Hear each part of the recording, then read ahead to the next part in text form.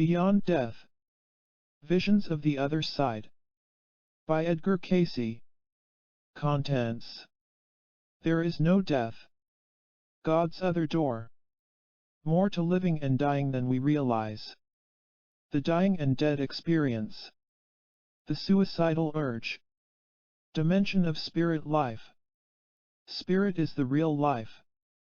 Life beyond earth. Communicating with the spirit realm. Our destiny beyond death. Foreword. Who was Edgar Cayce?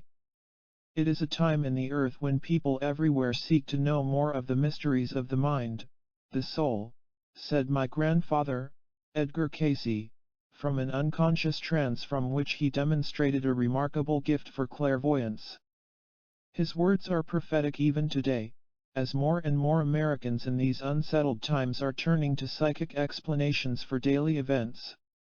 For example, according to a survey by the National Opinion Research Council, nearly half of American adults believe they have been in contact with someone who has died, a figure twice that of 10 years earlier. 2/3 of all adults say they have had an ESP experience. 10 years before that figure was only 1/2. Every culture throughout history has made note of its own members' gifted powers beyond the 5 senses. These rare individuals held special interest because they seemed able to provide solutions to life's pressing problems. America in the 21st century is no exception. Edgar Cayce was perhaps the most famous and most carefully documented psychic of our time. He began to use his unusual abilities when he was a young man, and from then on for over 40 years he would, usually twice a day, lie on a couch, go into a sleep-like state, and respond to questions. Over 14,000 of these discourses, called readings, were carefully transcribed by his secretary and preserved by the Edgar Cayce Foundation in Virginia Beach, Virginia.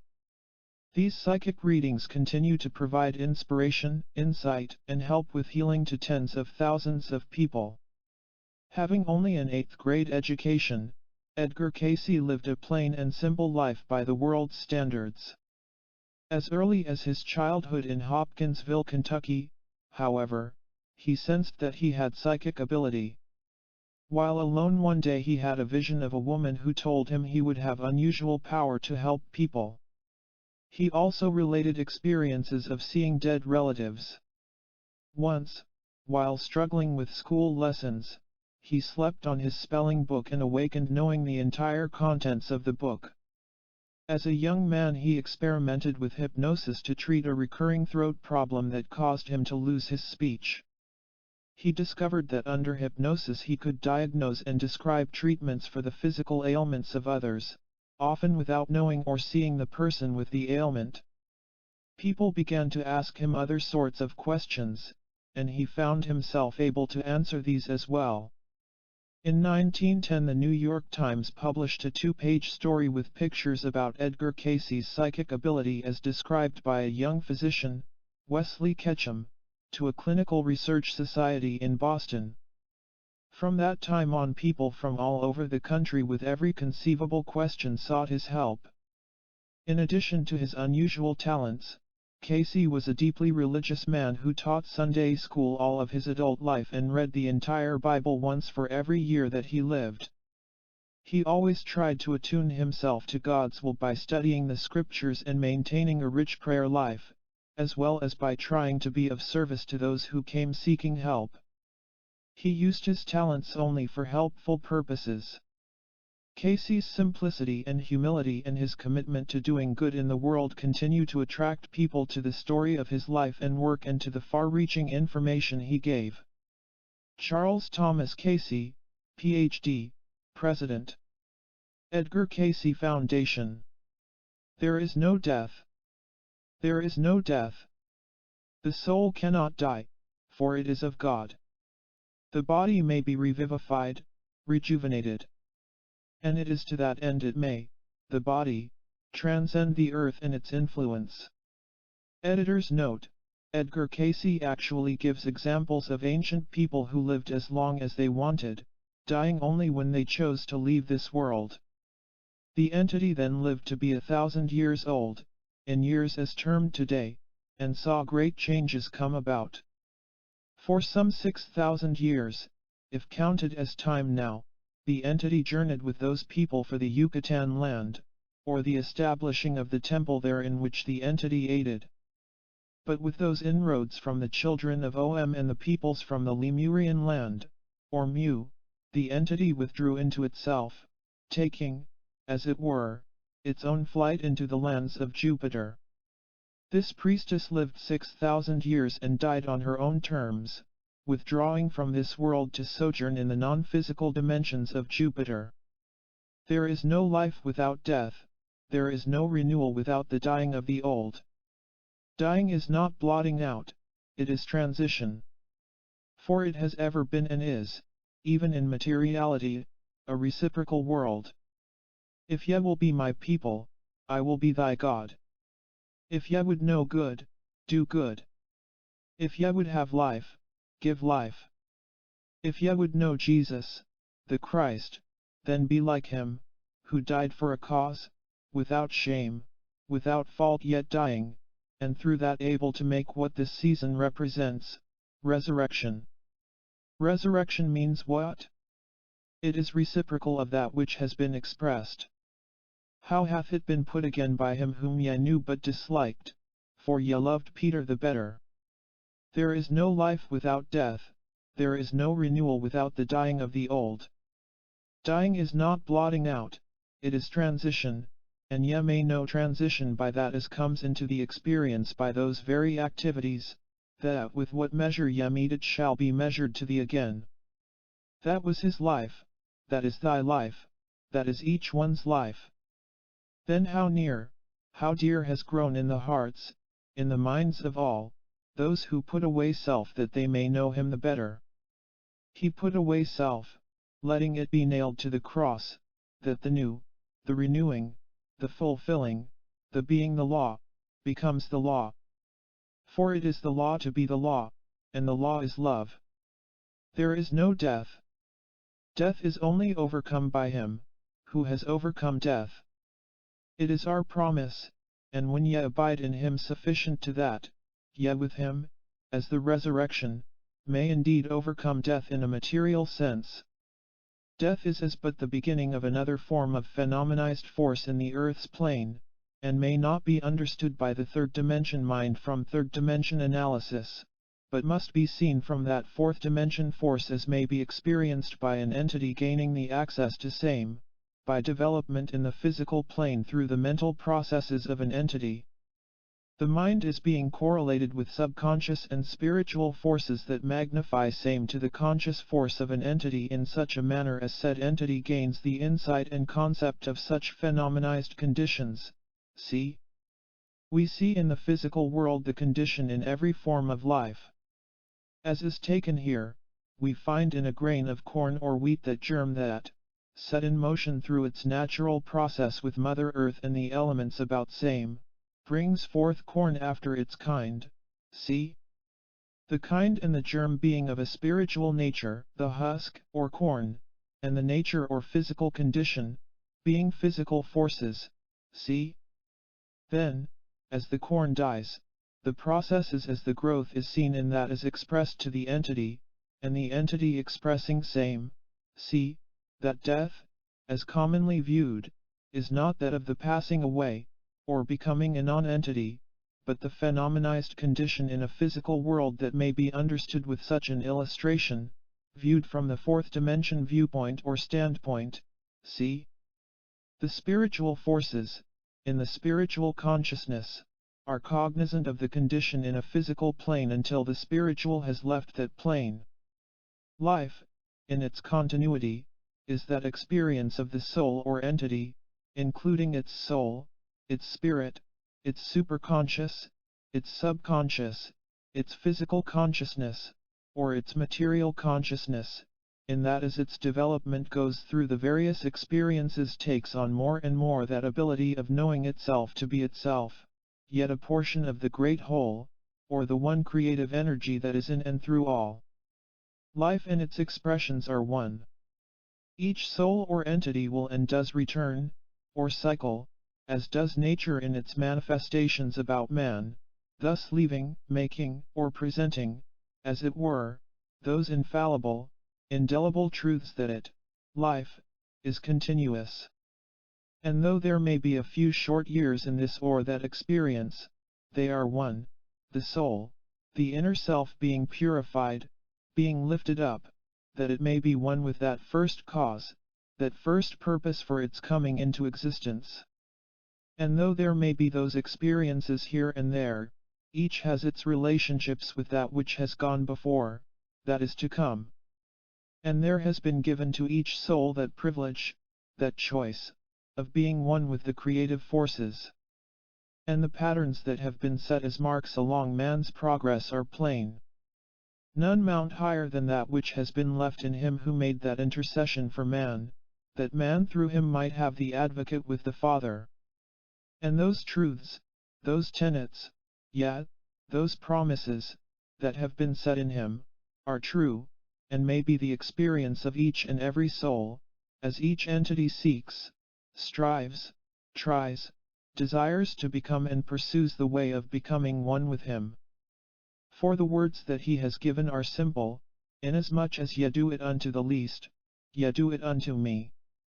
Then, as there has been and is the passage of a soul through time and space, through this and that experience, it has been and is for the purpose of giving more and more opportunities to express that which justifies man in his relationships one with another, in mercy, love, patience, long-suffering, brotherly love.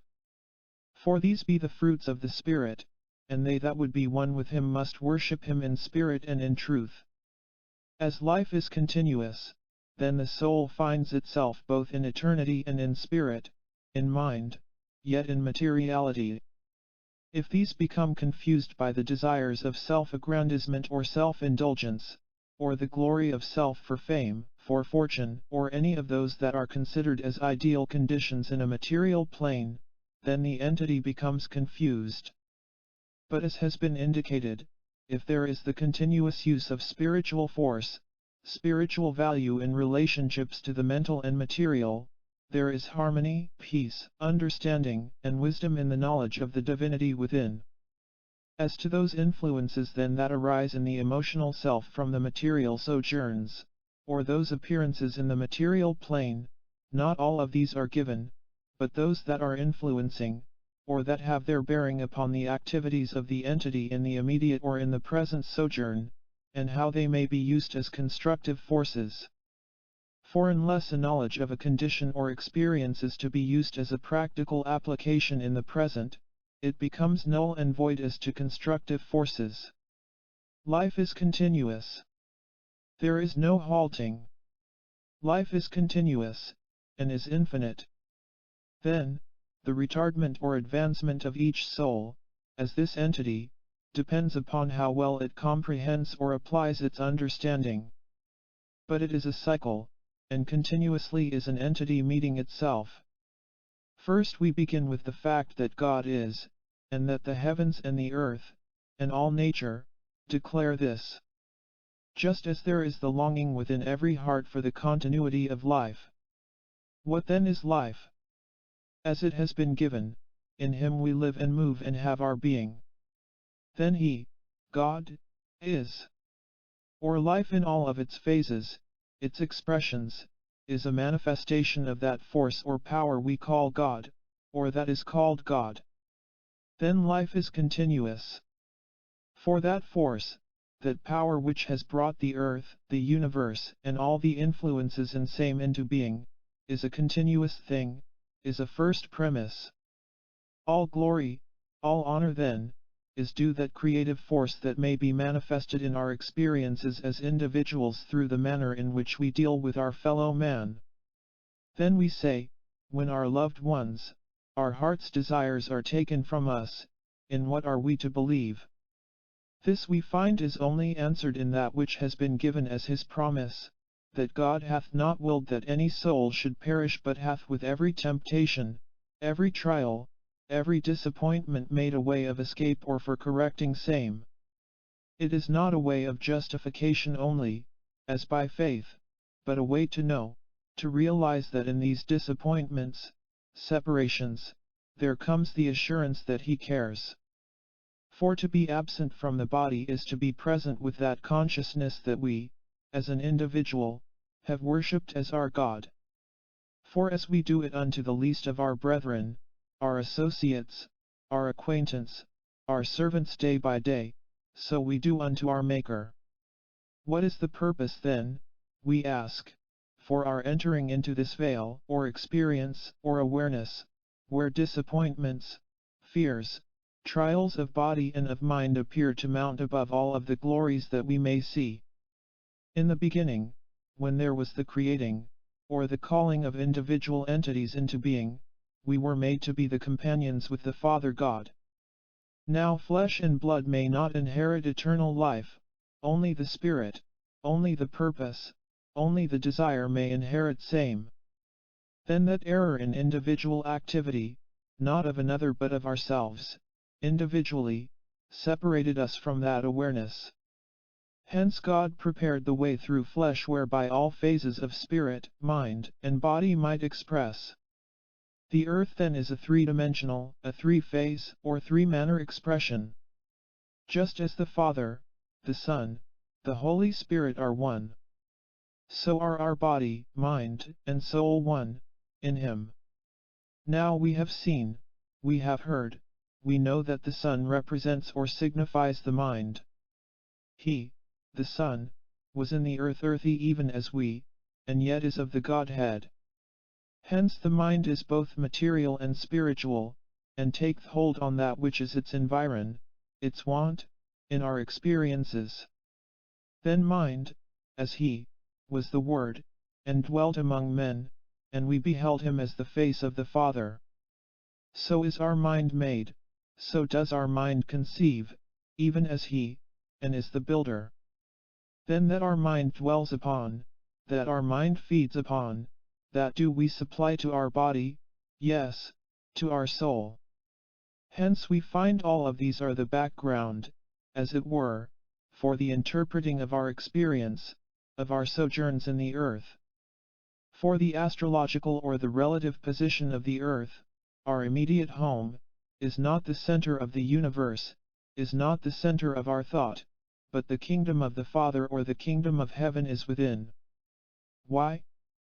Because our mind, the Son, is within us. Then with that consciousness of His awareness, we may know even as He has given, yet abide in me, as I in the Father, I will come and abide with thee. In that consciousness, then, the purposes for which each soul enters materiality are that it may become aware of its relationships to the creative forces or God, by the material manifestation of the things thought, said, done, in relation to its fellow man. As the earth then occupies its three-dimensional phase of experience in our own solar system, and as each of those companions that are about the solar system represents as it were one of the phases of our conscience, the elements of our understanding, or our senses, then they each in their place, in their plane, bear a relationship to us, even as our desires for physical sustenance, that is, foods for the body, with all of the attributes, all of the abilities to take that we feed upon and turn it into elements for our body.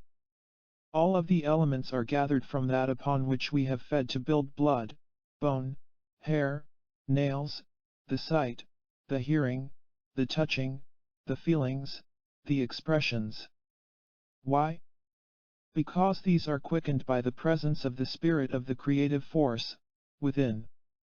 So our mind, with its attributes, gathers from that upon which we feed in our mental self, forming our concepts of our relationship with those things that are contrariwise to His biddings or in line with that law which is all-inclusive, that is, the love of the Father, with our mind, our body, our soul, and our neighbor as self. Then all of these influences astrological, as known or called, from without, bear witness, or are as innate influences upon our activity, our sojourn through any given experience. Not because we were born with the Sun in this sign or that, nor because Jupiter or Mercury or Saturn or Uranus or Mars was rising or setting, but rather, because we were made for the purpose of being companions with him, a little lower than the angels who behold his face ever yet as heirs, as joint heirs with him who is the Savior, the way, then we have brought these about because of our activities through our experiences in those realms. Hence they bear witness by being in certain positions, because of our activity, our sojourn in those environs, in relationships to the universal forces of activity. Hence they bear witness of certain urges in us, not beyond our will but controlled by our will. For as was given of old, there is each day set before us life and death, good and evil. We choose because of our natures. If our will were broken, if we were commanded to do this or that, or to become as an automaton, our individuality then would be lost and we would only be as in him without conscience, consciousness, of being one with him, with the abilities to choose for self. For we can, as God, say yea to this, nay to that, we can order this or the other in our experience, by the very gifts that have been given or appointed unto our keeping. For we are indeed as laborers, laborers in the vineyard of the Lord, or of they that are fearful of his coming. And we choose each day whom we will serve. And by the records in time and space, as we have moved through the realms of his kingdom, we have left our mark upon same. Then they influence us, either directly or indirectly, in the manner as we have declared ourselves in favor of this or that influence in our material experience. And by the casting of our lot in this or that direction, we bring into our experience the influence in that manner. God's other door. Q. Does death instantly end all feeling in the physical body? If not, how long can it feel? A. This would be such a problem, dependent upon the character of which unconsciousness is produced to the physical reaction, or the manner in which the consciousness has been trained. Death, as commonly spoken of, is only passing through God's other door. That there is continued consciousness is evidenced, ever, by the associations of influences, the abilities of entities to project or to make those impressions upon the consciousness of sensitives or the like. As to how long, many an individual has remained in that called death for what ye call years without realizing it was dead. The feelings, the desires for what ye call appetites are changed, or not aware at all. The ability to communicate is that which usually disturbs or worries others. Then, as to say how long, that depends upon the entity. For as has been given, the psychic forces of an entity are constantly active, whether the sole entity is aware of same or not. Hence as has been the experience of many, these become as individual as individualities or personalities are themselves. Q. If cremated, would the body feel it? A. What body? The physical body is not the consciousness. The consciousness of the physical body is a separate thing. There is the mental body, the physical body, the spiritual body. As has so oft been given, what is the builder? Mind. Can you burn or cremate a mind? Can you destroy the physical body? Yes, easily. To be absent, what is absent, from the body is to be present with the Lord, or the universal consciousness, or the ideal. Absent from what? What absent? Physical consciousness, yes. As to how long it requires to lose physical consciousness depends upon how great are the appetites and desires of a physical body. In him, the Christ, as manifested in Jesus, ye find this, the first, the greatest commandment, thou shalt love the Lord thy God, that is manifested in self as life itself, and thy neighbor as thyself. That which brings these both in awareness is that so well and yet so badly named love. God is love. An individual entity, each soul, each entity, each body, finds the need of expressing that called love in the material experience, from its first awareness until its last call through God's other door, the need of love, expressed, manifested, by self and from others. As ye sow, so shall ye reap. This again becomes the foundation of what self, as well as others, may expect. If ye would have friends, show thyself friendly. If ye would have love, love ye one another. These are unchangeable. They do not alter. Man alters them only in the application, as to whether it is to satisfy the ego or the animal, or the flesh, or the mind. These expressions, then, to self, as is experienced in motherhood, give the greatest glory manifested in the earth. Q. What journeys should I take for pleasure, which would be most interesting to me in this life? A.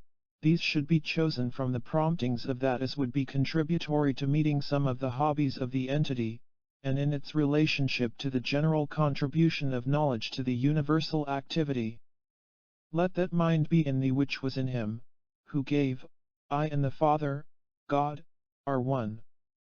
So become ye in thine own mind, as ye contribute, as ye attune thy inner self to those greater ideals, for it is not all of life just to live, nor yet all of death to die.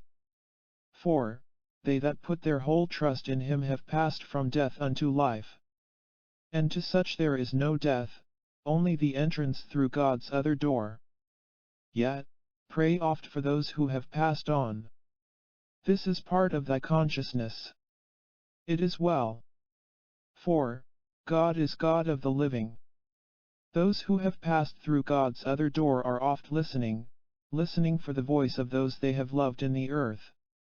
The nearest and dearest thing they have been conscious of in earthly consciousness. And the prayers of others that are still in the earth may ascend to the throne of God, and the angel of each entity stands before the throne to make intercession. Not as a physical throne, no, but that consciousness in which we may be so attuned that we become one with the whole in lending power and strength to each entity for whom ye speak and pray. For, where 2 or 3 are gathered together in his name, he is in the midst of them. What meaneth this? If one be absent from the body, he is present with his Lord. What Lord?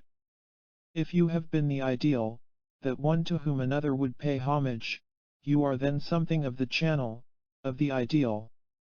Then thy prayers direct such an one closer to that throne of love and mercy, that pool of light, yea that river of God. Q. Discuss the various phases of spiritual development before and after reincarnation in the earth. A. This may be illustrated best in that which has been sought through example in the earth.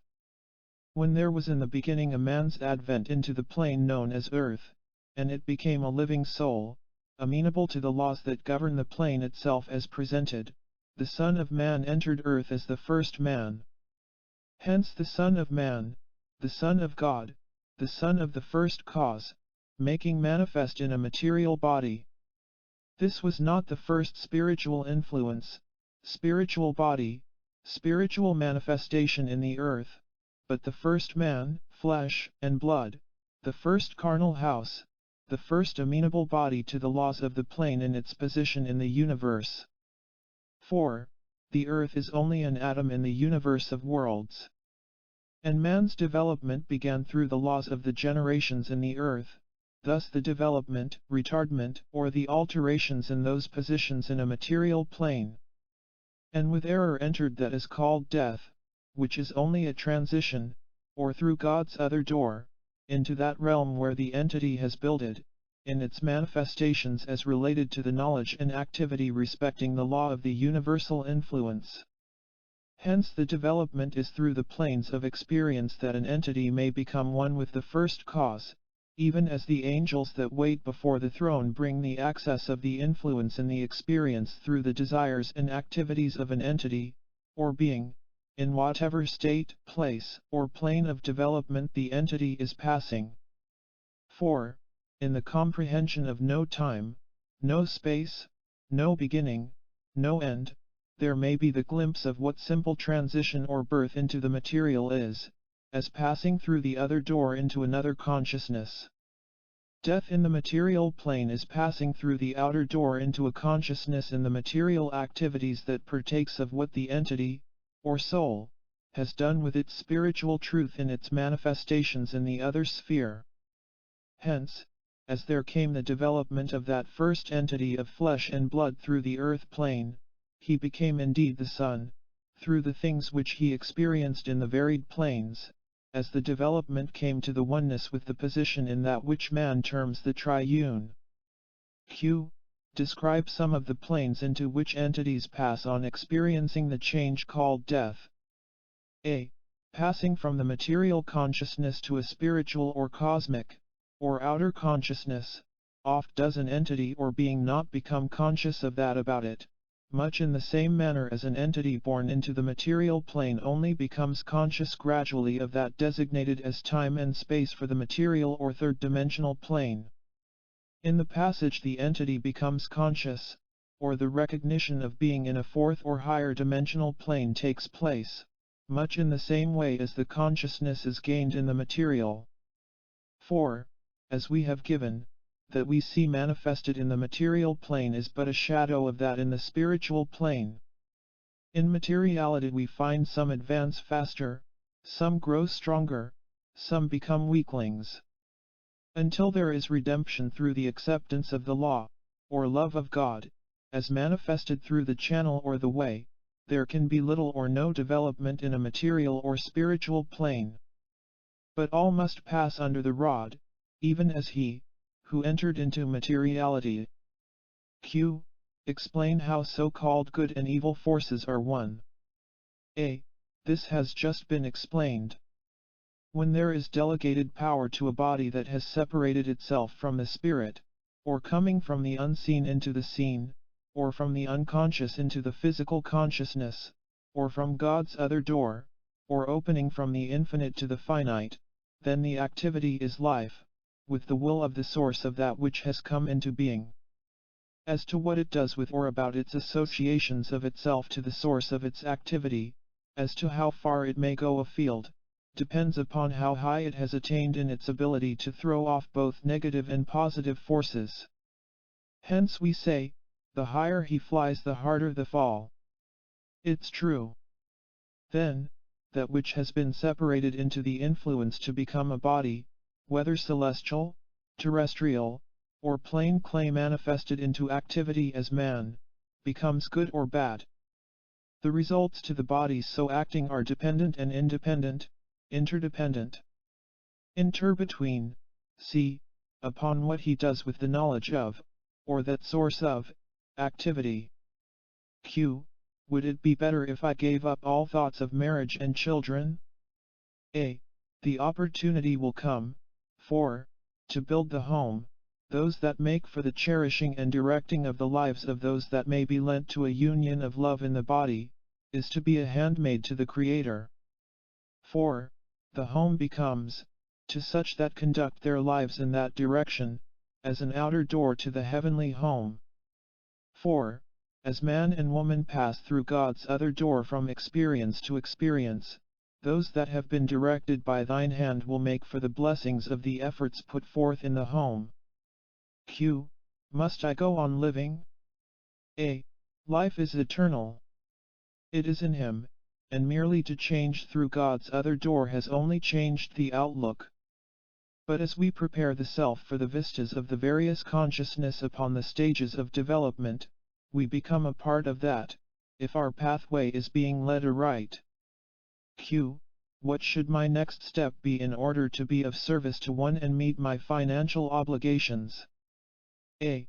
These become rather conflicting in their import, but know, O child of light, the earth is the Lord's and the fullness thereof, the silver and the gold are mine, saith the Lord. He knoweth what thou hast need of. Be willing to put thy service to thy fellow man, thy service in a commercial world, into his hand. For God alone giveth the true increase.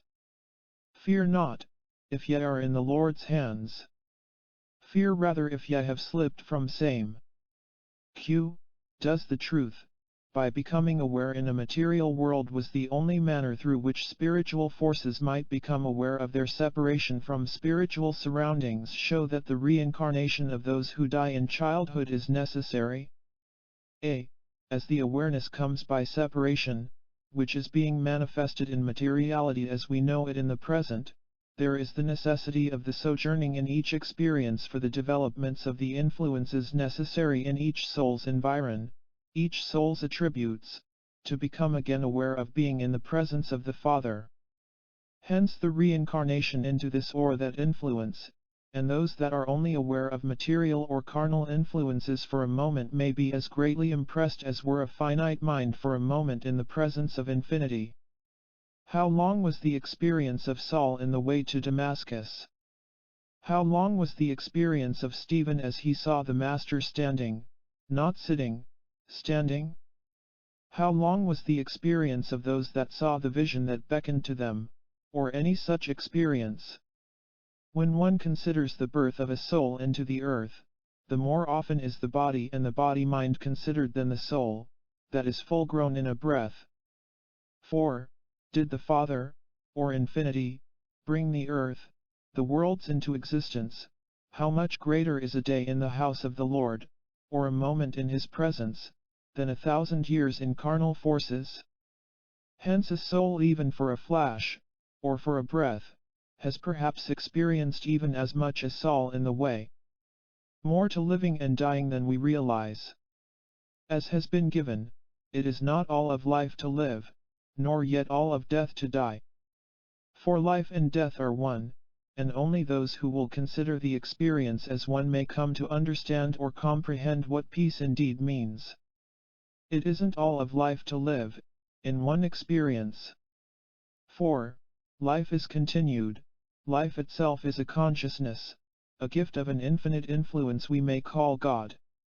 Thus does man comprehend that, it is in him one lives and moves and has one's being, and that we as individuals may be co-workers with creative forces or God, or we may become egotists and thus magnify self and self's own abilities, self's own purposes, to such measures as to become at variance to those creative forces. Thus we shut ourselves away from the real birthright of each soul, that is, to know its relationships to this creative force or energy, and the manners or means of manifesting same by and through its daily relationships with the fellow men. There is no death when the entity or the real self is considered, only the change in the consciousness of being able to make application in the sphere of activity in which the entity finds self. It is not all of life to live, nor yet all of death to die. For, each experience is by and through the grace of Him, the giver of all that is good, all that is perfect, that His will may be made manifest in the purposes, the hopes, the ideals of each entity. For, He hath not willed that any soul should perish, but hath with each temptation prepared a way, a manner through which each soul may become aware of its faults, its virtues, magnifying the virtues, minimizing the faults, that one may come to the perfect knowledge of one's relationships to the creative influences, called God. If one will but take that ensample as was set in Him who made Himself of no estate that He might gain the more. Using, then, this life as an ensample, one may apply, even as this entity may apply, these conditions in the earth's experience and develop toward that mark of higher calling as is set in Him, for it is not all of life to live, nor all of death to die, for one is the beginning of the other, and in the midst of life one is in the midst of death. In death one begins in that birth into which the earthly application of the inmost intents and desires has been applied in respect to will's forces. That given by the creative energy, that one might make self equal with that energy. It is not all of life just to live, neither is it all of fame or fortune, for you have to live with yourself a long, long while.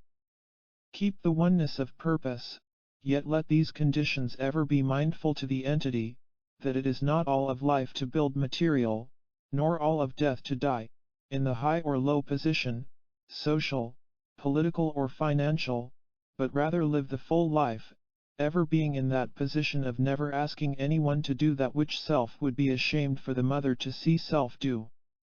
There is ever set before this entity daily, as each entity, good and evil, life and death. Life is growth. Death is as that separation or turning about, turning away from, or the opposite of growth. For as given of old, there is each day the opportunity. There is each day before thee life and death, good and evil. Then know that there is oft a way which seemeth right unto a man, but the end thereof is death. Death meaning in this sense confusion, disturbance, unstableness, unhappiness, and those things that go to make up such influences in the experience. But know the truth of that which was taught by those priests whom ye heard of old, and those upon whom you made many stripes for the announcing of their faith, or had it done, that the Lord thy God is one. Know that their law is true. While life and death are the opposites, they are constant companions one with another. Only the destructive forces know death as Lord. Only spiritual or creative forces know life as the Lord. Know ye the Lord. For God is spirit, and they that worship him must worship in spirit and in truth, and as has been made manifest in the flesh with all power, all knowledge. As has been said, man must overcome through the knowledge and association of that knowledge with God's word made manifest in the flesh.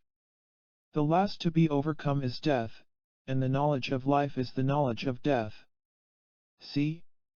Any who may seek knowledge is seeking the greatest gifts of the gods of the universe, and in using such knowledge to worship God renders a service to fellow man. Know that these are in keeping. Be thou faithful unto that time when ye may be called into the broader, the greater service. For there is not death, to those who love the Lord, only the entering into God's other chamber. Hence in material manifestation the entity finds an interest in things and conditions that may be spoken of as concerning psychic or spiritual things. Let the greater interpretation of the word psychic to the self, to the souls of men, be rather as the soul forces of men than their disincarnate beings.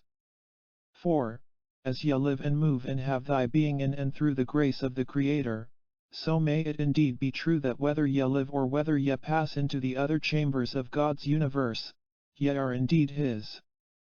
Keep ever before thee, then, the realization that I am His, He is mine, if I keep His ways bright before my fellow men. These are the promises, then, which He so easily and so well gave. If ye love me, ye will keep my commandments, and I and the Father will come and abide with thee. Lo, I am with you always, even unto the ends of the world. It is not the end, then, because we pass from one room to another, from one consciousness to another. For, so is it proclaimed in that promise. Though we live in the physical consciousness, we pass, as this entity has oft, into those consciousnesses of Venus, Mercury, Jupiter, Uranus, for these are but stepping stones to the greater consciousness which he would have each soul attain in its relationships with and usage of its fellow men. We find that the astrological aspects mean little to the entity, yet they each have their place, which, as indicated, is relative. No urge exceeds the will of the individual entity, that gift from and of the creative forces that separates man, even the Son of Man, from the rest of creation. Thus it is made to be ever as one with the Father, knowing itself to be itself and yet one with the Father, never losing its identity. For, to lose its identity is death indeed, separation from the creative force. The soul may never be lost, for it returns to the one force, but knows not itself to be itself any more. Each entity is a part of the universal whole. All knowledge, all understanding that has been a part of the entity's consciousness, then, is a part of the entity's experience. Thus the unfoldment in the present is merely becoming aware of that experience through which the entity, either in body or in mind, has passed in a consciousness. Hence there are two phases, or two means of expression from which urges arise in the experience of the entity. There is the form of consciousness attained when absent from the body, whether in normal sleep or in that sleep called death, in the earth plane. Then there is the consciousness to the soul entity. 4. The entity finds itself body physical, body mind, body soul. The body soul is a citizen of that realm we call heaven, as much as the body physical is a citizen of the land we call home. These are the forms or the premises, then, through which influences arise. All life is one life, and the transition, the separation, the division, is as that given, so that even to man's sensuous consciousness the change takes place, yet each possession possessing the power, even as in the drop of water separated, or as water congealed or expanded has its own peculiar power through the various stages of transition. Each force is manifested in the various stages, or states, being as that illustration of the various stages a life may manifest in its varied forms, either before combined in hydrogen and oxygen becoming water. Then in a normal state representing a certain element separated by contact, cold, or heat, changing form, and yet in each possessing a power, a force, all individual in itself, and only accessible when in that peculiar state. We see in the physical world the condition in every form of life. As is taken here, we find a grain of corn or wheat that germ that, set in motion through its natural process with Mother Earth and the elements about same, brings forth corn after its kind, see? The kind and the germ being of a spiritual nature, the husk, or corn, and the nature or physical condition, being physical forces, see? Then, as the corn dies, the process is as the growth is seen in that is expressed to the entity, and the entity expressing same, see, that death, as commonly viewed, is not that of the passing away, or becoming a non-entity, but the phenomenized condition in a physical world that may be understood with such an illustration, viewed from the fourth dimension viewpoint or standpoint, see? The Earth's sojourns also make for such close associations with why the entity from one realm of experience to another experiences the entering of those realms from the application of the entity, as we have indicated, in each earthly realm. Then, a death in the flesh is a birth into the realm of another experience, to those who have lived in such a manner as not to be bound by earthly ties. This does not mean that it does not have its own experience about the earth, but that it has lived such a fullness of life that it must be about its business. Do spiritualize thy purposes, thy ideals. For it is not all of life to live nor yet all of separation of the body to die. For to be absent from the body is to be present with thy God. What is thy God? Place, position in the earth? These are not when things of the earth may not be used. For man enters the earth with a body prepared by others before him. He leaves the earth with the body soul he has prepared for that realm of the inter-between, and can only depend, then, upon self according to that done with creative forces or God's laws. For they are perfect and are unchangeable. Astrological urges have become less and less a portion of the entity, for not merely material things but the controlling of material things has become the deeper urge for this entity. Hence the appearances in the earth and those that have a particular influence in the present are indicated, that the entity may take warning. Know that it isn't all of life to live. Neither is it all of life merely to make a success socially or financially. It is not satisfying to the soul, any more than the taking of thought will gratify the appetites or longings of nature in the body itself. These must have their answer one in and with another. For do not consider for a moment, for this might be carried on to an indefinite end, that an individual soul entity passing from an earth plane as a Catholic, a Methodist, an Episcopalian, is something else because he is dead. He's only a dead Episcopalian, Catholic, or Methodist. And such personalities and their attempts are the same, only that ideal. For all are under the law of God equal, and how did he say even as respecting the home? They are neither married nor given in marriage in the heavenly home but are one. Yet if we learn more and more that separations are only walking through the rooms as it were of God's house, we become in these separations, in these experiences, aware of what is meant by that which has been and is the law, as from the beginning. Know, O ye peoples, the Lord thy God is one. And ye must be one, one with another, one with him, if ye would be, as indeed ye are, corpuscles in the life flow of thy Redeemer. For, life is of the Creator, and it may only be changed, it cannot be ended or destroyed. It can only return from whence it came. As to how soon it prepares its soul, that is of the influences that may be carried to the Maker, depends upon what that soul in its environs, in its experiences, does concerning that it knows about that He, the Father, would have it do. There is not more required than can be fulfilled in the experience of any soul. It is true that others, and individuals, may make for influences that may make for changes in the activities, but if the ideal and the soul's longing is set in Him, only self may separate that soul from its Maker. Then, keep the mental attitude in that way of knowing in what there is life, light, and immortality. It is not all of death to die, nor all of life to live. When there is sought that peace with Him, this may be had. For His promises are sure. What are the ideals? What are the purposes and aims? What are the desired positions of the body, when analyzed by self? Just the accumulation of power, money, the position that comes with the accumulation of monies?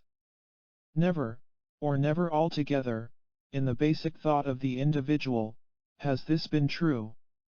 Rather has it been builded that the necessity of having that power, or that which creates that power, is the basis of the ideals of the inner man. It is well that the body take this into consideration, then, at this time when changes are probable, when conditions are such in the present associations that the activities, much that the body would have set, or the position the body would occupy, that is, by desire, may bring discontent, fear, an unsatisfactory feeling from within, for it is not yet all of life just to live, neither all of death to die. There are the needs for the entity to analyze self, self's purpose, self's desire, realizing that it is not all of life to live, nor yet all of death to die, but that the expression of life is a creative thing, a creative influence or force in the experience, and that there must be an ideal, ideal spiritually, ideal mentally. Thus there are the needs for the constructive thinking, rather than that as may be a hit or miss, or a haphazard study of conditions. In analyzing the urges, there is the great tendency for the entity to judge according to material standards, and to depend mentally upon physical manifestations. These are well, but, with such standards and with such a measuring stick, one may easily deceive self. For we are warned that there is a way that seemeth right to a man but the end thereof is death. Death is separation, lost opportunity, in some sphere of activity in which there is a consciousness, either spiritual or material. Mind is ever the builder, for it is the companion of soul and body, and is the way that is demonstrated and manifested in the earth in the Christ. Thus the outcome of any development, any retardment, is according to the use the entity makes of opportunities, and the ideal with which the entity entertains those opportunities. It is not all of life, then, to live, nor all of death to die, but what the entity does with the opportunities as they present themselves.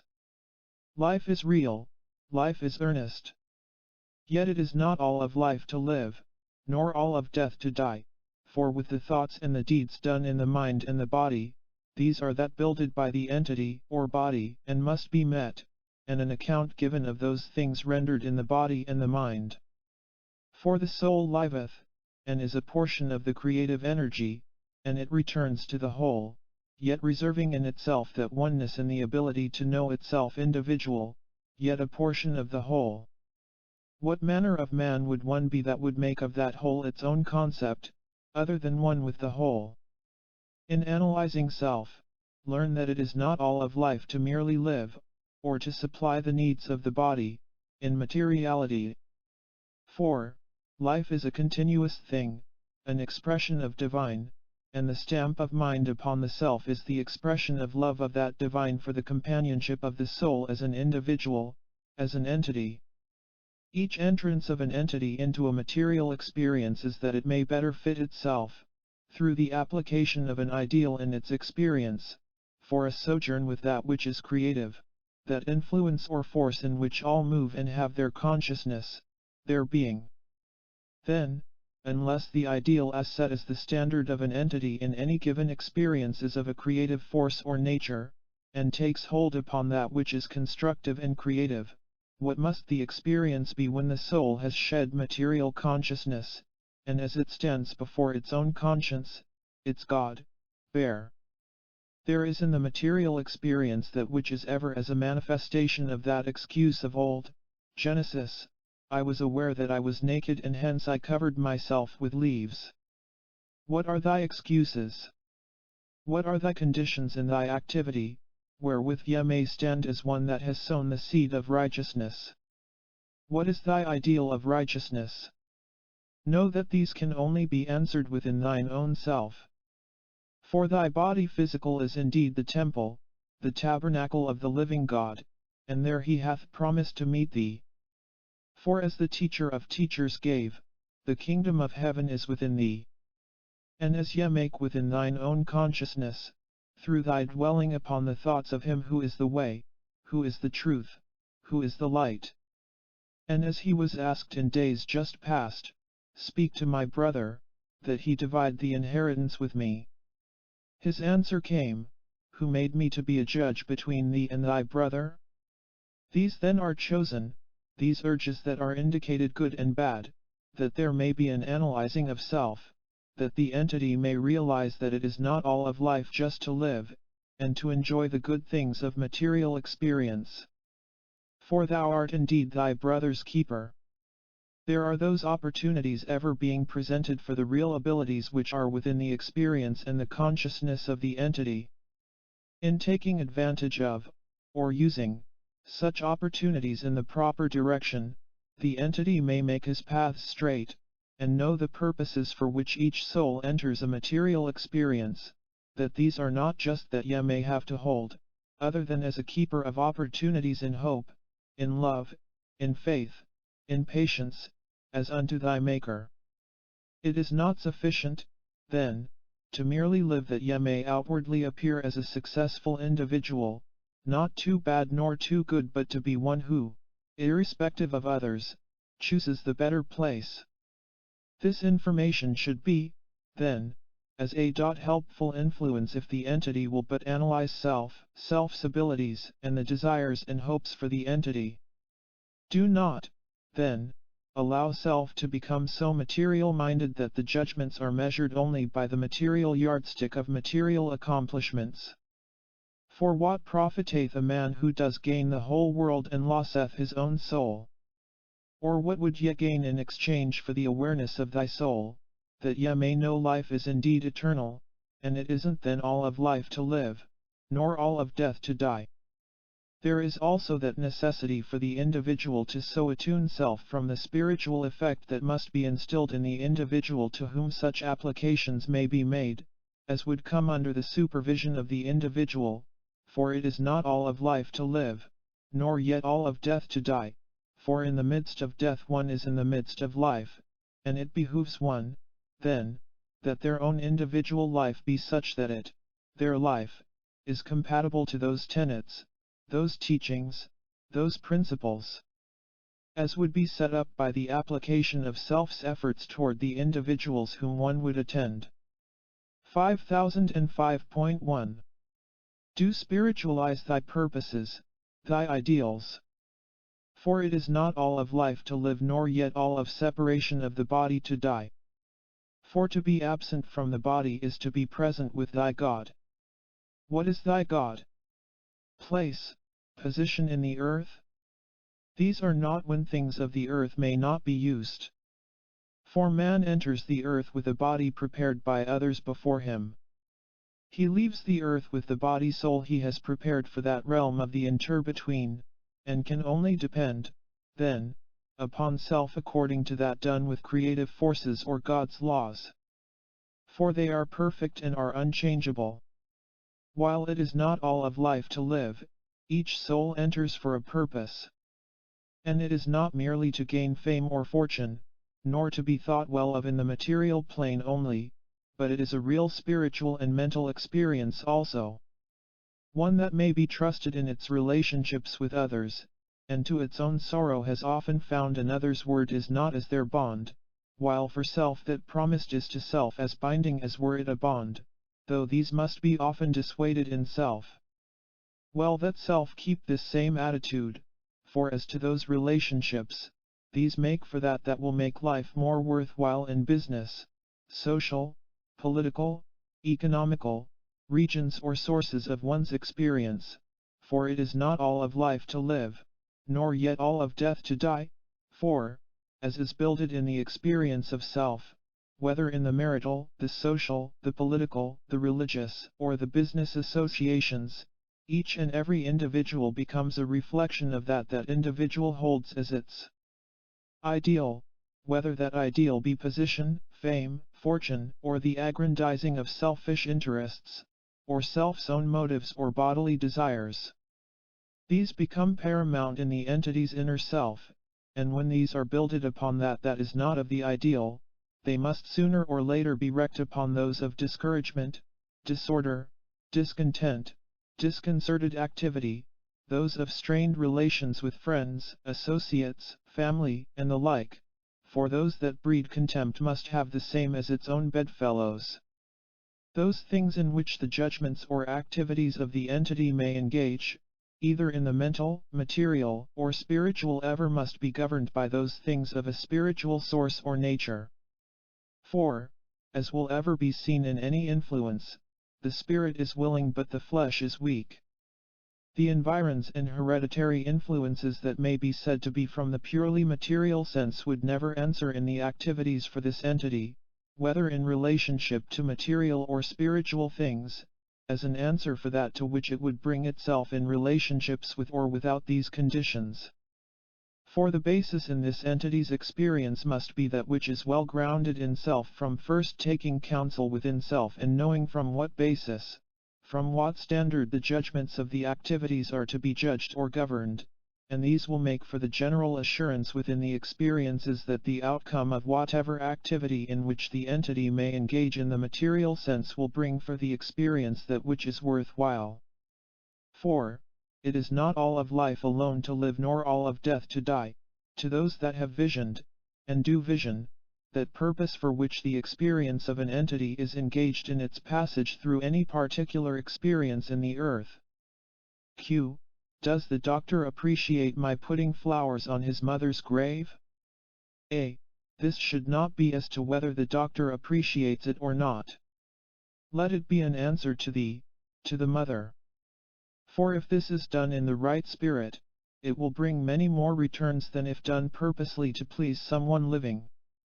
This is not the gaining of something from same, but the contributing to the memory, with the thought of love and compassion. Those activities of the entity should be in or around flowers. For this entity has so oft been the music and the flower lady, until it becomes second nature to work in or with those, either in arranging bouquets or corsages, or even the very foolish way of sending to those who have passed on. They need the flowers when they are here, not when they are in God's other room. Q. Will I overcome death in this incarnation? A. There is no death. Death is only overcome by him who has overcome death. It is our promise, and when ye abide in him sufficient to that, ye with him, as the resurrection, may indeed overcome death in a material sense. For he is the way, he is the life, he is the vine, and ye are the branches. Bear ye fruit, then, worthy of that thou hast chosen, and he will keep that thou hast committed unto him against every experience that may be required, that may be needed, that may come in thine attempts to show forth the Lord's death till he come again, death meaning that transition, that decision, that change in every experience. For if ye die not daily to the things of the world, ye are none of his. For no soul enters any experience perchance. For it comes with a purpose. And the entity as well as every entity should know, the divine, the first cause, is mindful of the entity. This is evidenced by the very fact that the entity finds itself conscious of being itself and aware of good and evil, light and darkness, life and death. These are all one. One is as life and death. There is no death to the spiritual. Hence by his passing through same, proved, indicated, that he overcame death, that we through him might have life and life more abundant. These should be not merely tenets or truths for the entity, but living things, living experiences. And again he has said, as he showed the way, as he fulfilled in giving his life, in the day ye eat thereof ye shall surely die. Yet the tempter said, not surely die, for it may be put off, and it was 600 years, and yet death came, and pangs of the loss of self. Yet in that day when the voice was raised on the cross, he said, Father, why the way of the cross? This is indeed the pattern that is interpreted in I perceive that the heart of man is to do evil, the spirit is willing, the flesh is weak. The harvest indeed is ripe, the laborers are few. The lords have called, do call, for laborers in his vineyard. Who will work today? He that has seen a vision of the love of him that has been set as thine example, as thine ideal. These founded in those that are of man's making must come to naught. With the cooperation of the Spirit of truth it is made alive in him, even as the overcoming of death itself through the applying of self to his will. Not my will but thine, 0 Lord, be done in me. As the meditations should be, in the preparation of faith in self, in God, in thy ideal, create in me a pure heart, 0 God. Open thou mine heart to the faith thou hast implanted in all that seek thy face. Help thou mine unbelief in my God, in my neighbor, in myself. Let that mind be in thee which was in him, who gave, I and the Father, God, are one. So become ye in thine own mind, as ye contribute, as ye attune thy inner self to those greater ideals, for it is not all of life just to live, nor yet all of death to die. For they that put their whole trust in him have passed from death unto life. And to such there is no death, only the entrance through God's other door. But when the Prince of Peace came into the earth for the completing of his own development in the earth, he overcame the flesh and temptation. So he became the first of those that overcame death in the body, enabling him to so illuminate, to so revivify that body as to take it up again, even when those fluids of the body had been drained away by the nail holes in his hand and by the spear piercing his side. Yet this body, this entity, too, may do these things, through those promises that were so new yet so old, as given by him. Not of myself do I these things, saith he, but God, the Father that worketh in me, for I come from him, I go to him. He came, the Master, in flesh and blood, even as thou didst come in flesh and blood. Yet as he then proclaimed to thee, there is a cleansing of the body, of the flesh, of the blood, in such measures that it may become illumined with power from on high, that is within thine own body to will. Thy will, O God, not mine, but thine, be done in me, through me. This was the message as he gave when he, too, overcame, surrendering all power unto power itself, surrendering all will unto the will of the Father, making of self then a channel through which others taking hope through the knowledge that he hath perfected himself, may bring to thee that grace, that mercy, that is eternity with him and in him. Be patient, my child, For in patience know ye thine own soul and become aware that I am able to sustain thee, even though ye walk through the valleys and in the shadows of death. For death hath no sting, it hath no power over those that know the resurrection, even as thou hast seen and as thou hast known, as thou hast heard, how the resurrection brought to the consciousness of man that power that God hath given to man, that may reconstruct, resuscitate, even every atom of a physically sick body, that may resurrect even every atom of a sin-sick soul, may resurrect the soul that it lives on in the glory of a resurrected, a regenerated Christ in the souls and hearts of men. Resurrection means what? It is reciprocal of that which has been expressed. How hath it been put again by him whom ye knew but disliked, for ye loved Peter the better? There is no life without death, there is no renewal without the dying of the old. Dying is not blotting out, it is transition, and ye may know transition by that as comes into the experience by those very activities, that with what message ye meet it shall be measured to thee again. That was his life, that is thy life, that is each one's life. Then how near, how dear has grown in the hearts, in the minds of all, those who put away self that they may know him the better. He put away self, letting it be nailed to the cross, that the new, the renewing, the fulfilling, the being the law, becomes the law. For it is the law to be the law, and the law is love. Even as he showed in all of his manifestations, in the material experiences in the earth, that ye doubted, honestly, that is in the eyes, in the heart, in the soul even of the Creator counted, even as of old, desire, honest desire, not because faults did not arise in material world but they were meted to Abraham, even as he said, as faith.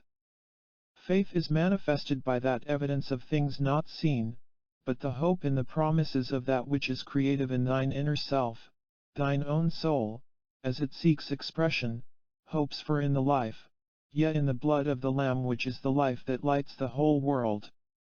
Disposition of the material body. Q. How should a body be prepared for burial? A. This depends upon the development or that builded in the consciousness of the individual, as to what is necessary for the loosening of the elementals from the physical body. As has been noted, this may best be studied by the manner in which the various religious forces or cults dispose of such bodies in India, for, as has been given, here we may know their belief, or what they think they believe, by the manner in which disposition is made of the body. That would be ideal is that it may be hermetically sealed, or by fire, or by the separation of the atmosphere from the body. Q. What is the best disposition of a body, for the sake of all? A. By fire. Q. If cremated, would the body feel it? A. What body? The physical body is not the consciousness. The consciousness of the physical body is a separate thing. There is the mental body, the physical body, the spiritual body. As has so oft been given, what is the builder? Mind. Can you burn or cremate a mind? Can you destroy the physical body? Yes, easily. To be absent, what is absent, from the body is to be present with the Lord, or the universal consciousness, or the ideal. Absent from what? What absent? Physical consciousness, yes. As to how long it requires to lose physical consciousness depends upon how great are the appetites and desires of a physical body. Q. Is a crematorium the best place to burn a dead body by fire? A. That depends, to be sure, upon the feelings or activities of an individual towards such dispositions. As we would find, the safer and the better way would be in such a place. The borderland, where the dead transition. They that are on the borderland are only in that state of transition. There are many influences and many forces, but only one spirit of good.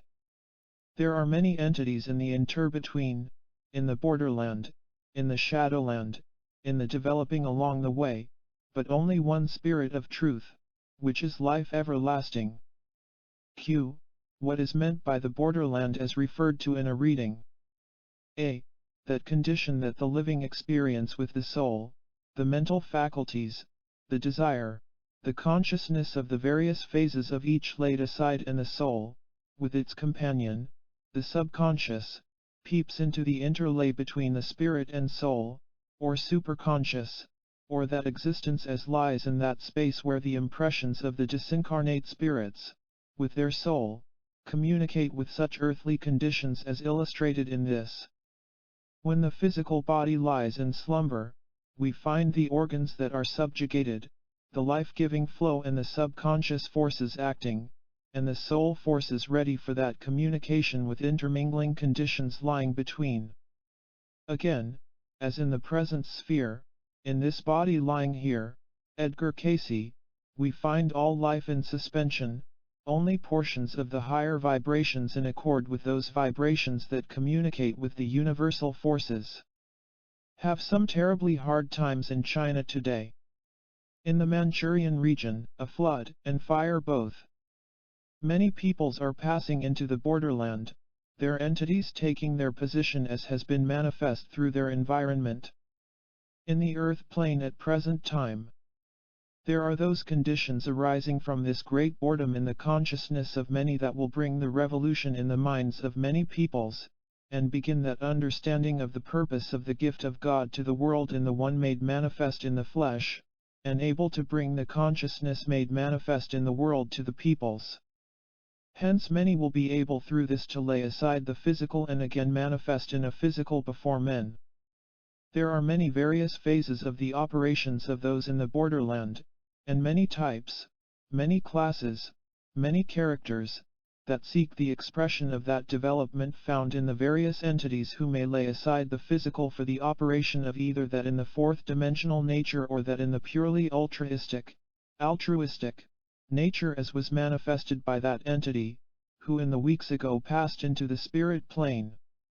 In the study of such, be thou well balanced in that thou studiest, for know that those who seek more for the material manifestation seek rather for the sign, and as the Master gave, no sign shall be given to a wicked or adulterous generation. Q. How may this body attune his mind with that of his Father who has gone from this earth's sphere? A. Just as has been given. Study into the borderland, as has been given, with the study, the thought, the lapsing of the self into these conditions, where the consciousness is laid aside and the superconsciousness rules, we may come into such communications, as this body has in sleep. Not well that this be dwelt upon at all times, for we bring to the other entity distresses at times. Q. This body was told to write in the third dream. What should he write? A. Those things he has been given the glimpse of in the borderland, or of those conditions that come from information that comes from borderland. Q. What is the interpretation of this borderland he saw in his dream? A. The vision of the possibilities of gaining an understanding of conditions that do exist, may exist, and will exist in the subconscious, superconscious or souls of individuals that live, have lived, may live in Earth's plane. This is, and should be considered, as the vision as of Daniel. Q. Was this dream given to warn him of anything wrong he was doing? A. There is warning in all of these. Hence the last, study or look into the borderland. Nothing wrong toward the entity's personal actions, save as the warning of the usage of the person's facilities and possibilities of developing for the borderland. Q. Morning of July 11th. Another of series on spirit communication, so-called, that started with the experience of digging through the earth from the earth plane to cosmic, at tennis time. This heralded in this series of dreams, or predicted it. In this one I crossed the bridge of life that I have gone halfway over before. As I landed on the other shore, the voice spoke saying, for the Association of National Investigators. Upon landing upon that shore I was conscious of a great noise, of a speeding up or quickening of activity. I felt a certain freedom. I was afraid on this borderland that some earthly or evil spirits might control. My father spoke saying, "No, you reach beyond them. You are free to choose here, and you are under control. You command the entities of this plane." I felt a great power, and many about me. Much more that I will not describe here, came into my consciousness, but I felt a little of what my father had previously told me, as follows: 900. You will never know your capacity to work for good while you are in the flesh, but when you come into the spirit then you will know. The buzzing sound grew louder. What was this? And the speed increased in rapidity, and as my senses became bewildered, 136's father spoke to me saying, 900, you know us, and I felt that I did. This, as we see, is as given, the greater understanding to the entity as respecting the borderland and its association with those in the spirit plane, or in the activity of the cosmic forces. As is indicated in the crossing over on the bridge of life, the entity, through set definite purposes, finds self into that plane wherein there becomes specific action in the full manifestations of the application of truths understood and truths disseminated, and as is given to the entity, through those that remain near and dear to the inmost being of the body, the entity finds that in this definite way, in this definite stand taken, there is that assurance that there enters not that which may take from that builded by the entity toward the better knowledge and understanding. In the increase of the noise, is as the raising of that vibration that exists between that of the material and the spiritual, and, as given by the Father, there cannot be the full consciousness of the one without the laying aside of the other, for no one serves two masters. In the knowledge of the presence of others comes the greater understanding of the great leveler that comes with the more perfect understanding of the one in all, and with the continuing of the great noise, as is seen, there is the continual knowledge of the body, mentally, consciously, physically, being raised to that higher power, even as is said in him who gave, and I, if I be lifted up, will draw all men unto me. Keep thyself physically, mentally, spiritually, in the way of understanding, and in this new way, this new manner, draw others into that light that brings the more perfect understanding of life lived worthwhile, and the satisfying of the knowledge of oneness with the Father. We have the body, the inquiring mind, and the dreams. These we have had here before. The dreams, as we see, come through those channels as have been outlined to the entity, and again we find the entity approaches closer and closer to the threshold of the borderland in consciousness and in understanding. Hence there is seen more and more of the reasoning from within toward the outward appearances of conditions, and the entity should in the quieter moments gain better understanding of the phases of life and of how the application of the lessons and truths gained apply in the lives of others. Not to condemn, not to bring railings on any, but that the love of the Father may be made manifest in the earth, for, as the entity goes in and out among men, and as truth, trust, love, and the kindred phases of life, enter into the secular things of life, this, as is seen and experienced by the entity, becomes the more worthwhile, and while the conditions of the secular things may pass and fade, these, love, charity, long-suffering, and such kindred conditions, remain, and stand the test of. So as by fire. Prayer for those who have entered the borderland. Q. Please give a prayer for those who have passed on. A. Father, in thy love, thy mercy, be thou near those who are in, and have recently entered, the borderland. May I aid, when thou seest that thou canst use me. The dying and dead experience.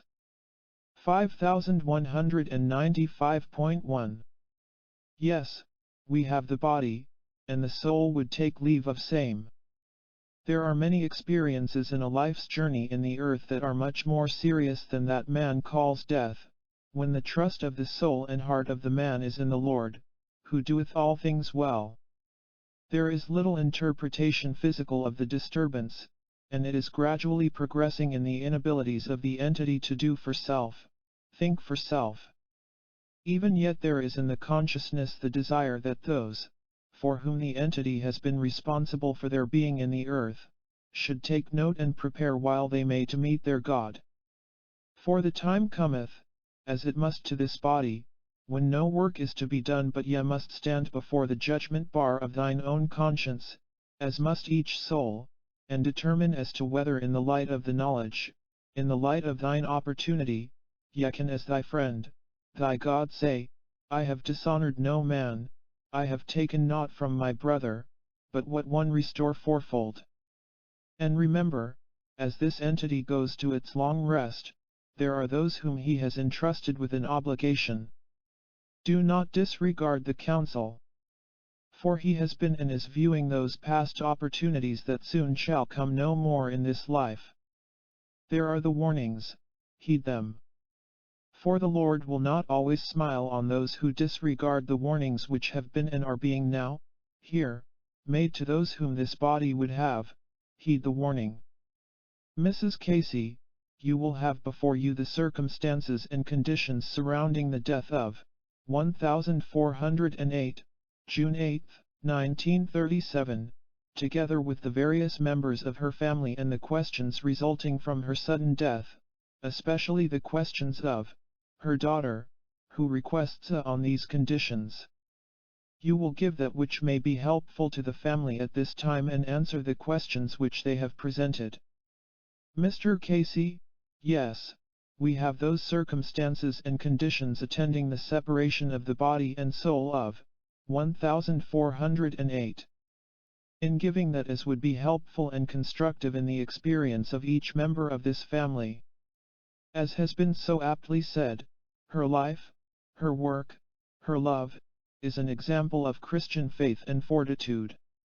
Hence for those that wait, it would be selfish to wish or desire conditions to be different. For in his wisdom he hath seen fit to leave, in the love as was manifested in the life, an example for each, in patience, in courage, in forbearance, in keeping a watchful, careful attention on the lives of each of the family. The body was so tired from the cares of the material world that the physical reactions were in the heart, that had been so ready to open itself to the needs of each, not only of the family but to all that know, that even were acquainted with the body. Yet it grew so weary with these cares that he, in his love, saw fit to let the separation come, that the soul might in peace rest in the arms of him who is her Saviour, Jesus. Hence you each should take the lesson of that courage, of that patience, of that forbearance, of that long-suffering, as a part of your own lives, and let it become, as she manifested, the experience of the everyday life, in the dealings and in the associations with the fellow man. The physical condition that wrought the change was the engorgement of the arteries between the heart and the liver.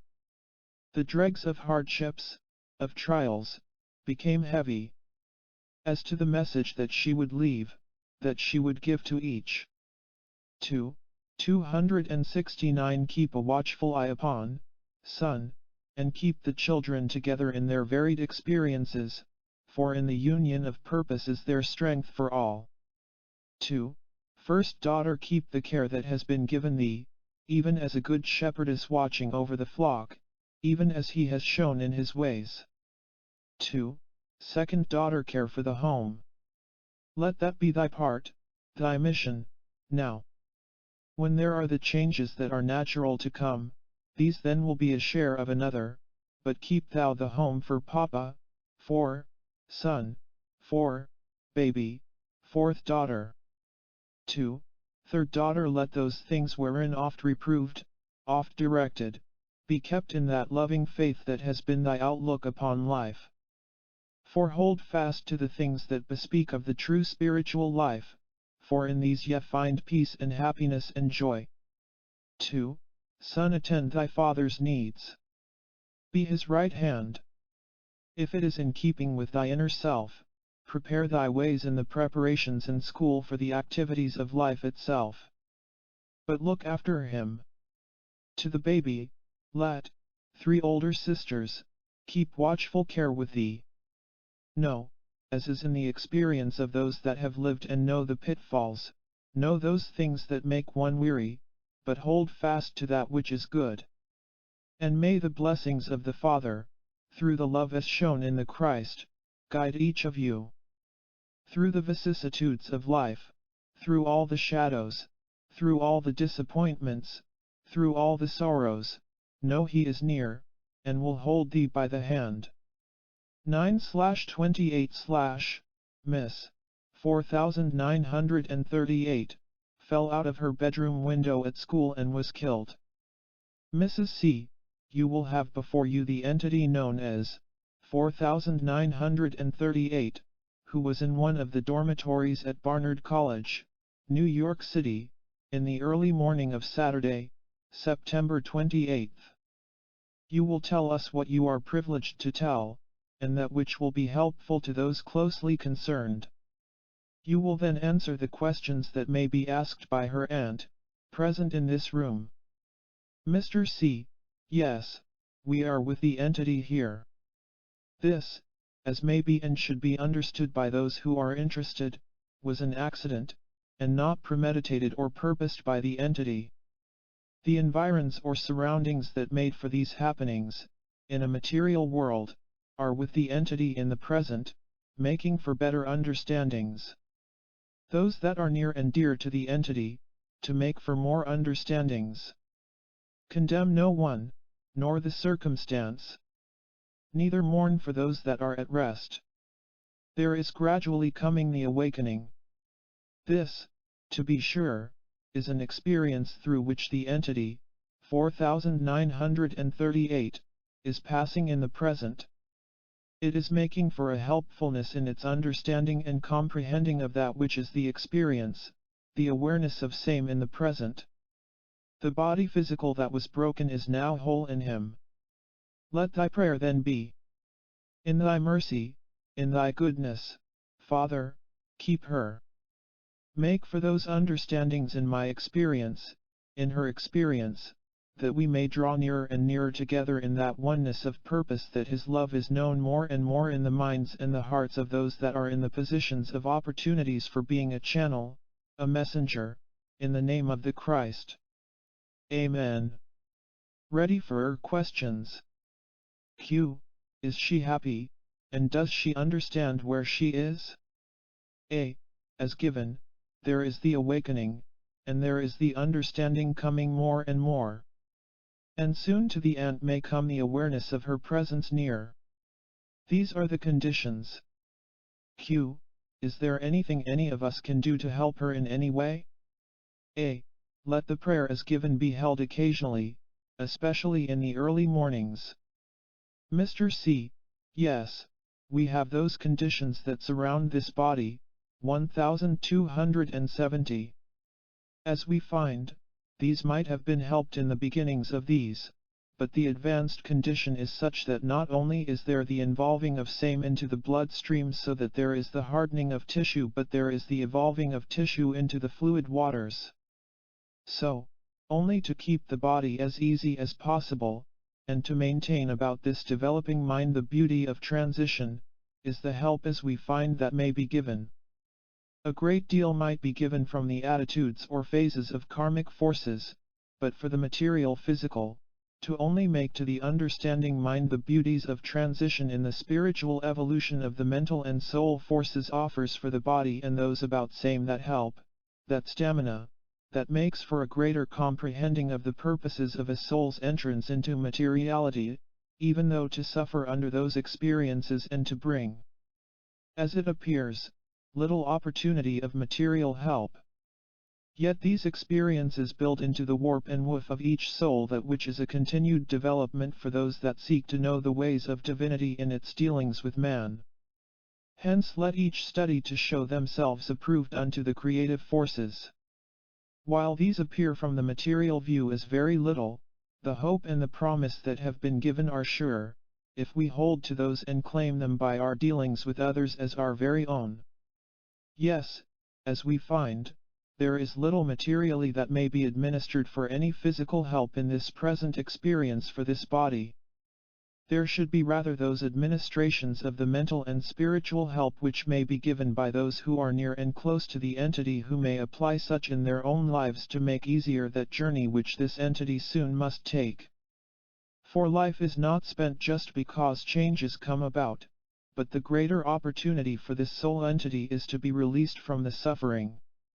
For in the same manner as he, who is the way, suffered, so must each individual meet that in the flesh, that we may know that the Savior bears with each soul that which will enable life, consciousness, to be a continuous experience. Thus it behooves those who seek help, even, to be patient, to be gentle, to be kind to others. For this entity needs not, save the assurance that those whom she holds near and dear will strive the harder to meet her again in that better understanding. Yes, we have the body, 5344. There has already been departure of the soul, which only waits by here. We have the physical being, but the control of same only needs the care, the attention, the greater love which may be shown in and under the circumstances, which will give the best conditions for this body. For already there are those weakenings so of the centers of the cerebrospinal system that no physical help, as we find, may be administered, only the mental or soul help as will be a part of the mental or superconscious self. This condition has come from pressures which caused dementia precox. Too late in the application of those things for material benefits in this present experience. As is indicated, not only the toxic forces have been the more active, but sepsis has already begun. These then would rather be for those who are mindful of the associations and relations. Know that life is a continuous experience, and as there is a consciousness in sleep that is not physical, in the sense of physical awareness, so there is a consciousness in the same manner when the physical is entirely laid aside. He indeed is the resurrection and the life. In him do we put our trust. Then there should not be sorrow and sadness in those periods when the physical turmoils and strifes of the body are laid aside, for the moment, for the closer walk with him. For indeed to be absent from the material body is to be present with the Lord. Let those admonitions and those promises, then, fill thy life, and so determine within selves that ye will walk the closer with him day by day. And then when the shadows, as here, begin to close about, and there is the meeting at the river, there will be indeed no sorrow when this bark puts out to sea. Then we say, when our loved ones, our heart's desires are taken from us, in what are we to believe? This we find is only answered in that which has been given as his promise, that God hath not willed that any soul should perish, but hath with every temptation, every trial, every disappointment made a way of escape or for correcting same. It is not a way of justification only, as by faith, but a way to know, to realize that in these disappointments, separations, there comes the assurance that he cares. For to be absent from the body is to be present with that consciousness that we, as an individual, have worshipped as our God. For as we do it unto the least of our brethren, our associates, our acquaintance, our servants day by day, so we do unto our Maker. Then fret not thyself over others, but keep the faith. Walk in the way. Keep the lights burning ever, and others will find the way who in the present appear to be far in arrears with appreciations of the glory and love of the Heavenly Father. Yet, pray oft for those who have passed on. This is part of thy consciousness. It is well. For, God is God of the living.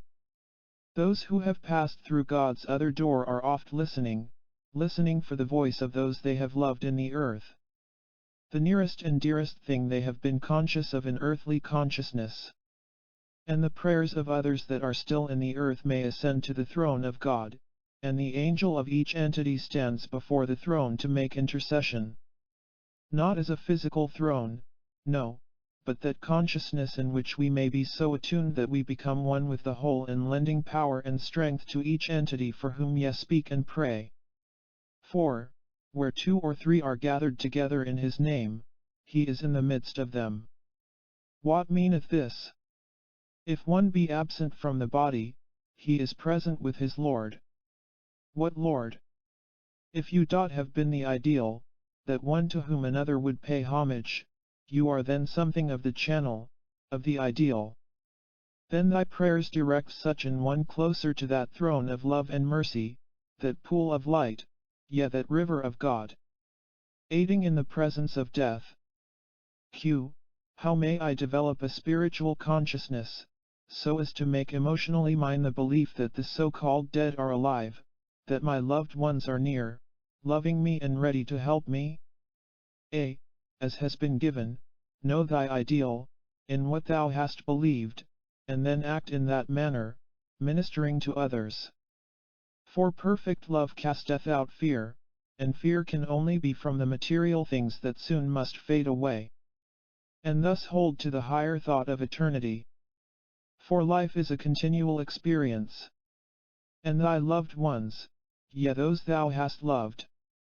For what draweth thee nigh to others, to do a kindly deed, to pass a kindly word to those that are disconsolate, those that are in sorrow?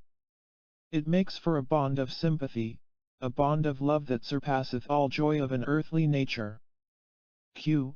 What more may I do to aid my husband? A. Soon the passing must be.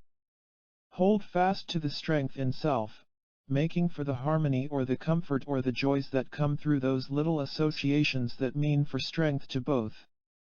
Q. How long will he linger? A. This depends upon those conditions as just intimated, that as soon as there is the breaking up again of the cellular forces, then the separations will begin. This will depend upon the vitality of the body, and the ability of the heart's action to work under the distresses and disorders that exist. This may be 18 to 24 days. Q. Anything further for the body, or advice for his daughter, Mrs. 601, who is with him? A. There should not be the attempt upon the part of any in the material activities to make for distresses about the body. For these changes that come in the experience of the soul and spiritual activity of a body are the natural consequences. And these should be viewed from that ideal, that those forces which make for the greater construction should be kept in the spiritual manner for the body. Q. Have I any further contact with my late husband since he has passed on? A. If that is the desire, it will continue to hang on to same. If it is to be finished, and that which has been to be the development, then leave this aside. Q. Does he know of my prayers? A. Do you wish him to? Do you wish to call him back to those disturbing forces, or do you wish the self to be poured out for him that he may be happy? Which is it you desire, to satisfy self that you are communicating, or that you are holding him in such a way as to retard? Or hast thou believed the promise? Leave him in the hands of him who is the resurrection. Then prepare thyself for same. Q. Is it well to foster the sense of continued communication with his spirit while we are separated by death, so called? A. If this is for a helpful experience to each, it is well. Let it rather be directed by that communion with him who has promised to be with thee always, and hinder not then thy companion, but, in such associations and meetings, give the direction to the Holy One. Q. Can you tell me what is the best approach through this channel for me to gain an understanding from the spiritual angle of the apparent tragedy which has come in my life through the loss of my mother? A. The Lord giveth, the Lord taketh away.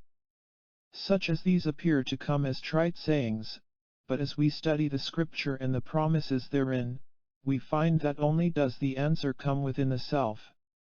Know that as he wills, only that which is for the individual, for all concerned, the will of him as it is done in each, able to make for that awakening necessary for the better understanding.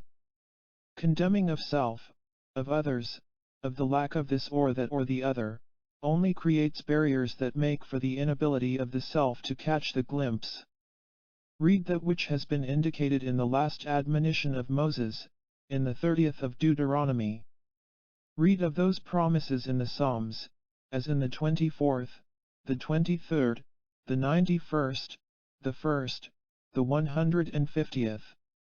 All of these will indicate that which is the source of strength mentally and spiritually, and, if we coordinate our mental and physical selves, also the source of our body's strength. For, as indicated in those, the source of all is there. If we look, then, for other means, or material means, for the answer, there is none. Only is it found in him. 2401.1 Q. How can I best adjust myself to the passing of my husband, and carry on as I should? A. As has been indicated, regarding her being lonesome, homesick, so few friends, in the manners as we have outlined. Keep close to that assurance that he liveth. Q. Is there any message you could give regarding her husband, who has passed beyond, that would help her? A. These, as we may find, may best be had through that introspection of self in those periods when one may turn to the within and seek that counsel, that at oneness with those who are in the borderland, for all is well in the oneness of the purposes as may be accomplished in this material force through the mental changing, or guiding, that the spirit may work aright. Q. Through my visit and in the next few months can there be a general readjustment for Mrs. 268? A. Within the year, not a few months. Remember, as is the experience of the entity, as is the knowledge within, such changes are a growth, they are not a shedding, for they are a growth, and require the adjustments, vibrato reali, in every form and every nature. Q. Any other advice? A. Each that administers, each of those that are dependent, each of the loved ones materially should know, should feel, the divine doeth all things well. Remember that thy pattern through suffering became the Savior. Through suffering, individuals meet themselves, and fit themselves for the divine expression in their soul selves. The bodies that cause disturbance by the disobeying of the laws and activities in a material world are but troublesome things to the soul at times. Life is continuous. The soul moves on, gaining by each experience that necessary for its comprehending of its kinship and relationship to divine. Q. Why was my son taken so early in life? A. Seek not to find that is best to be understood in him. Q. Did he leave a work unfinished that I could help to carry on? If not, who could carry it on? A. Each have their individual portion in life. As each are in, or out, or pass through these activities, there are those that are brought in line to carry on in a way as is in keeping with those forces that direct, rule or govern, that is seen. Q. What was the purpose of my son, 988, coming into my life and passing? A. As has been given, that each might have the opportunity for the knowing the activity one of the other. 4. As has been given, he hath not willed that any soul should perish, but with each temptation hath prepared a means, a way of escape. Through that the individual may do for those it contacts, the soul becomes aware of those experiences of beauty, of joy. For as he hath known thee, as thou hast known thy son in the flesh, each represents, each signifies an experience that, held in the light of that given, makes for a beauty, a joy. Q. What true relation does my departed son bear to me, and why did he come into my life? My third lived 5 days. A. That there might be those assurances, in spirit, in mind, in truth, of the relationship self bears to the whole. For as the soul sought expression through the unity of activity in the material experience, this was needed in the experience of each for that assurance of love that passeth understanding, and the peace that comes with the knowledge that his ways are not past finding out. Though to the material mind they may oft be misunderstood, the spiritual mind bears witness as one to another. As to the previous associations, we find these were very close, as the brother and sister, in the Egyptian experience. But know that these conditions, death of child, for all, are to be used in a manner in which there is no resentment, no animosity, no blame. Just know rather that it cannot be changed, in the present, and that the soul has preferred to stay with its Maker. Then, the anxiety would be rather in that more and more ye can be, ye are, if ye take the associations in such a manner, in a closer walk with Him, who is the giver of all good and perfect gifts, who taketh life, who giveth life, that is, in taking life it is God, and that it is withheld, it is in those conditions in which all are so overcome with disappointment, discouragement. Do not blame anyone. Do not hold any feeling against those who may have or may not have neglected, who may not have carried out that as might have been possible, but know, thy Redeemer liveth, and that flesh of thy flesh is one again with thy Maker. As we find, conditions are very serious. There should not be too great a stress put upon determining to hold this body in material manifestations. Not that the hope and trust in the divine is to be lessened. Rather should it be exercised the more in realizing, even with the material, what the handicaps would be. These should give rather the parents, those so close, the feeling of their interest, of their witness before the throne of grace and mercy. There are physical disturbances that are a part of the entity's karma. They are for lessons for those responsible for the body, if ye will accept it. If ye let it harden thee, ye miss the opportunity of knowing that He is the resurrection, He is the truth and life. Put thy child rather at all times into the arms of Jesus. In the physical we would apply those conditions that may aid. As developments progress, let that which is of the divine determine whether it is best in this consciousness or in the universal consciousness that it is to serve. In the attitudes as may be had by the body, these, as respecting mental and material conditions, are those things, those elements, that the body must face with that knowledge that there is an all-wise providence, and that with the keeping in self of an ideal there is strength, comfort, understanding, that enables the body to meet the conditions which arise from day to day with the knowledge that He doeth all things well. In that manner of mental outlook will the body find those abilities growing in self, for the steps are to be taken day by day, and sufficient unto today be that grace, that fortitude, that understanding, that will enable the mental forces to keep that balance that makes not afraid. Rather let those conditions come, then, as they may, knowing that He will give within self that knowledge of the right to be done at the right time. The time and the place is at hand when each may in their own way see the manifestations of the spiritual forces shown in the material world, and as each feel the weakness in their physical abilities to be of aid under the existent conditions, then doing that which seems to be as near as possible the correct condition in this time, put then the trust in Him who is the seat of hope, faith, and of life and of death, and there will come through this that peace and joy that is beyond that may be even conceived in the mind of him that knoweth not of that faith, for with this there will come the peace, the joy, and the knowing in self, I have done my best, see? For in Him is life and death, and this then must be left with Him, for with this entering in by these two there may come that peace that passeth all understanding. Q. Any spiritual advice? A. Not to self alone nor to self-losses give way. Rather make of life and the love thou hast felt and shown, as an ensample, as an example to others, that they may know the love thou hast to give, that is broken, yes, yet it may be mended most in giving same to others.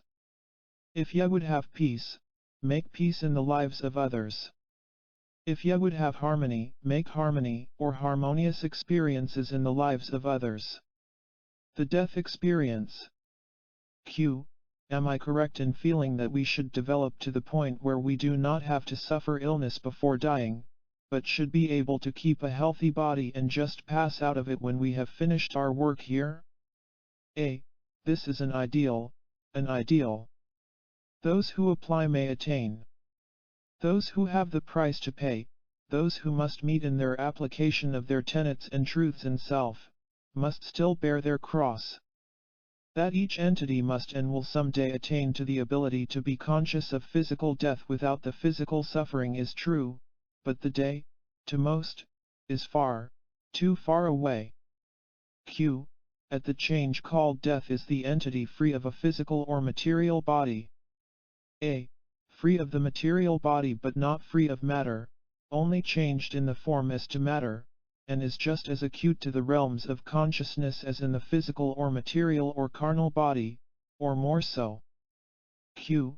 Does death instantly end all feeling in the physical body? If not, how long can it feel? A. This would be such a problem, dependent upon the character of which unconsciousness is produced to the physical reaction, or the manner in which the consciousness has been trained. Death, as commonly spoken of, is only passing through God's other door. That there is continued consciousness is evidenced, ever, by the associations of influences, the abilities of entities to project or to make those impressions upon the consciousness of sensitives or the like. As to how long, many an individual has remained in that called death for what ye call years without realizing it was dead. The feelings, the desires for what ye call appetites are changed, or not aware at all. The ability to communicate is that which usually disturbs or worries others. Then, as to say how long, that depends upon the entity. For, as has been given, the psychic forces of an entity are constantly active, whether the soul entity is aware of same or not. Hence, as has been the experience of many, these become as individual as individualities or personalities are themselves. Q. Does the soul ever die? A. May be banished from the Maker, not death. Q. What is meant by banishment of a soul from its Maker? A. Of the will as given in the beginning to choose for self as in the earthly plane, all insufficient matter is cast unto Saturn. To work out his own salvation as would be termed in the word, the entity or individual banishes itself, or its soul. Q. To what place or state does the subconscious pass to receive this information it gives? A. Just here in the same sphere as when the spirit or spirit and soul are driven or removed from the body or persons. Q. Is it possible for our bodies to be rejuvenated in this incarnation? A. Possible. For, as the body is an atomic structure, the units of energy around which there are the movements of the atomic forces that, as given, are ever the sentiment or pattern of a universe, as these atoms, as these structural forces are made to conform or to rely upon or to be one with the spiritual import, the spiritual activity, they revivify, they make for constructive forces. How is the way shown by the Master? What is the promise in him? The last to be overcome is death. Death of what? The soul cannot die, for it is of God. The body may be revivified, rejuvenated. And it is to that end it may, the body, transcend the earth and its influence. But not those standing here may reach it yet. Q. Dreamed I died. A. This is the manifestation of the birth of thought and mental development awakening in the individual, as mental forces and physical forces develop. This, then, is the awakening of the subconscious, as is manifested in death in physical forces, being the birth in the mental. Q. Is it possible for this body, Edgar Cayce, in this state, to communicate with anyone who has passed into the spirit world? A. the spirit of all that have passed from the physical plane remain about the plane until their development carry them onward or are returned for their development here. When they are in the plane of communication or remain within this sphere, any may be communicated with. There are thousands about us here at present. 5260.1. As the tree falls, so does it lie, saith the maker and giver of life. So does the light, so does the nature of an individual.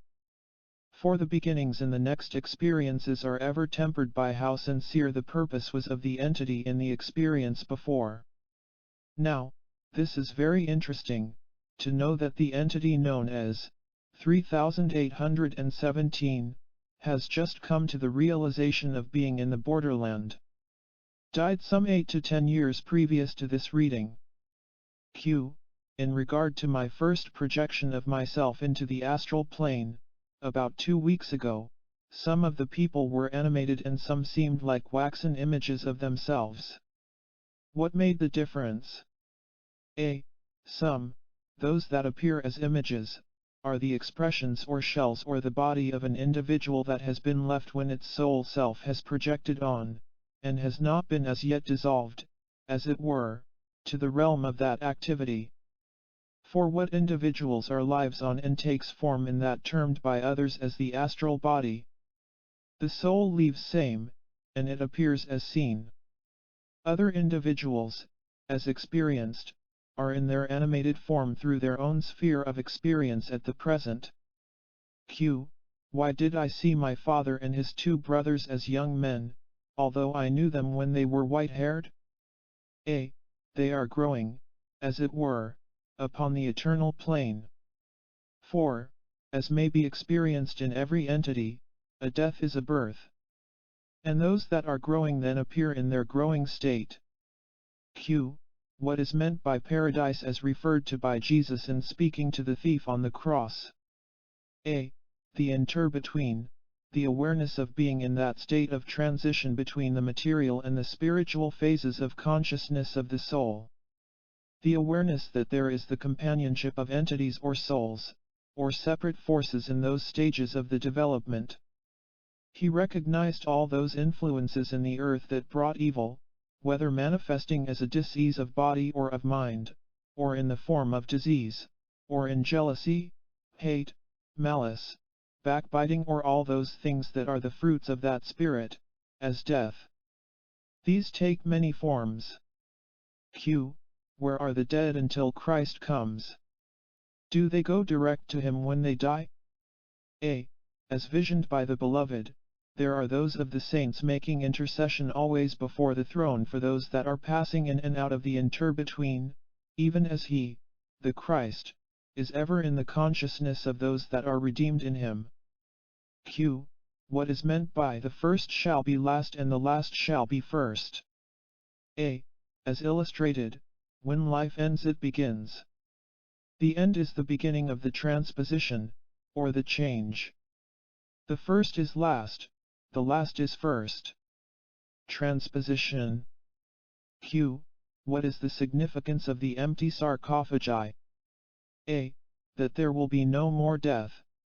Don't misunderstand or misinterpret. But the interpretation of death will be made plain. Q. Is it true that many now living will never die, as predicted by some? A. No one ever dies if they believe in God. Not that those who are living materially will not die, for those who live materially, who are in a changing world, must die, and that change, that transition must come to all. Q. Explain the symbol of the death of the 2 witnesses. A. As is the symbol of, does the individual, unless, let's illustrate by what has been given, the Master gave, before the world was, I am. Now if ye abide in men and I in the Father, then I will bring to thy remembrance all things, from the foundations of the world. Yet these are as dead, or the only consciousness that arises from same is that which is fanned into life or activity by the application of the laws concerning same. Hence they are as dead, yet become alive again by remembrance, by the application of thought. In what? The light of that which has been attained by the entity or soul that has applied the former lessons in its experience. Q. Explain what is meant by the first and second resurrections. A. The first is of those who have not tasted death in the sense of the dread of same. The second is of those who have gained the understanding that in him there is no death. Q. Did the entity repay any fraction of the debt owed the master while he was in the earth? A. That's impossible. 4. As the entity and each soul learns, condemning self is condemning the abilities of the master. As the master has given, God is God of the living, not of the dead. 4. The dead are separated from the living. As in the earth, so in the spiritual. Dead, or death, is separation. Death in the spiritual, then, is separation from life. Life, then, is God. The Master, the Christ, manifested life in the earth, through not only the material manifestations that were given in the ministry but in laying aside the life. As he gave, I give my life, I give it of myself, and I take it of myself. So, in any attempt to repay, there can be no repay.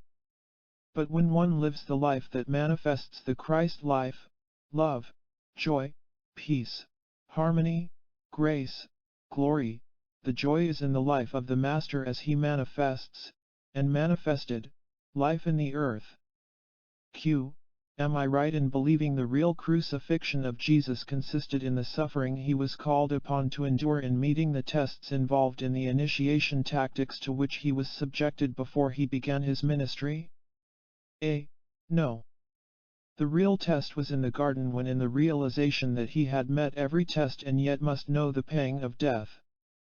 Edgar Cayce's reading volunteered, without being requested, at end of a dream interpretation reading for Mr. 900. Have some terribly hard times in China today. In the Manchurian region, a flood and fire both. Many peoples are passing into the borderland, their entities taking their position as has been manifest through their environment in the earth plane at present time. There are those conditions arising from this great boredom in the consciousness of many that will bring the revolution in the minds of many peoples, and begin that understanding of the purpose of the gift of God to the world in the one made manifest in the flesh, and able to bring the consciousness made manifest in the world to the peoples. Hence many will be able through this to lay aside the physical and again manifest in a physical before men. In man's experience in the earth there come those periods of doubt and fear, and of the loss of hope. Then to all such there should be the reminding of that Easter morn, and as to what it has meant and does mean in the hearts and minds of those who have and do put their trust in Jesus, the Christ. There should be the reminding that, though he bowed under the burden of the cross, though his blood was shed, though he entered into the tomb, through that power, that ability, that love as manifested in himself among his fellow men he broke the bonds of death, proclaiming in that act that there is no death when the individual, the soul, has and does put its trust in him. Thus in this hour of despair throughout the world, when those activities are such as to indicate hate, injustice, tyranny, desire to enslave or to impel others to submit to the dictates of this or that power, let all take heart and know that this, too, as the hour upon Calvary, must pass away, and that as upon the wings of the morning there comes that new hope, that new desire, to the hearts and minds of all who seek to know his face. This must begin within thine own heart. The suicidal urge. Q. Why is suicide considered wrong? Have we the right to leave the body? A. So long as there are those that depend upon the body. And how hath it been given? No man liveth to himself, no man dieth to himself. No man hath been so low that some soul hath not depended upon, relied upon same for strength. Thus we find while there may be those experiences, these are rather of a selfish nature. But remember he gave, those that would offend one of these, my little ones, better that a millstone were hanged about his neck and he were cast into the depths of the sea. Then, when thine whole body and the purposes of thine mind are to do evil, well that they be separated from the channel or the means of bringing offense. Q. Why is the thought always with me to kill myself? A. Self-condemnation. 4. Not enough of that seeking to manifest God's will has been manifested. When this thought occurs, let thy prayer be as indicated. Lord, here am I, thine. Use me in those ways and manners as thou seest, that I may ever glorify thee. Q. How can I desire to live more than to die, especially during 2 weeks or more of every month? A. It is known by the body that this condition has been allowed to gradually increase by not doing things the body should, and by doing many things the body should not. Then, to meet these, the first consideration must be taken in hand. The spirit is willing, the flesh is weak. Crucify, if necessary, the flesh and the body, but save the soul, save the spiritual self. And this may be accomplished through desiring first to awaken that. Hold fast to that thou knowest in self is able to overcome these conditions. Physically acting, physically doing those things that have been outlined that are conducive to inducing and producing the physical effects, and that which must be met mentally in torture of body, meet it with a smile. Knowing that it can be, it must be, it will be overcome. Q. When I desire death more than life, how can I use my will? A. When desire for death and the desire for life is presented, what is it that makes the life go on? The will. The spiritual life, the essence of God itself. Would the body be so weak as to crucify that it worships, rather than that which is only tagged on, in desires? Make thy life one with his love. When such desires, such thoughts, even, find lodgment, look about self and see the struggle so many souls are making to keep body and soul together. How hast thou in any manner ministered to making their burden lighter? In lightening the burden of another thine own is lightened twofold. In lightening the burdens of another the whole of will's power is strengthened manyfold. Q. How can I desire to be well, to accomplish and to fight in spite of such inner and outward conditions, difficulties, family opposition, frustrations, etc.? A.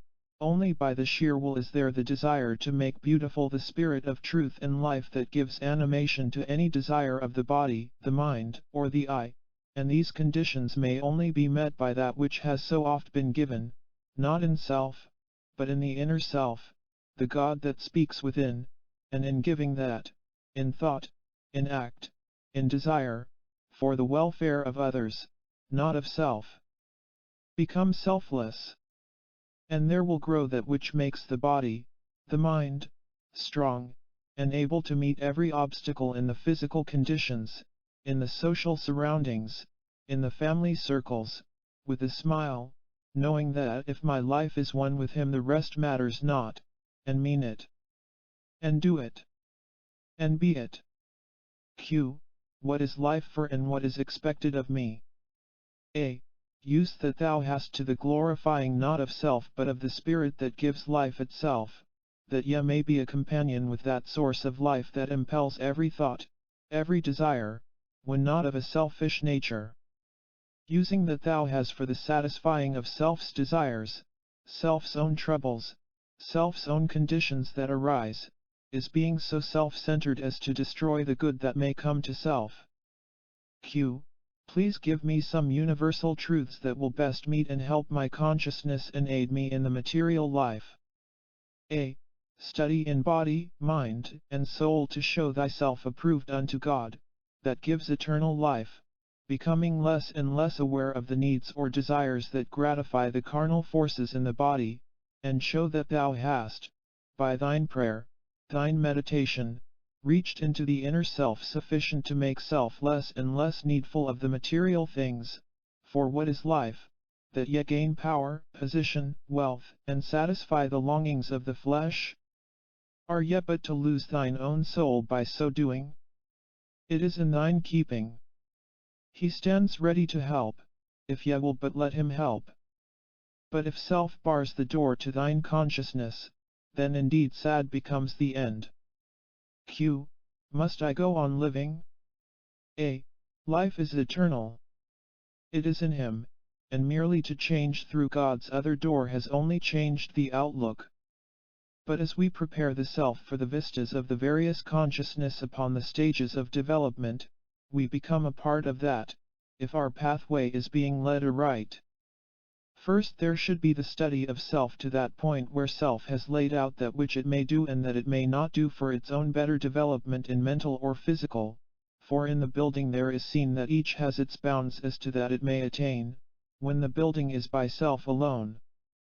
Well that others, as well as self, be considered, for no man lives to self, no man dieth to self, for in him is life, and the life is eternal, for the life is the gift of the Creator and is in him, and that is builded is the application of self toward those laws as govern self in relation to that life. The life is the whole. No portion is all life, nor all life any one portion.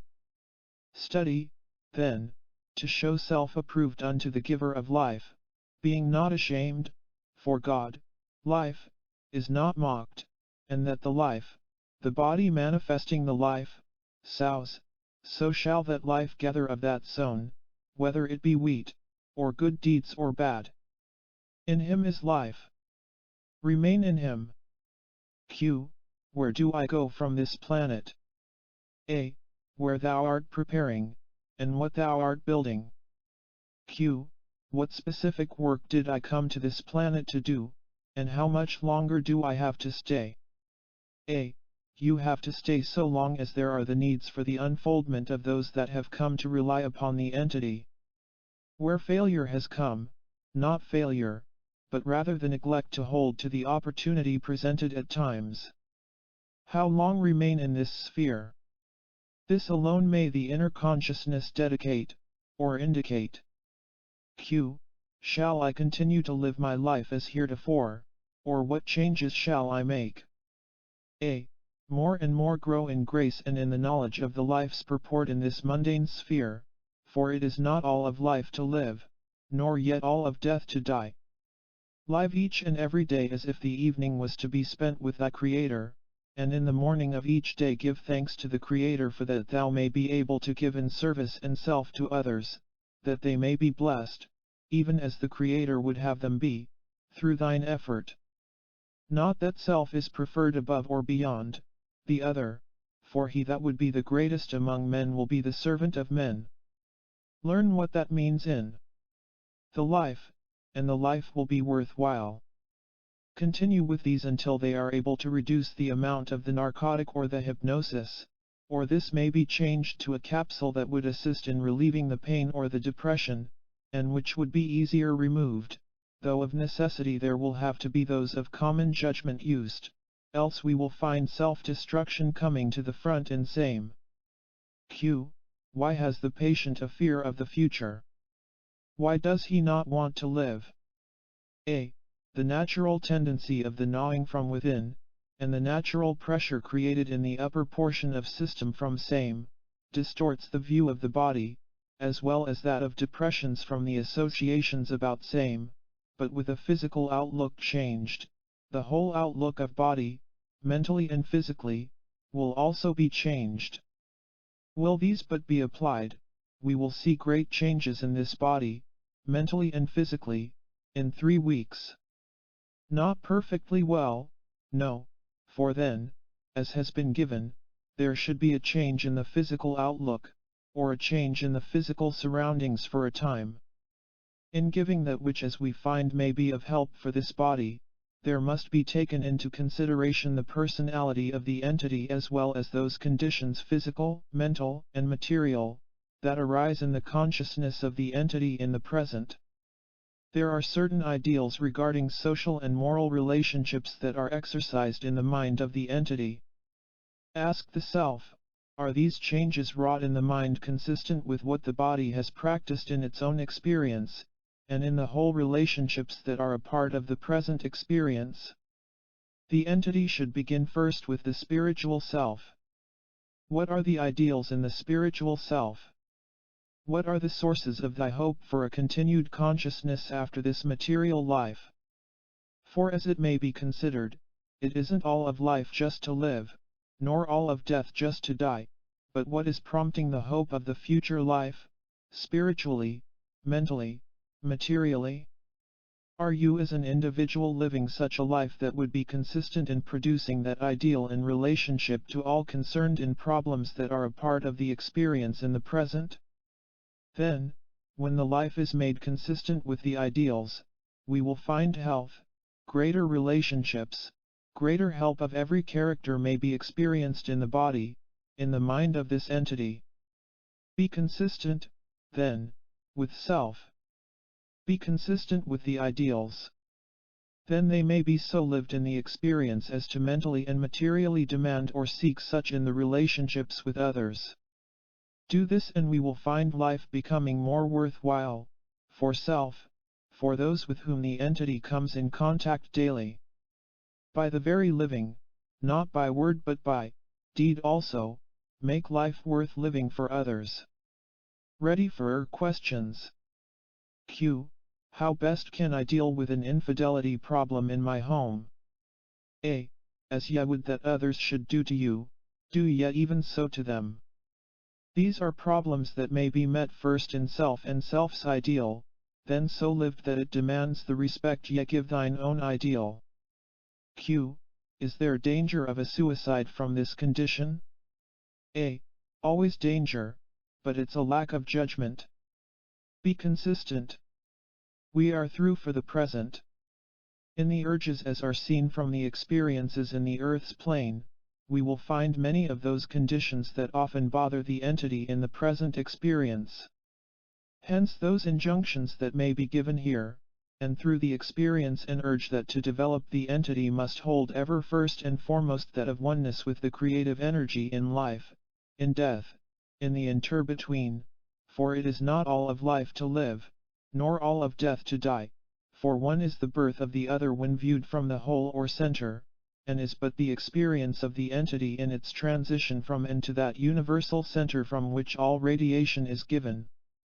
In the one before this we find in that land when the nomads entered into the land of Croesus and took those of that land as hostage for the tribes. The entity then the ruler's daughter, and in that school or that place so rated by the peoples, and the entity then taken as the hostage for Aoyald, 294, the leader in this raid, and held as same by this leader until taken from him by the next in charge, 195, and there remained.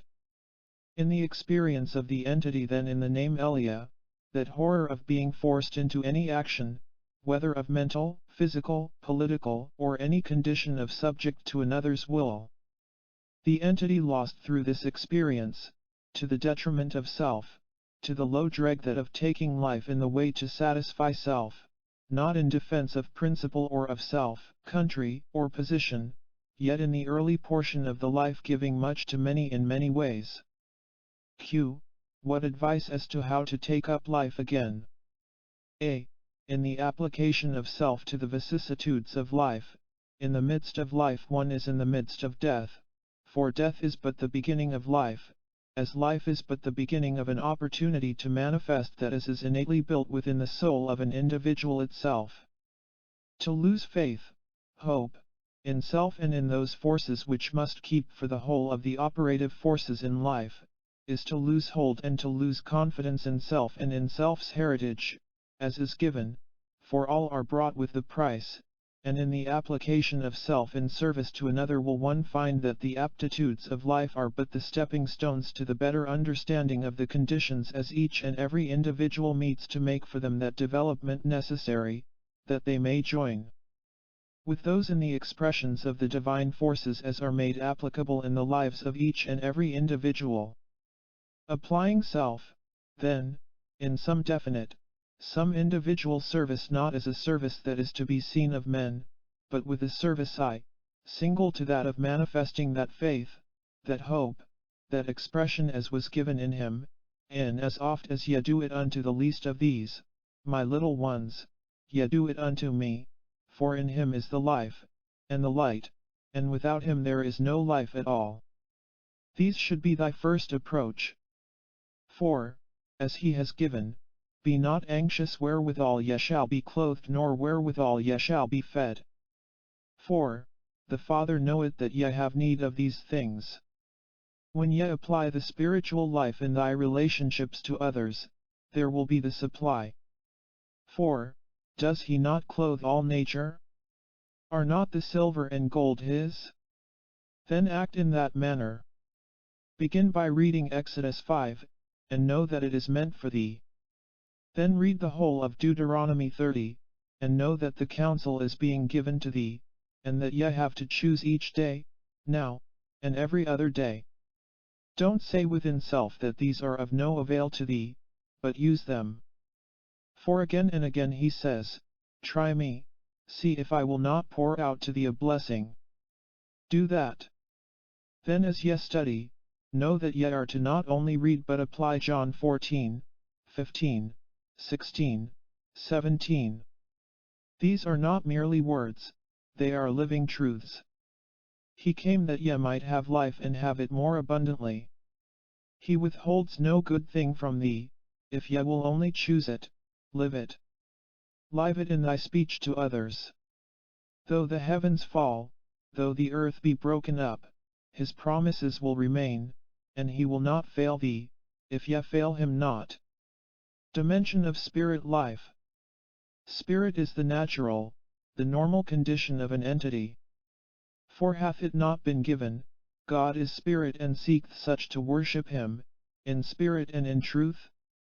And then, as must be seen, must be felt, must be experienced sooner or later the awareness, the consciousness that, only spirit is everlasting, then the promptings, the balance must be spiritual in its essence in dealing with or judging the mental attitudes, the social relationships, the material experiences.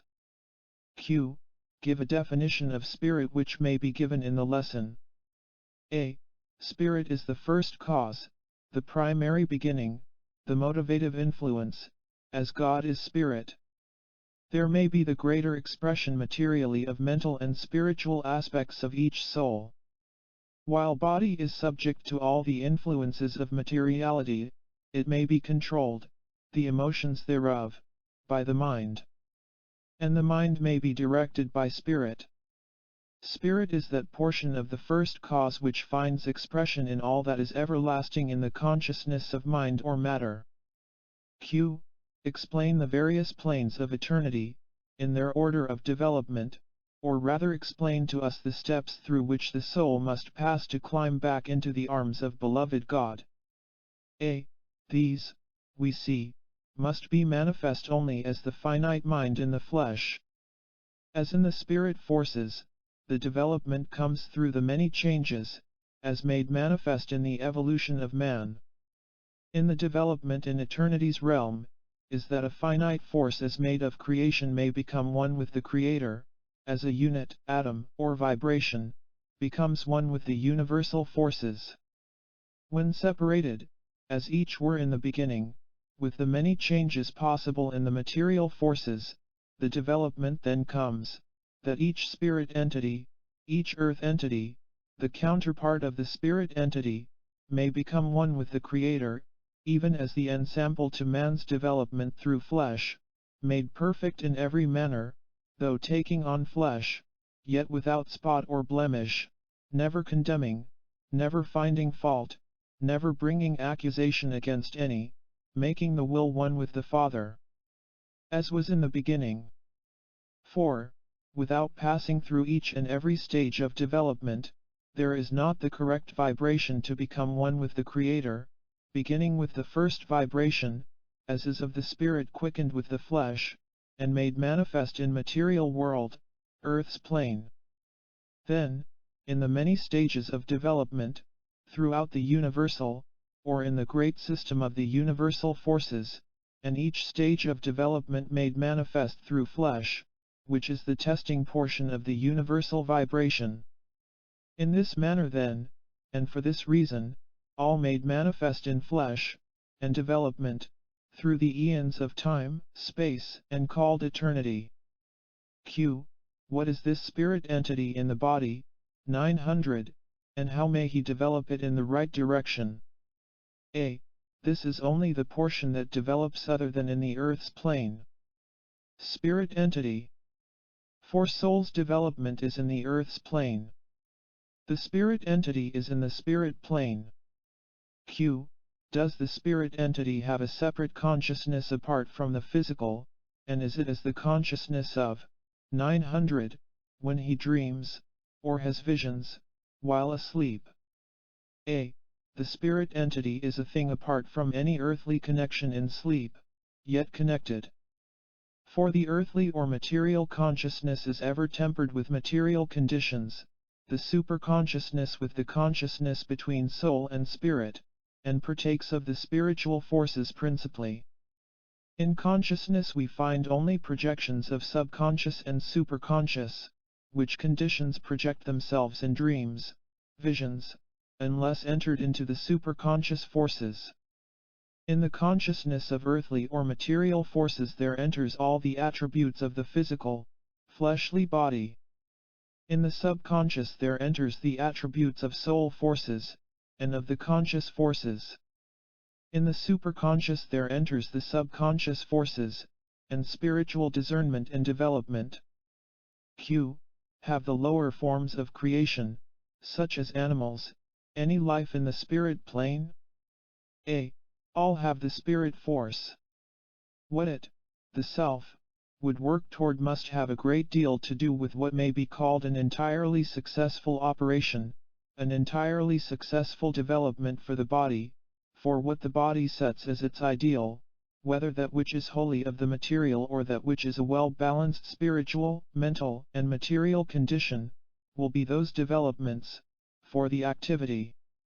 Whether of wholly material conditions, mental conditions, or of spiritual conditions, is the spirit with which an entity, a body, goes about its activity. If the life is to become wholly mechanical, or wholly material-minded, then only the material will be the natural result, and this will not bring contentment, nor will it satisfy. If the ideal will be set as a well-balanced self, knowing that the spirit, the life, that is, the spirit is the life, the mental attitude is the development or the builder, then the results will be in that comparison as to the activity that is given in respect to these attitudes. The sympathetic forces are the seat of all of the soul and spirit forces in the physical body. Editor's note: the sympathetic nervous system includes the 7 endocrine glands, which other CAYCE readings identify as the physical portions of the 7 chakras. Q. Please give a definition of psychic phenomena. A. Psychic means of the spirit or soul, for cooperation of the phenomena, or manifestation of the workings of those forces within the individual, or through the individual, from whom such phenomena, or of such phases of the working of the spirit and soul, to bring the actions of these to the physical plane, phenomena meaning only the act itself, brought to the attention, or manifested in such a way as to bring the attention of an individual to the work itself. Psychic in the broader sense meaning spirit, soul, or the imagination of the mind, when attuned to the various phases of either of these two portions of the entity of an individual, or from the entity of others who are passed into the other planes than the physical or material, yet in the broader sense, the phenomena of psychic forces is as material as the forces that become visible to the material or physical plane. Psychic forces cover many various conditions, depending upon the development of the individual, or how far distant the entity is from the plane of spirit and soul forces. Psychic means not understood from the physical, or material, or conscious mind. Psychic means that of the mind presenting the soul and the spirit entity as manifested in the individual mind. Then taking the phases of that force, we find all psychic phenomena or force, presented through one of the acknowledged five senses of the physical or material body, these being used as the mode of manifesting to individuals. Hence we would have in the truest sense, psychic, meaning the expression to the material world of the latent, or hidden sense of the soul and spirit forces, whether manifested from behind or in and through the material plane. Editor's note: Cayce saw a distinction between our soul and our spirit, as indicated in this next reading. Q. It has been given that the soul is the spiritual force that animates or gives life to the body. What is spirit? What is spiritual force? Is it corporeal or incorporeal? Where may we find the soul force in the body, in the brain, nerve centers, or where? A. There is a vast deal of difference between spiritual and soul forces, for, as given, each force there has been set guards or bounds. Spirit forces are the animation of all life-giving, life-producing forces, inanimate or inanimate forces. Spiritual elements become corporeal when we speak of the spiritual body in a spiritual entity, then composed of spirit, soul, and the superconsciousness. In the soul forces, and its dwelling in man, we find the animation, the spiritual element, the soul, that developing element, and contained in the brain, in the nerve, in the centers of the whole system. As to the specific centers, near those centers of the sensory system, physically speaking. In the conditions, then, we find when soul and spirit take flight from the animate forces of an human, we find the deadening of all the centers of the sensory system, with the vitality of the solar plexus system, with the gland of the medulla oblongata, these then controlling the forces, and the life becomes extinct, with soul and spirit, with the superconscious forces, gone. Then, we have as this spiritual element, the vitality, produces the motive forces of the entity, whether physical or spiritual. Spiritual forces being the life, the reproductive principle, the soul the development principle. As we have manifested, or illustrated, in the physical body in nerve tissue, there becomes that principle of the nerve action and the nerve in action. That is, with the expression of some condition bringing distress in the body, the active principle is the spirit. The nerve is the soul, for development. Q. What happens to the conscious mind forces and physical forces at death? A. The conscious mind forces either are in the soul's development, and in the superconsciousness, or left with that portion of material forces which goes to the reclaiming, or remolding, of physical bodies, for indwelling of spiritual entities. 257.238. Q. Did I conduct myself properly with the people I have met so far at the War Department? A. We do not find fault, but this of course should be determined by self, rather than from other sources. Remember, these conditions exist, and keep this ever before thee. The real intent and purpose in declarations call from the spiritual forces that influence which is for good or bad. That, to be sure, is free will. Hence the injunctions as have been so oft given the body, do not appear to be that ye really are not. Be sincere with self and ye will not be false or insincere with others. The spirit of truth brings the outward appearance of that desire first suggested, if the body and mind are in keeping with that as would be pleasing to the influences or forces called God. 4. The declaration of each soul sets in motion that spirit. What spirit do ye entertain? Truth, justice, mercy, love, patience, brotherly kindness? Or self, self-praise, self-glory that ye may be well spoken of materially? These choices are made by the individual. Their results, their effects in the lives of individuals are such as to determine spiritual success, material success, or a well-rounded mental, spiritual and material success. 4. The earth is the Lord's and the fullness thereof. The abilities that have been lent thee, keep inviolate, if Yah would be in keeping with his purposes with thee. Thou hast the ability to bring truth and light to many. These are then within thine own keeping, according to the manner in which Yah conduct thyself before others. With what spirit, with what purpose do Yah serve? Much of that the entity has thought, has experienced, is cherished more from within. Yet, if there were some changes in these directions, there may be a greater joy in the living in this experience. For while that sojourn gives those influences which make for abilities in being able to cope with conditions and experiences in the lives of individuals and groups and masses, if these are held only in self and not given out with that love of service, for the abilities within self to give expressions of the love of a Divine Father, they may become stumbling blocks in thine experience.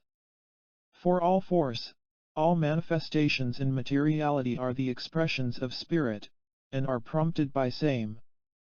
Are these influences of the divine, or dost thou cherish those that at times may become questioned? Know in what, in whom, thou hast believed, and know whether it be of a constructive or of a growing influence for the spirit of truth or not. For the promise is given to all, my spirit beareth witness with thy spirit as to whether thou art choosing good or evil in all of thy ways. Know that the living forces of thy God are active. Not as of stone or wood but as the spirit of truth that casteth out fear, that bringeth peace, that bringeth harmony, that bringeth those things that make for the associations with thy fellow man as a better neighbor, a better sister, a better daughter, a better mother, a better citizen. What, then, is thine ideal? Is it founded in that Yah yourself may do, or that in which Yah may be the channel through which others may find their association with a living God, a living ideal, a living love, a living faith, a living experience of joy? These be they which are of the truth, and thus grow as does the spirit of truth. Spirit is the real life. But no, all has its concept in spirit, then mind, and mind is the builder. For remember, mind is the builder between the things spiritual, from which all emanate, and that which is material, which is the manifestation that mind seeks to bring ever into the experience of all. Hence again the injunction, look upon all phases, for there is the mental, the material and the spiritual, and these are the phases of man's reaction and man's activity. Do not apply the law of the spiritual in material things, nor the material in spiritual things. Remember that mind is the builder, and the spirit giveth life. And as ye use and dwell upon such, be sure thy ideal is in him. But keep the spiritual life first. The mental and material should be the outgrowth, the result of spiritual attainments. Depart not from the faith thou findest in him, and may it be renewed as the Spirit ever is within thee. For the Spirit is the life. The life is the purpose, the desire. Make them sure in him. Know that all must first be conceived from the spiritual, and then magnified or grown through the mental application as an experience coming into material application in the lives of others. Q. Can suggestions be made as to how self-mastery can be developed, that is, willpower and initiative? A. Study that from the spiritual angle, if there would be that power, that might to succeed. 4. As has been given, all first finds concept in the spiritual. The mental is the builder. This is true in planning the life, the relationships, and every phase of man's existence or experience. First, know thine own ideals, physical, mental, spiritual. Know that the spiritual and mental, and the material, must arise from that which is of spiritual concept, for only the spirit and mental are eternal, and only that of the mental that is spiritual in its concept, or creative in its relationships to things, conditions, experiences, places, or individuals. Yes, we have the body and those conditions as surround same, 2357. Now, we find there are those conditions as are abnormal for this body, and these may, in the correct application of those conditions and elements necessary, be brought to a much better and a nearer normal functioning of this body. While conditions are aggravated at times, and while seemingly there is little that may be accomplished in the physical to correct some of the conditions that disturb the body, there should first be gained the consciousness by this body that there are those elements in the physical condition of each body that will bring that for the physical functioning of that body that necessary conditions for the body to meet the needs of the body, in the physical, then mental, the moral, and the spiritual welfare of the conditions. Spirit is life, whether related to the physical functioning of the atomic forces within the system or whether that of the mental being of a body, and these must coordinate in the proper direction one with another, just as much as it is necessary for a physical functioning organ to coordinate with the rest of the system. For instance, here, with this body, there have been times when seemingly little or nothing would be assimilated or digested by the body. The necessity of assimilation is as much necessary as the desire for food, for what profited a body to desire to eat, will the food eaten not assimilate and build that necessary for the sustenance and replenishing of the physical body? There is seen in the physical forces that there has existed, and does exist, certain disturbances in the nervous system. These have to do with both the cerebrospinal and sympathetic nerve system. In the physical functioning of a body, the subligations or impingements of nerve or nerve plexuses, or nerve branches, become a physical action, and these in their turn produce physical results, while conditions or disturbances in plexus that control, or are controlled by certain reflexes from the cerebrospinal to the sympathetic system, may not so easily be directed by the removal of pressure in a portion of the body. What is active upon such conditions, then, that these may be aided? That of the physical is the vibratory rate at which the nerve functions to produce coordination in the functioning of the system, as related to the sensory organism or as is seen with this body. There are disturbances in the functioning of organs of the sensory system. These organs possess, and have, their individual machine apparatus for the functioning of the system in the direction in which that organism or organ is to function, or its own modus operandi is within itself a portion of the whole, yet dependent upon the coordination of both the cerebrospinal and sympathetic to function in its proper relation with that organ of the system, that is assimilated, that is builded in the system, may produce that necessary for the proper vibratory forces, as to bring the result of the condition desired, or, as in this case, in the hearing, or as in the feeling. The auditory forces, then, abnormal to the conditions as should be created in this body here. Numbers, 2, become at times an influence, as 3 and its multiples being the phases of the entity in its various moods, or in its various manners of seeking. 4. The entity finds, within itself, there is the physical, with all its emotions, the mental with its abilities to grasp and to build and to change the aspects of the physical if they be purely of the bodily forces or those conditions or thoughts or individual experiences, as well as the spiritual from which emanates the essence of all power, might and strength. Rely upon that more.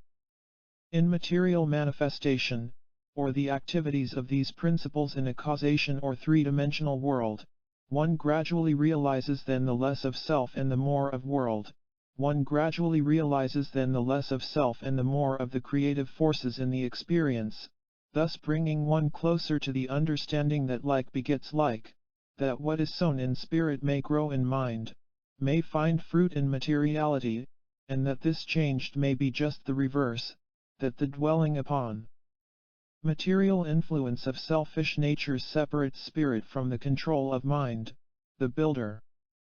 That is as the spirit.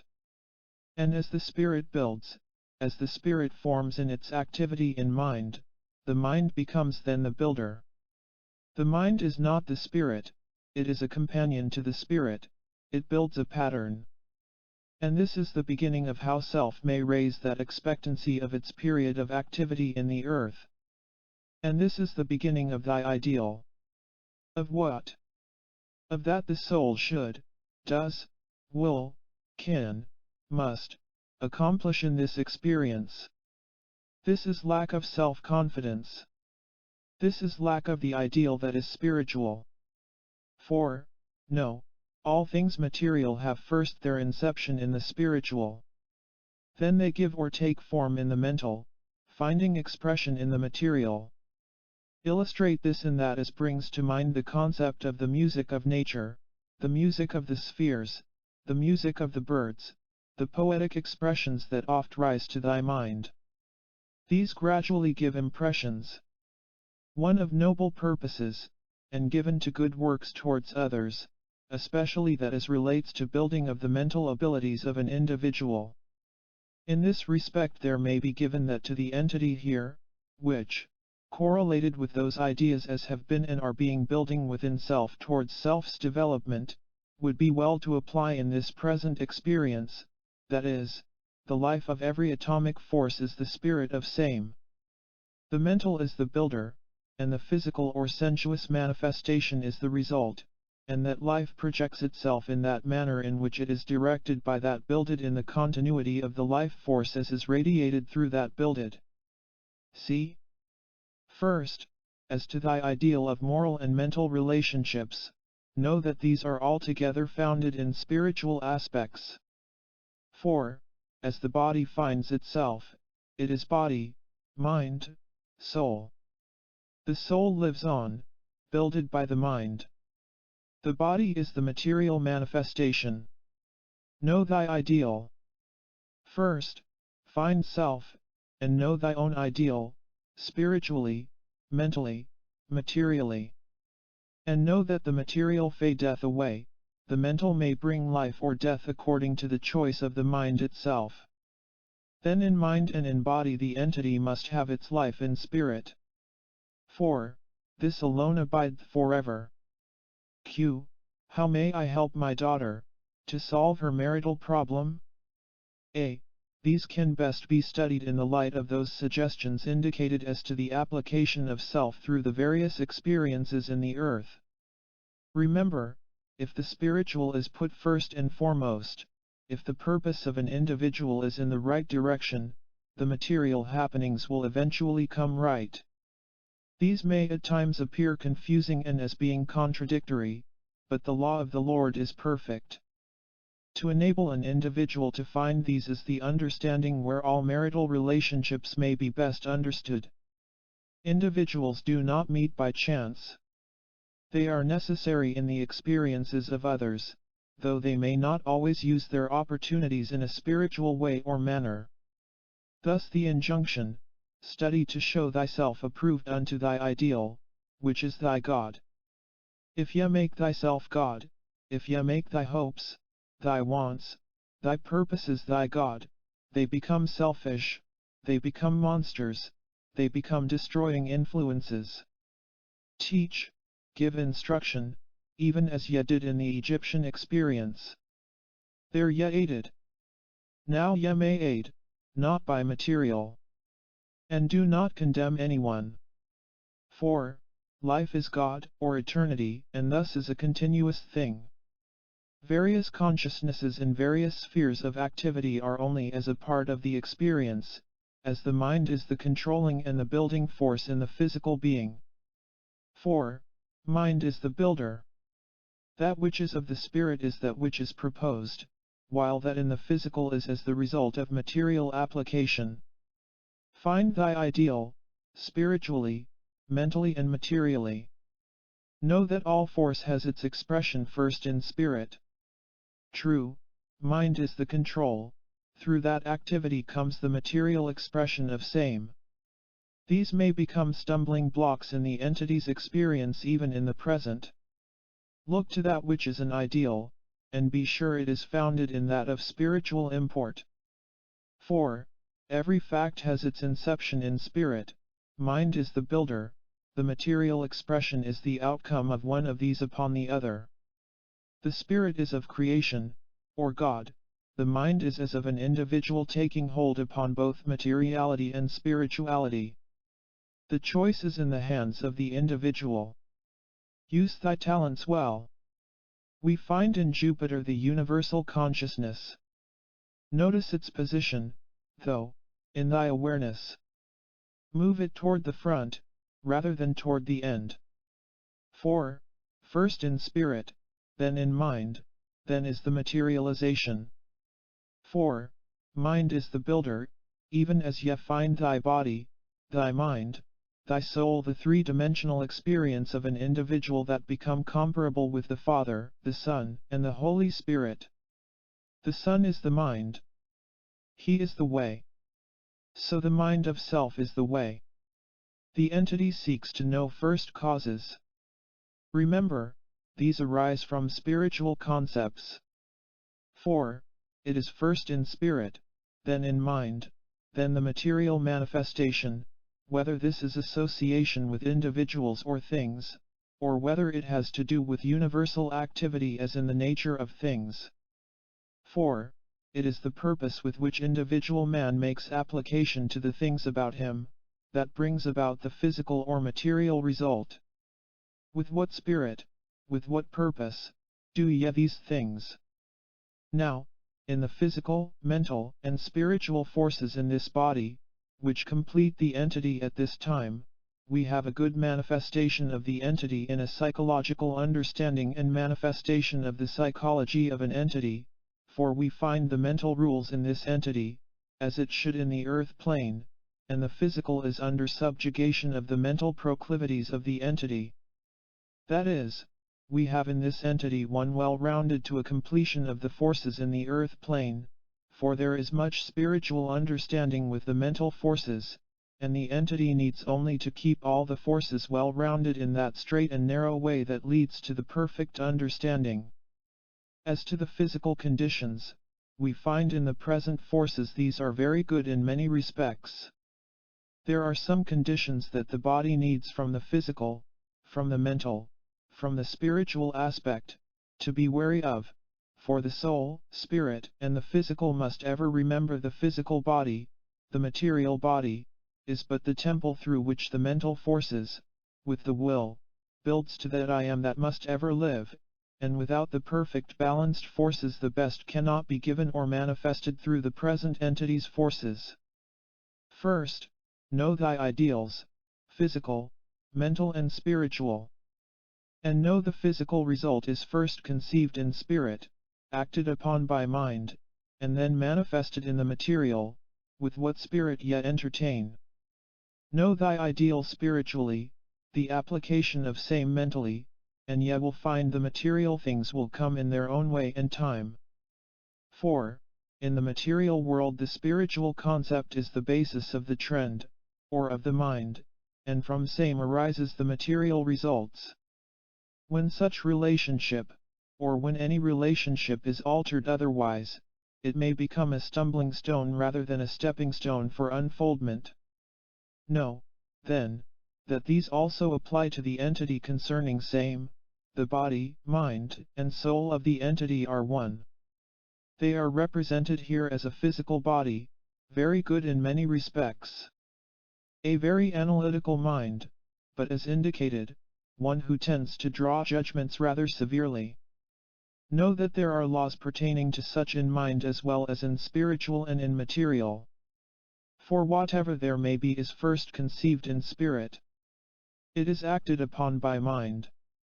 Dependent, then, upon what the mind of the entity holds as its ideal, or as to what form or manner it would give by and through what spirit it would build in its mental self. Many stress spirituality when the mind is used as the measuring stick. Many stress physical manifestation when mind is used as the measuring stick. Many interpret spiritual things and attempt to use physical activity as the measuring stick. Many attempt to interpret spiritual things, using the mind as the measuring stick. But each phase of thine own experience should be interpreted in its proper sphere of activity, so that when ye interpret thy music, thy love, thy friendships, thy associations, thy activities with others, it will be in the proper sphere according to thy whole purpose in the earth, to glorify thy Maker, if there would be the full interpretation of the Lord thy God is one and thou shalt love thy brother as thyself. Oh, that men would find, there is nothing mentioned here about the physical or the mind, but the spiritual attitude one takes in self-respecting such. When the appliance is used, do use the period for meditation upon spiritual things, knowing that all healing, all correcting of the spiritual and of the mental life must come from the divine within, and the results in the physical being will be in keeping with that which is developed in the spiritual self. Yet, learn the lesson, that physical must be met in the physical, that mental must be met in the mental, and that spiritual is the directing force, but mind is the builder. The material is of the earth earthy. The spiritual is of the heavenly or the motivative forces. The mental is ever the builder. That as would be manifested must first be in spirit, then in mind, then in material activity. 4. This is the evolution of the earth, the evolution of things, the evolution of ideas and of ideals. 4. He came into the earth that through him man might have access again to the grace and mercy of those spiritual forces that are the directing ideals of each soul entity. Then, these are the things the entity should analyze the more in self, as will be seen from the periods of expression in the earth, as to what are the promptings of the individual's urges. For each individual finds the motivative influence of its life within its own self, and that is correct, as was stated of old by the lawgiver. Think not as to who will descend from heaven to give a message or who would come from over the sea that ye might learn and understand. For lo, it is within thine own heart, thine own mind. Thy body is indeed the temple of the living God. He has promised to meet the end. Know that all in the mental, all in the material, has its inception, its conception, in spirit, in purpose, in hope, in desire. Know thy relationship, then, first, with that ye hope for. For life, or God, immortality of the soul, is real, as may be seen from thine own urges, if ye analyze them correctly. Q. In what way can the body control the physical through the mental? A. The mental ever controls the physical, when guided in those channels that gives the awakening in the physical of the divine in self. In that channel may the body guide the physical through the mental, for ever will we find that the Spirit beareth witness with my spirit, as to the control to make the mental, the physical, the spiritual in the body one with that force. Giving the life in the body. What is manifested in the material affairs or activities of the entity is first perceived or conceived in the spiritual imports of the entity. These are cultivated or entertained in the mental and thus physical results are evidenced. Q. What spiritual qualities should be stressed? A. Know that all that is in material manifestation is first of spirit, then by mind, the builder, is brought into realization. Then by the power of the might that is in him and in his promise, keep that faith which has been indicated for the entity. Thus in the dedicating of thy mind, of thy body, may the soul express, through the activities of mind and body, that which is in keeping with that the Master gave. If ye love me, keep my commandments, and I, and the Father, will come and abide with thee. These are not merely symbols, signs, or tenets, but may be made practical in the lives of individuals that ye may instruct day by day, not by any set form. 4. If the Lord is one, he is in the storm as in the stillness, in the stars as in the sand in activity. For life itself is the manifestation of the oneness of the Father manifested in the Son, who came to give life in it, life more abundantly. 4. He is the life, the resurrection, the way. These ye should teach, these ye should practice in thy conversation, in thy daily dealings with thy fellow man. Q. How can I know I am in the right work and be contented with it? A. My spirit beareth witness with thy spirit. Not only is this applicable in spirit but in mind and in body. 4. No, the Lord is one. All that becomes active in the mind is first in spirit. Then in mind does it grow. Then in materiality does it take shape. Thus innately the entity is ever desiring to try something new. This is well, provided the basis of such is builded upon truth. For truth in any clime is ever the same, it is law. And love is law, law is love. Love is God, God is love. It is the universal consciousness, the desire for harmonious expressions for the good of all, that is the heritage in man, if there is the acceptance of the way and manner such may be applied, first in the spiritual purpose and then in the mental application, and the material success will be pleasing to any. Know that of such, yet of people, would be known that faults and successes do not come from thought. Thought is the builder, but spirit is the motivating force. What spirit do you entertain? If it be of God, it cannot fail, if it be of self or the devil a failure may be in the offing, dependent upon the measure with which ye meet same, as through the experience of the entity as Marcel ni. Find that, and ye will begin then with the correct attitude. 4. That we find in spirit taketh form in mind. Mind becomes the builder. The physical body is the result. But what is thy yardstick of ideals?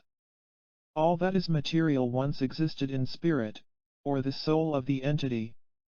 Mind becomes the builder, the physical becomes the result. It depends, then, upon the materials, or the spirit with which one is prompted. In Jupiter an ennobling influence has made the entity ever mindful of the need of a universal consciousness towards the fellow man, even for material gains in the earth. There needs to be a warning that there be the more application for the spiritual needs, the spirit of the law of love and of friendship, rather than the letter of the law. For those who would have friends or who would succeed materially must begin with the spirit that is entertained. If the spirit is for self or is of a selfish nature, or one of spite or greed, it must eventually turn upon thee. Also in Jupiter we find the interest in morality, religion, good living, personality. These shall all be approached, to be sure, from individuality, and the basis of the individuality of an entity must come from its ideal spiritually. For all is born first in spirit, then in mind, then it may become manifested in the material plane. For God moved and the heavens and the earth came into being. God is spirit. Man with his soul, that may be a companion to the creative forces, is of that same source. Thus to grow in grace and knowledge, one applies, one has, one uses one's spiritual self. And with what spirit we apply, we grow also in mind and in body. Astrologically we find urges from Mercury, Saturn, Mars, Uranus. These bring the high mental abilities. In Saturn there is ofttimes not the consideration of others nor the sources from which all good must arise. For it can only come from one source, and it is not material alone. The material is merely the result. It must be builded in spiritual purposes. It must be builded according to the spirit with which a soul entity is entertained or moved. Individuals can become too zealous or too active without consideration of the physical, mental, and spiritual. True, all influences are first spiritual, but the mind is the builder and the body is the result. Spiritualizing the body without the mind being wholly spiritualized may bring such results as we find indicated here, so as to raise even the Kundalini forces in the body without their giving full expression. For that which occurs in physical or in mind is first prompted in spirit, and thus are the activities of the entity correlated one to another, not only in this experience but throughout the consciousness of the entity in the various spheres or varied periods of material activity with a physical consciousness. But first we would give these, know that all that comes into materialization or into physical being is first patterned in mind and in spirit. Mind is the builder, and your purpose is dependent upon what spirit, or what mortar, what water, those things that go to make materiality active in the earth, you use. As to what is the character of the body mind or structure that yet, as an entity, create. For as the entity realizes, there is little or nothing that happens by chance, but ever after a pattern, a law. And that the entity may build in the mind from the spiritual, that it accepts as its director alters results that may be had in the experience of the individual, in the same measure as was asked, Master, who sinned, this man or his parents, that he was born blind? The spiritual self is life, the activity of the mental and of the physical is of the soul, and thus is soul-body. The entity must learn that this must be as much in the mental, or more. For the physical is the result of the spiritual ideals, and the mind as the builder brings those results. True, the body must at times have its discipline, but this is rather of mind and spirit as well as physical discipline. Then, the entity should become well-founded in relationship with creative forces. For any activity begins first in spirit, then in mind, and then in the material world. And mind is the builder. It is that which builds for whatever may be the contributing factor from the abilities of individuals, as well as self's application in same. Q. What is the purpose of this life on earth for me? A. As indicated, in applying self in greater welfare activities for others, and in the preparation of and in building the home. First it must be spiritual, then it must be mental, and then it may be in the physical. As urges latent and manifested, many are the manifestations in the consciousness and in the urges of the entity indicating unusual abilities to manifest in a material world. From the urges, from sojourns during the interims we find Mercury, Mars, Venus, Jupiter. No better array might be set, and yet, as in spirit, so in mind, these must be attuned, used, applied. For though there may be purpose, ability, strength, without being used it is nil and of none effect. Yes, we have the body here. We find there are abnormal conditions in this body, 3975, we are speaking of. These have more to do with specific causes in the physical. Keep in touch with this here if you would get this. The conditions as we have given here have more to do in the physical body than we have to do with that between the spirit and soul or mental force in the body here, for there are in the physical body the material change or difference that must be brought about to make the whole body work in accord and create a perfect equilibrium throughout the whole system in this body. If we would correct the conditions so that the whole life-giving force or fluids in the body have their course in their proper accord throughout the system and could give to all the portions of this body the life-giving forces, then we will find that the rejuvenation of all forces of the body will be brought to normal, and that we have the physical forces with the mental and divine forces all carried out throughout their whole forces in the body, and bring the mental and spirit forces to a development to better understanding of itself. The physical force in this system has been brought into this body that it may learn and develop more through the mental and spiritual forces that it is to carry on with these from time to time. This it must understand in self. We find in Mars the very decided points or ideas or stands that the entity may take on subjects, but is warned concerning the experience before this as a critic. If you criticize, then you may expect to be criticized yourself. For the law of the Lord is perfect, and it is as applicable in man as in the universe, as in nature, as in the realms of spirit itself. For the first principle is that the Lord, the God of the universe, is one. What is effective or active in spirit, where it forms first, must be active and must influence the imaginative influences of an individual entity. For the entity finds itself a body, a mind, a soul, 3, or the earth consciousness as a three-dimensional plane in 1. 4041.1. Know these as facts. That which is manifested physically or mentally has its concept or urge arising from the spiritual aspects of the entity, or the spirit, the purpose, the sources, the urges entertained by the entity. If such purposes and ideals or urges are of and through creative forces, then the mental, as the builder, may become constructive or creative. then the physical or final manifestation will be good. That the changes may come doesn't necessarily indicate that the spiritual urge is in error, but that the manner or way of application in the mental may be in the wrong direction. In the mental we find those abilities to mete out much that may be helpful to others in their understanding their relationships with their fellow man, as well as their relationship with the spiritual influences that may be manifest in the material plane. Materially, we find spiritual forces are the life, the background, the basis for all activity, the mental is the builder, the physical is the result that accrues from such activity in the material or in the carnal plane. 4405.1. In the physical forces, keep fit, keep the mental attuned properly, and the spiritual life will guide in all things. Oft is it considered by individuals that the spiritual life and mental life are things apart. They must be one, they are one, even though individuals attempt to separate.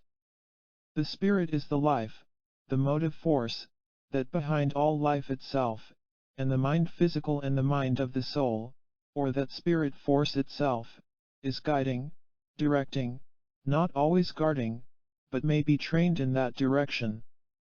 Hence, seek that of the spiritual within self first, and all these things of earthly nature will be added in their proper place, their proper association, their proper connections.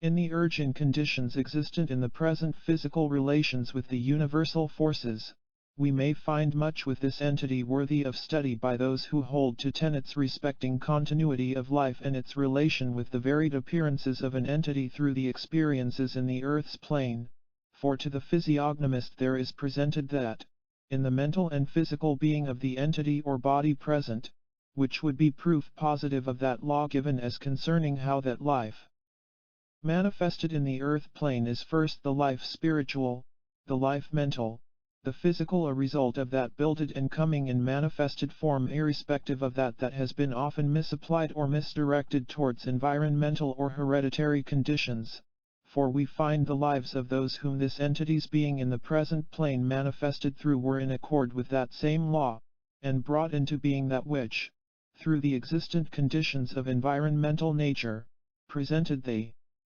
channel for that manifested life as builded by the individual entity, and the entity sought that channel for its manifestation in the earth's plane at that stage of its development, or, as man would physically call it, at that time. Q. Any spiritual advice for the body? A. Awaken that within self to the abilities, to the qualities that the body may experience through the activity of the spiritual forces within self, that will give the reactions and make the effects as may be created in the physical, for the spiritual is the life, the mental is the builder, and the physical or material is the result. As has been outlined, this also must be taken into consideration, as the body seeks for those developments in self from the mental and material conditions in the affairs of self, that a self sets as its ideal. What it would work toward must have a great deal to do with what may be called an entirely successful operation, an entirely successful development for the body, for what the body sets as its ideal, whether that which is wholly of the material or that which is a well-balanced spiritual, mental, and material condition, will be those developments, for the activity, whether of wholly material conditions, mental conditions, or of spiritual conditions, is the spirit with which an entity, a body, goes about its activity. If the life is to become wholly mechanical, or wholly material-minded, then only the material will be the natural result, and this will not bring contentment, nor will it satisfy. If the ideal will be set as a well-balanced self, knowing that the spirit, the life, that is, the spirit is the life, the mental attitude is the development or the builder, then the results will be in that comparison as to the activity that is given in respect to these attitudes. These are problems you are meeting in self in the present. For ye had the same companion through that experience. Thus let that of duty from the spiritual self be the guiding influence. For the entity finds self with a body which it can get along with very well. It can use its own judgments, its own appetites, its own activities. The mind becomes something else. And these influences should be governed by spiritual import, spiritual purpose. Know that what is first conceived is in spirit. In mind does it grow to an activity which becomes either creative or self-satisfying, self-gratifying. Before this the entity was in the land of the present sojourn. Hence those attractions that have brought the entity to the present environs. For the entity is asensitive, as indicated in the manner in which it studies the anatomical structure, as well as the mind structure. Not enough stress is put on the spiritual, for the sources. For, what comes in mind, in materiality, must first have been created in the spirit. For the earth was first without form and void. So is mind, or matter. It is first a desire, a consciousness, a fluid, a gas. It is united, it becomes, as it were, as a feeling for. So may the entity in itself find the same. These are of particular interest to the entity. Q.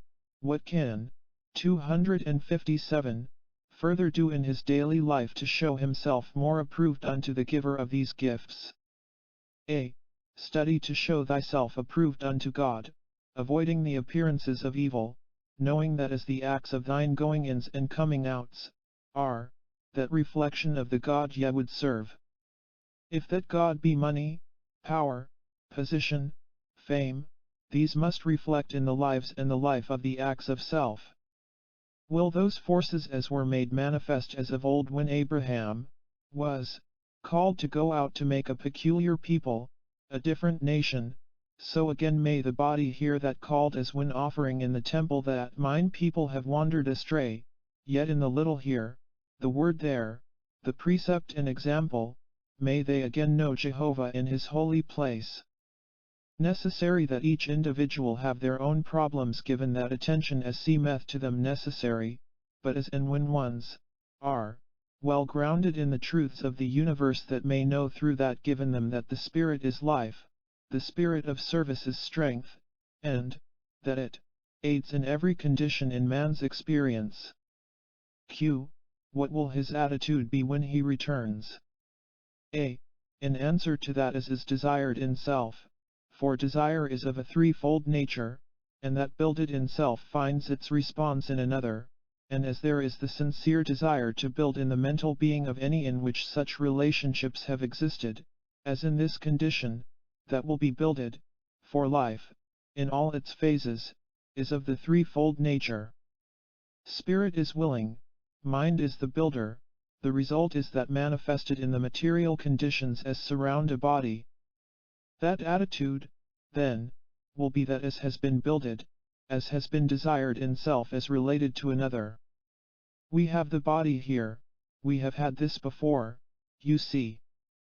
Now we find there are improvements in the physical forces of this body since last we had same here.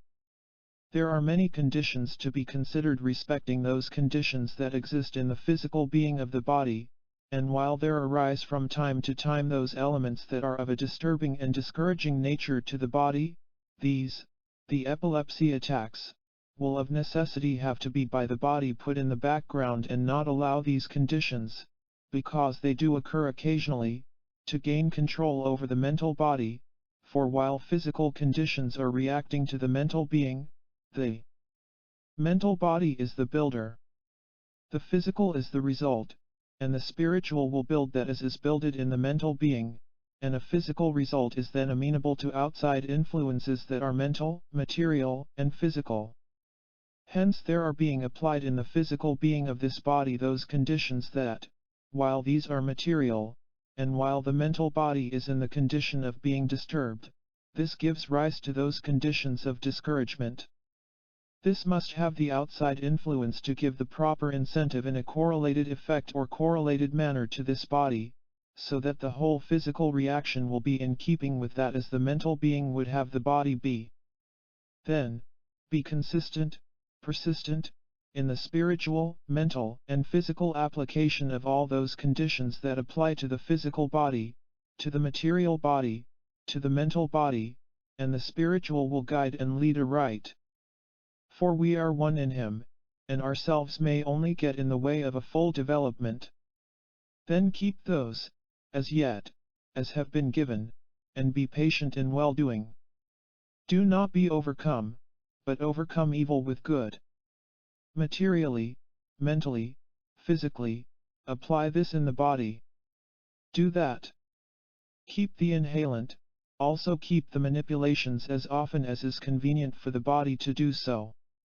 Keep in the open. Do not overtax the mind, but keep sufficient physical exercise to keep proper coordination, and we will find the near normal conditions will yet come to this body. Keep the mental in attunement to the spiritual side of life, and remember that the spiritual will build that the mental will attune itself for a physical or materialization in the flesh, for the spiritual forces are the same one day after another, and unto the end. 5680.1. In the spiritual development of self, these are as the greater forces that come to everyone, for, as is seen, while the body physical presence as a unit a oneness, yet same is made up of the spiritual, the mental, and the physical.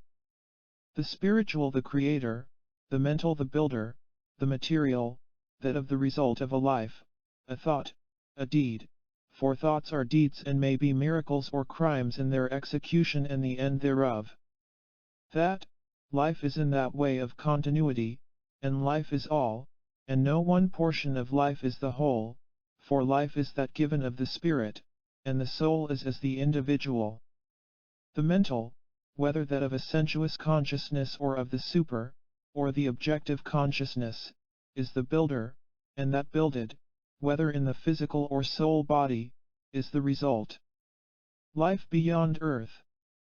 Editor's note: as much as we identify with planet Earth and our terrestrial life here, Edgar Cayce's reading of the Akashic Records and the universal consciousness tells a different story. From Cayce's perspective, we were, are, and will be again celestial beings, traversing the vast expanse of space. Our primal mission is to know ourselves and our Creator. Cayce often began readings for individuals by identifying their planetary and stellar influences, explaining that these were influences because of the soul's journeys through those dimensions. Before and after incarnating into this world and physical life, the soul experiences dimensions beyond the earth plane. I've edited the following reading for clarity and focus on the topic. As an entity passes on from this present time or this solar system, this sun, these forces, it passes through the various spheres, on and on through the eons of time or space, leading first into that central force known as Arcturus, near the Pleiades. Eventually, an entity passes into the inner forces, inner sense, then they may again, after a period of nearly 10,000 years, enter into the earth to make manifest those forces gained in its passage. In entering, the entity takes on those forms that may be known in the dimensions of that plane which it occupies, there being not only 3 dimensions as of the earth but there may be 7 as in Mercury, or 4 in Venus, or 5 in Jupiter. There may be only 1 as in Mars. There may be many more as in those of Neptune, or they may become even as nil, until purified in Saturn's fires. As the entity moves from sphere to sphere, it seeks its way to the home, to the face of the Creator, the Father, the first cause. Self is lost in that of attaining for itself the nearer and nearer approach that builds in manifested form, whether in the Pleiades, Arcturus, Gemini, or in Earth, in Arcturus, Vulcan, or in Neptune. As light, a ray that does not end, lives on and on, until it becomes one in essence with the source of light. Editor's note: one of the most fascinating concepts to come through Edgar Cayce's discourses were his teachings about soul activity in dimensions related to the other planets in this star system, between Earth incarnations, and how these affect our present lives. Here are some of these discourses. The following is an example of a complete reading document. Text of GC. In all life given through this channel there are references to sojourns of the soul entity between incarnations on the earth plane, in various planes of consciousness represented by the other planets in our solar system. You will give at this time a discourse which will explain what takes place in soul development in each of these states of consciousness and their order relative to the evolution of the soul, explaining what laws govern this movement from plane to plane, their influence on life in this earth plane and what if any relationship these planes have to astrology. Questions. EC. Yes, we have the information and sources from which same may be obtained as to individual experiences, sojourns and their influence. As we find, in attempting to give a coherent explanation of that as may be sought, or as may be made applicable in the experience of individuals who seek to apply such information, it is well that an individual soul entity, the record of whose astrological and earthly sojourns you have, be used as an example. Then a comparison may be drawn for those who would judge same from the astrological aspects, as well as from the astrological or planetary sojourns of such individuals. What better example may be used, then, than this entity with whom you are dealing, EC? Rather than the aspects of the material sojourn, then, we would give them from the astrological. From an astrological aspect, then, the greater influence at the entrance of this entity that ye call Casey was from Uranus. Here we find the extremes. The sojourn in Uranus was arrived at from what type of experience or activity of the entity. As Bainbridge, the entity in the material sojourn was a wastrel, one who considered only self, having to know the extremes in the own experience as well as others. Hence the entity was drawn to that environ. Or, how did the master put it? As the tree falls, so does it lie. Ecclesiastes 3 by Solomon. Where did Jesus say it? Then in the Uranian sojourn there are the influences from the astrological aspects of extremes, and counted in thy own days from the very position of that attunement, that tone, that color. For it is not strange that music, color, vibration are all a part of the planets, just as the planets are a part, and a pattern, of the whole universe. Hence to that attunement which it had merited, which it had meted in itself, was the entity drawn for the experience. What form, what shape? The birth of the entity into Uranus was not from the Earth into Uranus, but from those stages of consciousness through which each entity or soul passes. It passes into oblivion as it were, save for its consciousness that there is a way, there is a light, there is an understanding, there have been failures and there are needs for help. Then help consciously is sought. Hence the entity passes along those stages that some have seen as planes, some have seen as steps, some have seen as cycles, and some have experienced as places. How far? How far is tomorrow to any soul? How far is yesterday from thy consciousness?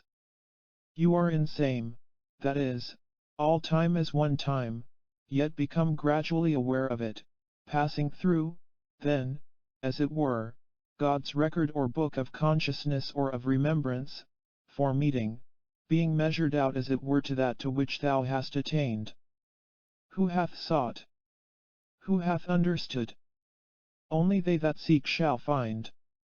Then, born in what body?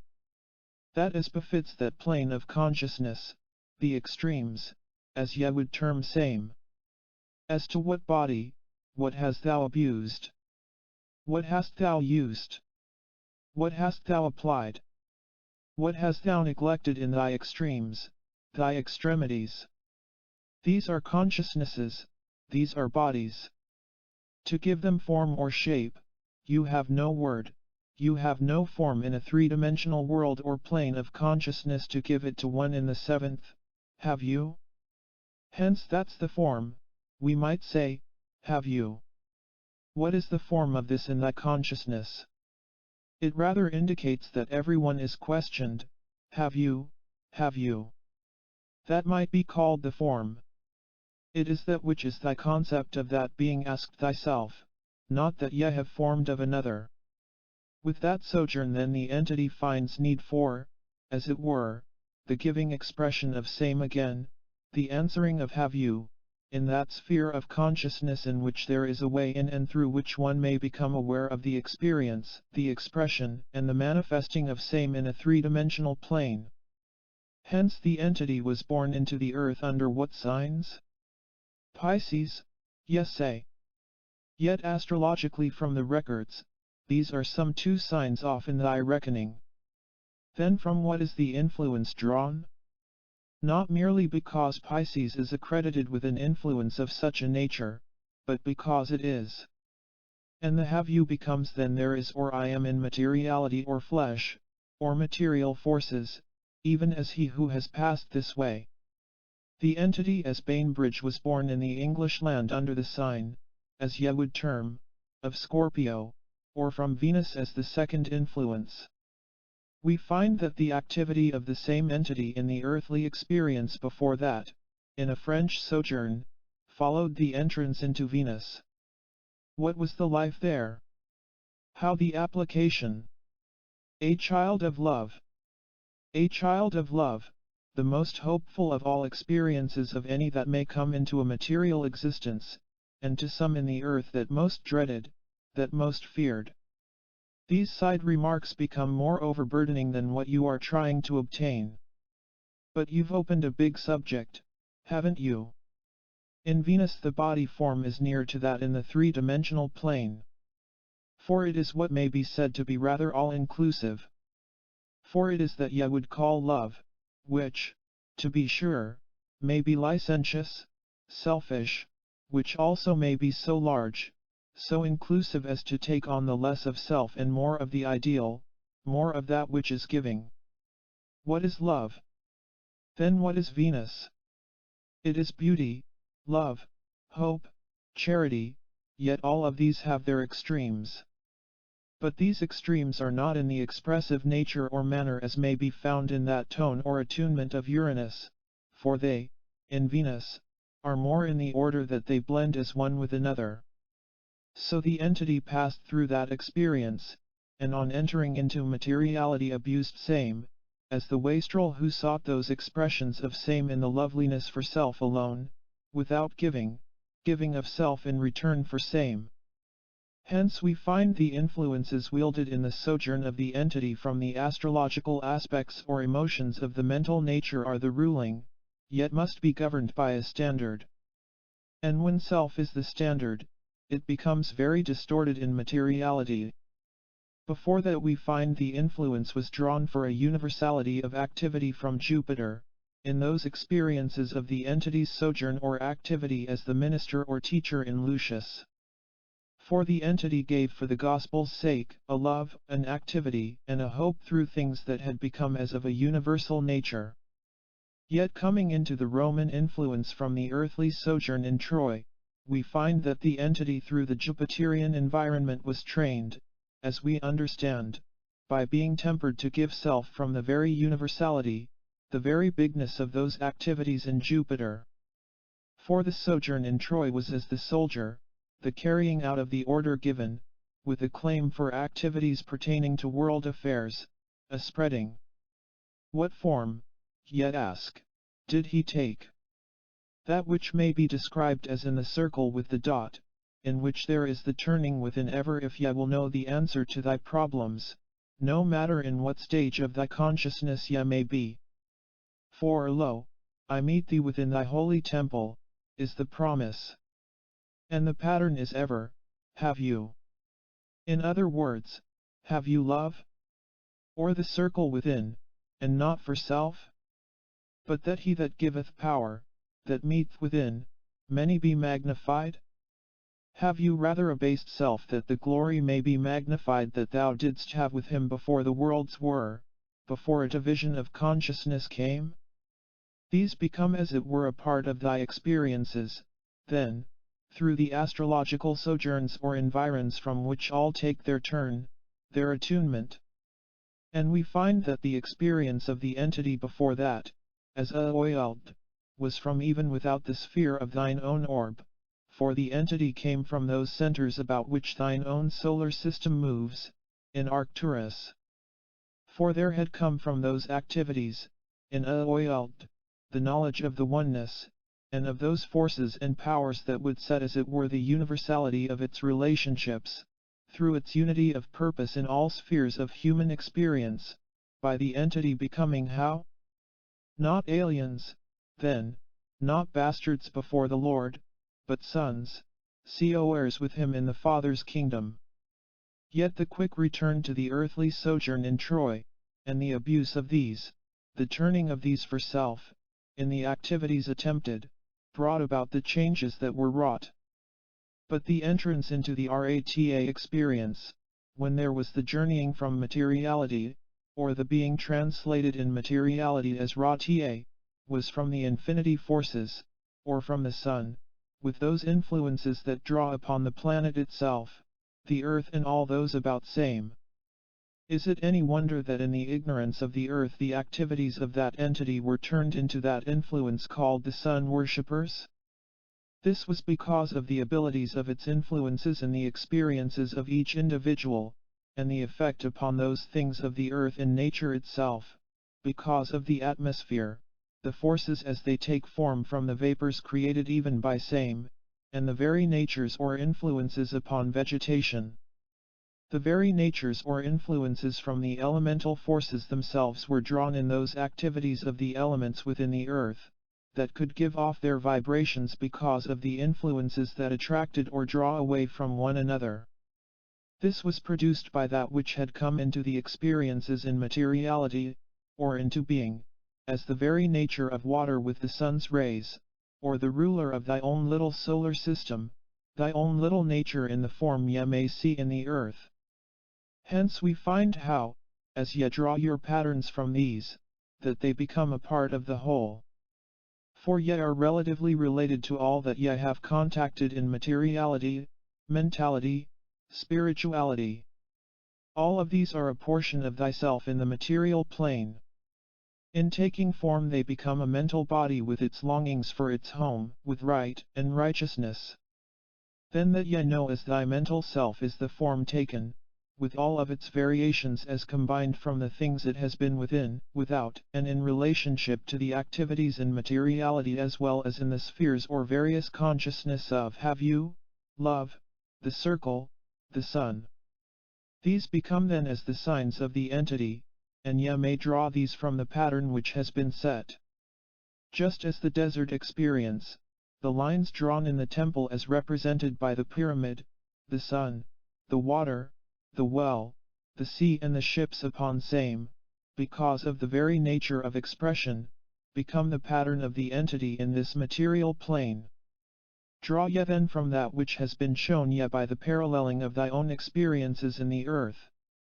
For they each take their form, their symbol, their sound, their color, their stone. For they all bear a relationship one to another, according to what they have done about. The Lord is in his holy temple, let all the earth keep silent. He that would know his own way, his own relationships to creative forces or God, may seek through the promises in him, as set in Jesus of Nazareth, he passeth by. Will ye have him enter and sup with thee? Open then thy heart, thy consciousness, for he would tarry with thee. We are through.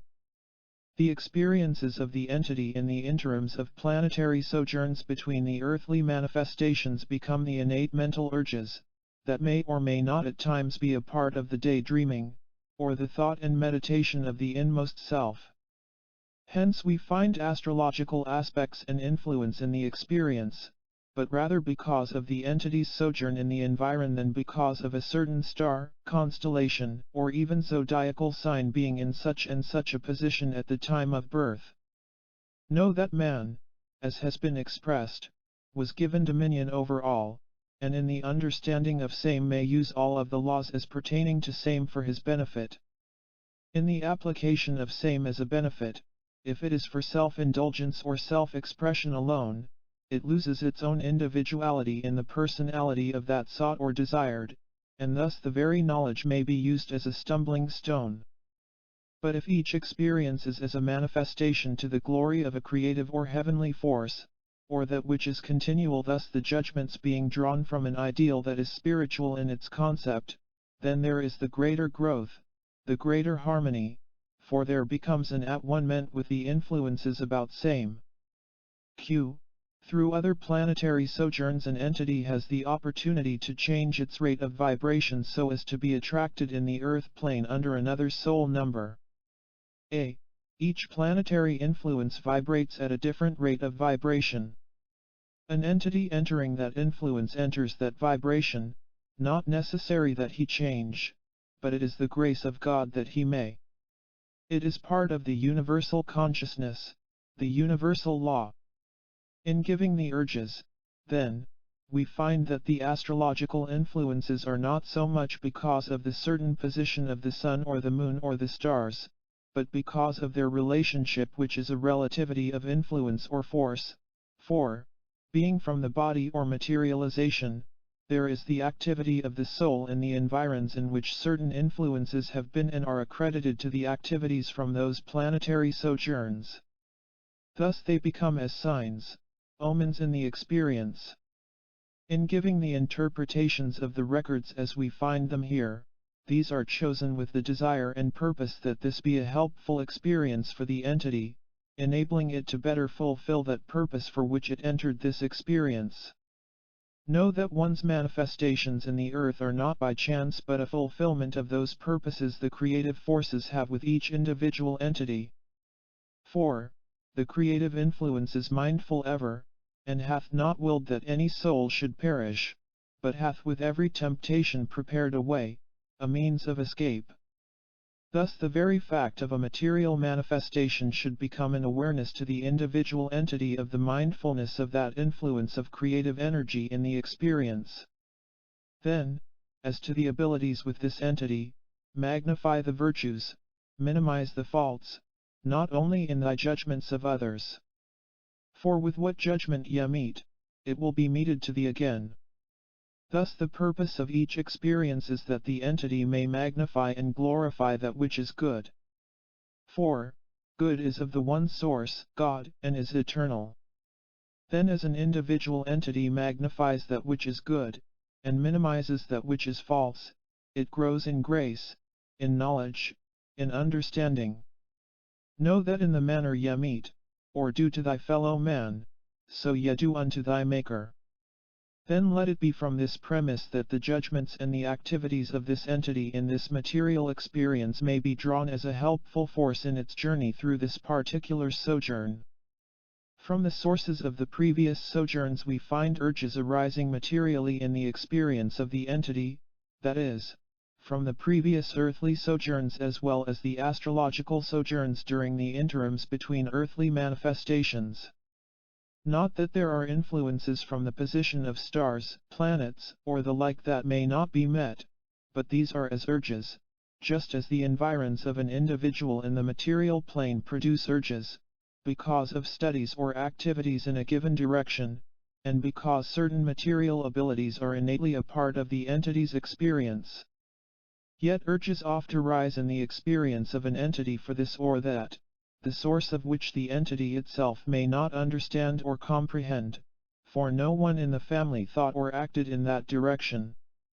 Then, this, the environ of the entity, the soul manifesting in the earth, may be called by another name, as with this entity, a part of the present name in the experience before this, and the abilities as an individual to meet others, to influence them in the activities in which certain interests might be magnified, come from the entity's activities in the previous sojourn. Thus the earthly sojourns make for manifested urges in the present experience. Also those planetary sojourns, in this present solar system, make for urges that are accredited to those particular planets as states of consciousness, that become innately manifested in the present entity. For instance, in this entity we find the manifestation of Mercury, Venus, Jupiter, Uranus, manifested and latent in the dreams, the visions, the activities, in the high mental abilities of the entity, the ability to reason things through, the stableness of its activity in using not only material but mental forces as an influence to urge others to buy or to be interested in, or to analyze conditions. Thus in the present, and manifestedly so, the entity might find the abilities as an adjuster, or as an individual to give expression as to evaluation of materials or properties, or abilities of individuals.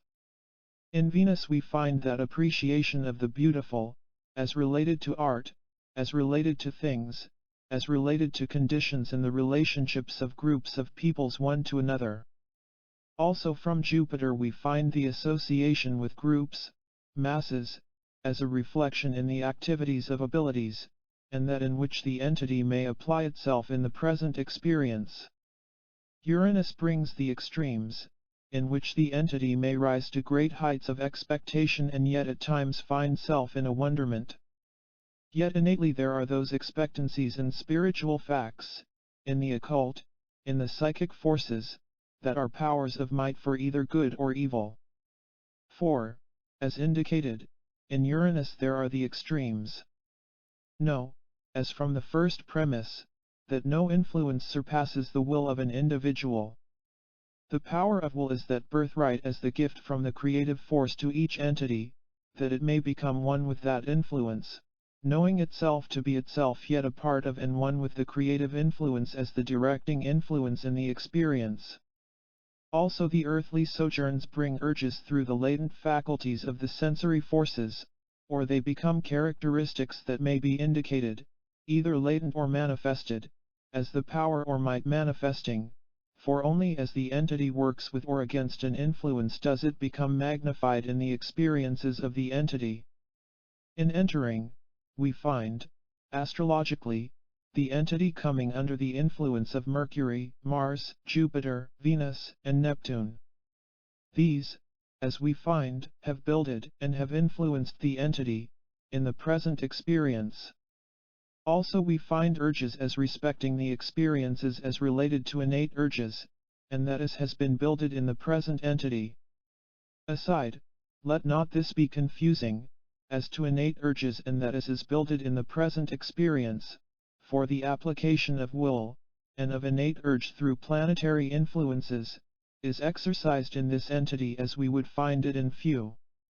In the experience, then, we find these as builded irrespective of will, and those that have been builded as respecting the application of will's influence, for will is that developing factor with which an entity chooses or builds that freedom, or that of being free, knowing the truth as is applicable in the experience, and in the various experiences as has been builded, for that builded must be met, whether in thought or in deed, for thoughts are deeds, and their current run is through the whole of the influence in an entity's experience. Hence, as was given, he that hateth his brother has committed as great a sin as he that slayeth a man, for the deed is as of an accomplishment in the mental being, which is the builder for every entity. Much has been met, much has been builded by the entity in the present experience. Much has been experienced by the entity in the various spheres through which the entity has passed. In that builded, we find one of high, ennobling ideas and ideals, often tempered in Mars, through wrath, that has brought will bring, many of the experiences that have been experienced in the building of the entity's inner being to the action within the life. In those influences in Jupiter, finds for the bigness of the entity's vision, the broadness of the good or bad that may be wielded in the influence of those whom the entity contacts from time to time, or period to period, or experience to experience. In those influences seen in those of Neptune, brings for those of that as is of the mystery in the experiences of the entity, the associations in many peculiar circumstances and conditions, the conditions and experiences, and influences, as bring many conditions as, by others, would be misunderstood, and there be minds that would misunderstand, rather than know the truth. In the experiences there has been innately built, the fear of evil in the life, the fear of those that would bring condemnation on those who are in power, and oft is the entity too good to others for its own good. Through the attempt innate to build that which would be the releasing of those experiences which have been had by the entity. In those influences seen in Neptune, also brings that water, large bodies of water, the entity will gain most through the experience, has gained and will gain, through sojourn near, or passing over, large bodies of water, and salt water is preferable, for in the experiences will be seen, fresh hasn't always meant for living water. In those as builded innately, we find one that is in that position of making friends easily, and just as easily losing same, yet there are friendships made that make for the better understanding in the experience, and in those of Venus forces comes the love that is innate in the experience of the entity. Through all the vicissitudes of life this remaineth, for the entity has gained much that makes for that as was given, there is a friend that sticketh closer than a brother, and he that is just kind to the least of these, my little ones, is greater than he that hath taken a mighty city. These building, these kept within the consciousness of the entity, will build to that Christ consciousness as makes all free, for in him is the life, and he is the light that shineth into the dark places, even to the recesses of that of his own consciousness that makes for that which casteth out fear, for being afraid is the first consciousness of sins entering in, for he that is made afraid has lost consciousness of self's own heritage with the Son, for we are heirs through him to that kingdom that is beyond all that would make afraid, or that would cause a doubt in the heart of any. Through the recesses of the heart, then, search out that would make afraid, casting out fear, and he alone may guide. Editor's note: the group working with Edgar Cayce attempted to develop tests that would help individuals identify their planetary influences and their past life influences. Cayce said that only the astrological was attainable, given that past lives required reading the Akashic record of a soul or the soul awakening to its memories of past life. He guided them to use this astrological information for helping to identify one's vocation. Here's that reading. GC, you will have before you the psychic work of Edgar Cayce relative to information from Life S concerning vocational guidance, together with the entity, the inquiring mind, Hugh Lynn Cayce, present here, who seeks to correlate and use such information. From a study of the Life S it would seem that an individual's mental and spiritual development, his contentment, is dependent upon releasing an expression of basic mental and emotional urges coming from planetary sojourns and past incarnations. Please give at this time suggestions for the development of a system or a series of intelligence tests which will reveal these basic urges and help an individual in selecting a life's work. It is hoped that such information as may be given here may be developed and used through Scout activities and the Princess Anne schools. You will answer questions. EC, yes, we have the information here, that has been indicated in Life S as to vocational guidance for individuals. In developing a plan, or a manner of seeking ways in which individuals might give expression of the latent faculties and powers from the material sojourns, as well as the planetary influences, here we will find that there are conflicting forces and influences at times, as we have indicated. The astrological aspects may give a tendency, an inclination, and a systematic, scientific study of same would indicate the vocation. And about 80% of the individuals would be in the position of being influenced by such astrological aspects, or would be in the position for their abilities to be indicated from same. But the other 20% would not be in that position, due to the influences from activity or the use of their abilities in material experience. Hence in these it would be not only necessary that their material sojourns be given, but as to what had been accomplished through same, and that to be met in the present experience. For, as has been indicated, no influence, astrologically or from material sojourns, surpasses the will or the determination of the individual. Then, there are material factors that rule or govern or direct or influence such forces. These may be tempered by the astrological aspects, but these are not, the astrological aspects, the major influence or force, the will. Thus, only about 80% of the individuals may have their abilities indicated from the astrological aspects in the direction of vocational guidance, as to be a determining factor for such.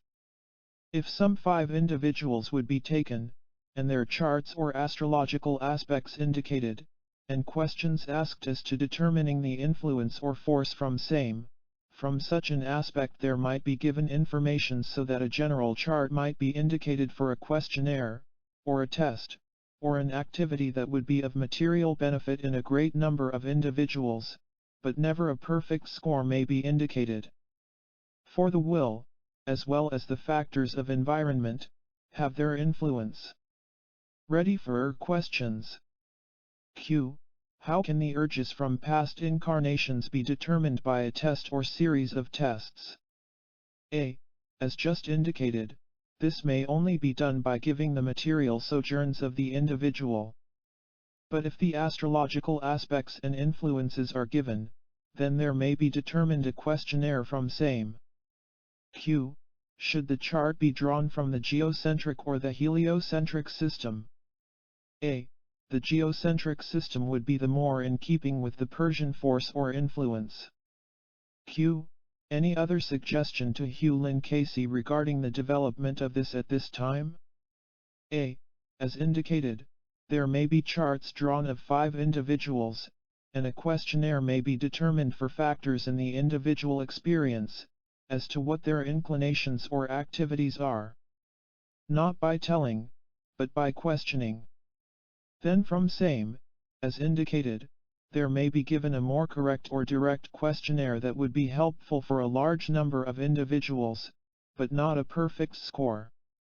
For in about 20% of the populace at the present time, it is dependent upon what the individuals have done with their urges through material sojourns. As indicated trough this channel, some are in keeping with the astrological charts, others are found to be partially so, others are diametrically opposed to same, because of the activities of the individuals. We are through for the present. Editor's note: Casey's discourses state that all souls were created at the same moment, yet Casey used the term old soul occasionally. He later explained that he meant a soul that has been sojourning in and around Earth for many lifetimes. The following is a reading for an old soul, and this reading has many interesting references to planetary and constellational sojourning. Yes, we have the entity and those relations with the universe and universal forces, that are latent and exhibited in the personalities of the present entity. 436. It would be well to comment upon the oldness of this soul, especially in its activities, as will be seen, in periods when the occult and mystic influences were manifested in the experience of the entity in the earth, and make for influences that have been, or may be made, very good or very bad in the experience of the entity. Hence, this is an old soul. In giving the personalities and the individuality of the entity in the present experience, we must approach same from the astrological, though these in the very fact of that given respecting its activities in the earth during such periods when such changes or activities were manifested in the material affairs of individuals, make for little that may be compulsory in astrological influence. Yet impulses arise from these influences. As in passing from Pisces into Aries, there are those influences innately and manifested in the mental forces of the body, much of both of these, and they become conflicting in the experience at times of the entity.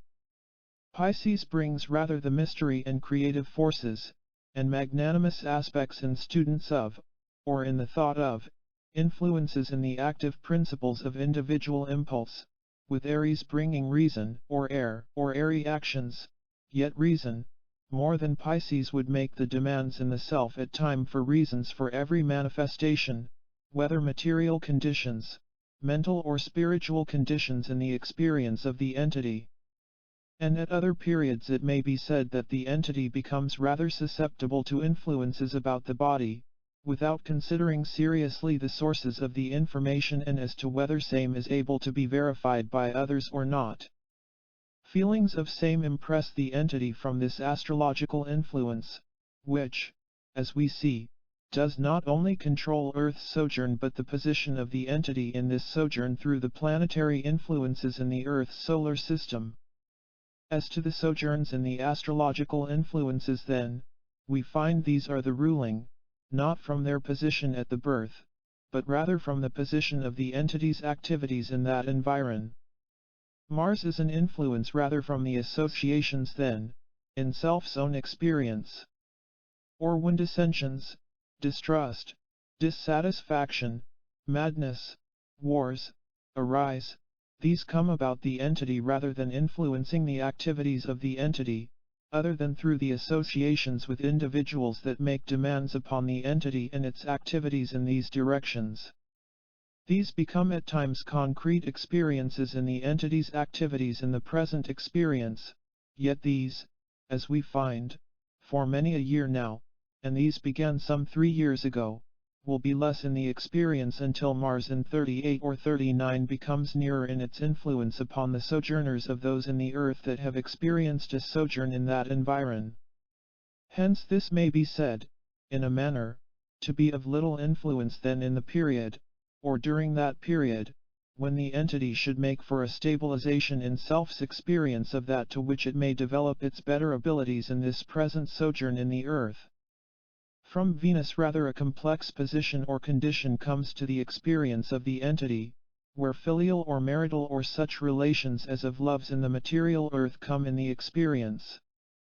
Not that there hasn't been, nor won't be, nor isn't existent, that which is pure, elevating and helpful in the experience of the entity in its relationships with individuals of both sexes in this way and manner.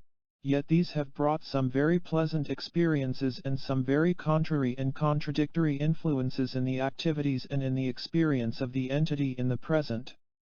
Hence it may be given in passing, to the entity, that the love of and for a pure body is the most sacred experience in an entity's earth sojourn, yet these conditions soured, these conditions turned into vitriol, may become the torments of an exemplary body, and one well-meaning, and make for loss of purposes.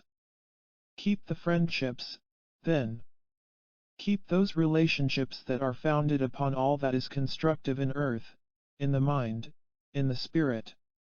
As to those influences from the sojourn of the entity in Uranian forces, as may be indicated from that given as to the oldness and as to the delving into the occult and mystic and the application in the experience, the entity has sojourned more than once in this environ and under quite varied or different experiences and manifestations.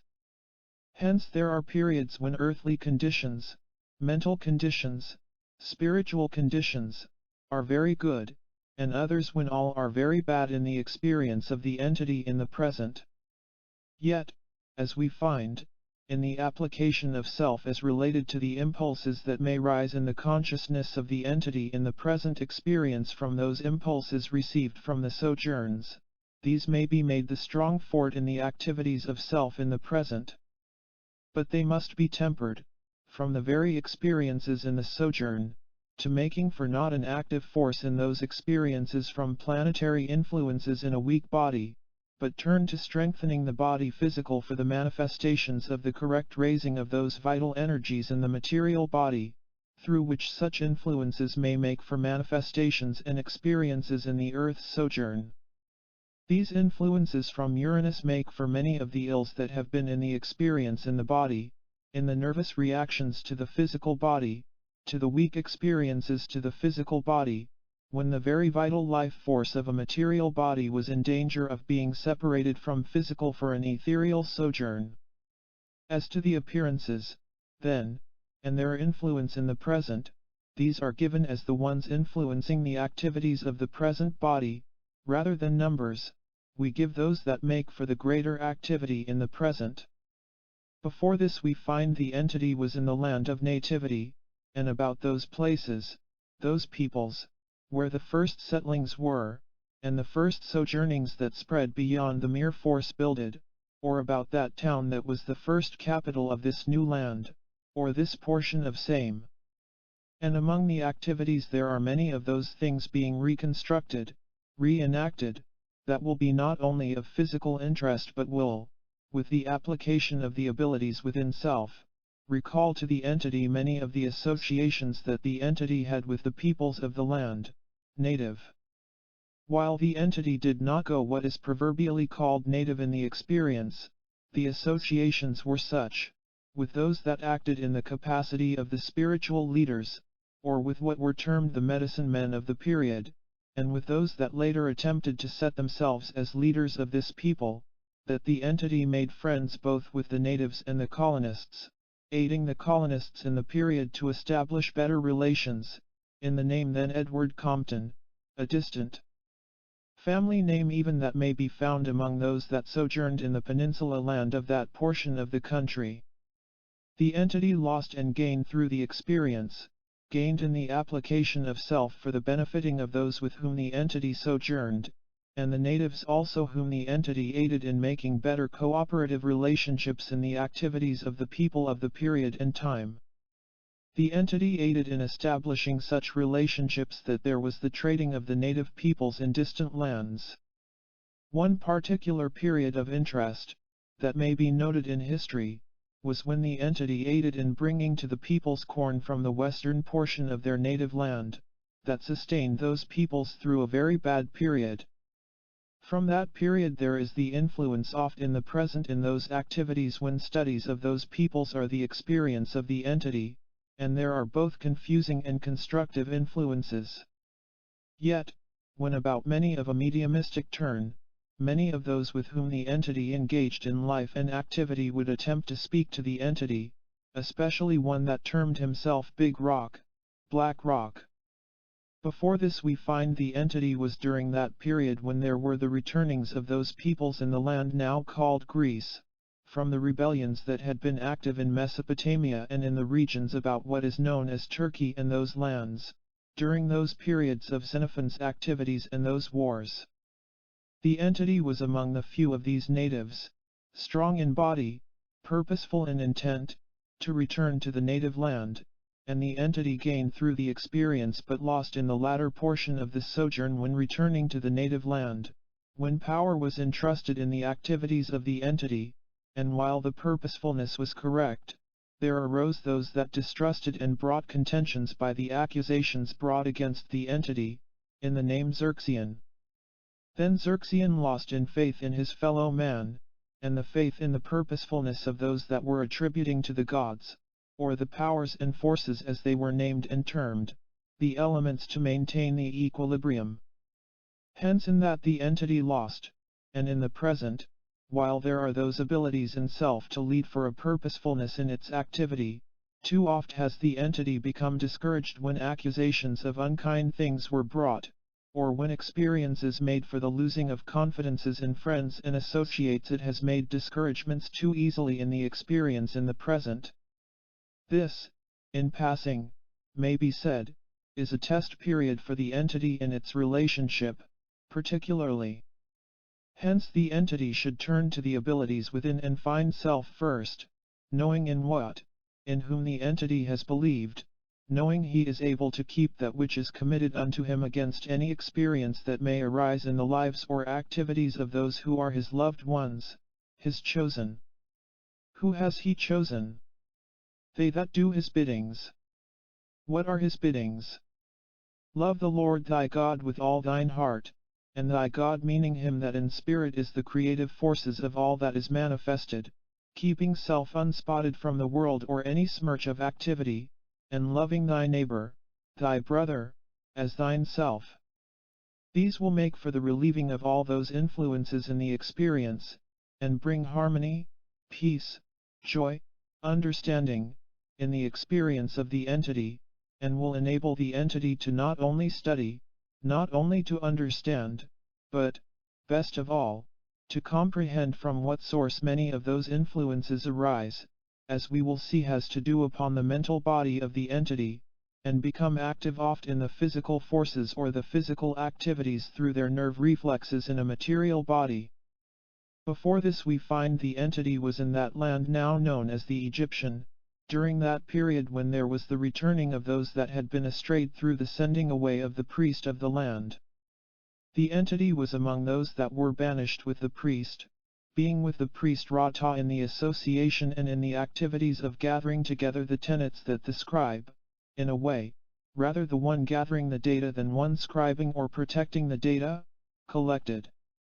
The entity aided the priest specifically in some of the associations and connections with those of the temple gatherers to whom the priest gave heart and mind, and for the act among those the entity was severely punished when banished by the natives, rather than the king. Yet, being healed by the priest in the foreign land, the entity came again into Egypt when there was the re-establishing, and aided in rebuilding the temples of service, being active then in what today would be called the preparations for those things that kept the cleansings of the temple after use of individual and body, or as a caretaker, termed in the present, of offices, temples, churches, or buildings. Then the entity was in the name Pithlur. The entity gained, and much that is suffered in body is as a bringing to bear of that which may make the mental contact with the tenets of the experience. One might ask, this aside, please, why would such be brought to bear? Because, with the experience of the entity in the period, seeing the developments and the activities, there was set within the soul that desire, come what may, whatever is necessary in my whole experience of my soul, make me to know again the joys of the tenets of Arata. In the present these may mean much, if they are builded for a soul development in the present, for these needs be to overcome those experiences in the sojourn just previous in the Atlantean land. Before this we find the entity in the Atlantean land rather rebelled with those forces of Baalilau, with those activities in the electrical appliances, when these were used by those peoples to make for beautiful buildings without but temples of sin within. The entity, in the name Sal, was a priest, demoted, in the temple of Ounce in Atlantis, and lost from soul development, gained from material things, yet these fade, these make raids upon the body in physical manifestations. These make for hindrances in activity in that known within the innate self. 4. Rather were the mysteries of the black arts as applied in the experience practiced by Sal, yet these in the present may be turned into account in material things in making material connections, but use or apply same in the experience rather in the mental and spiritual manner for the soul development of the entity, rather than for materiality in the present. These are weaknesses, then, yet weakness is only strength misapplied or used in vain ways.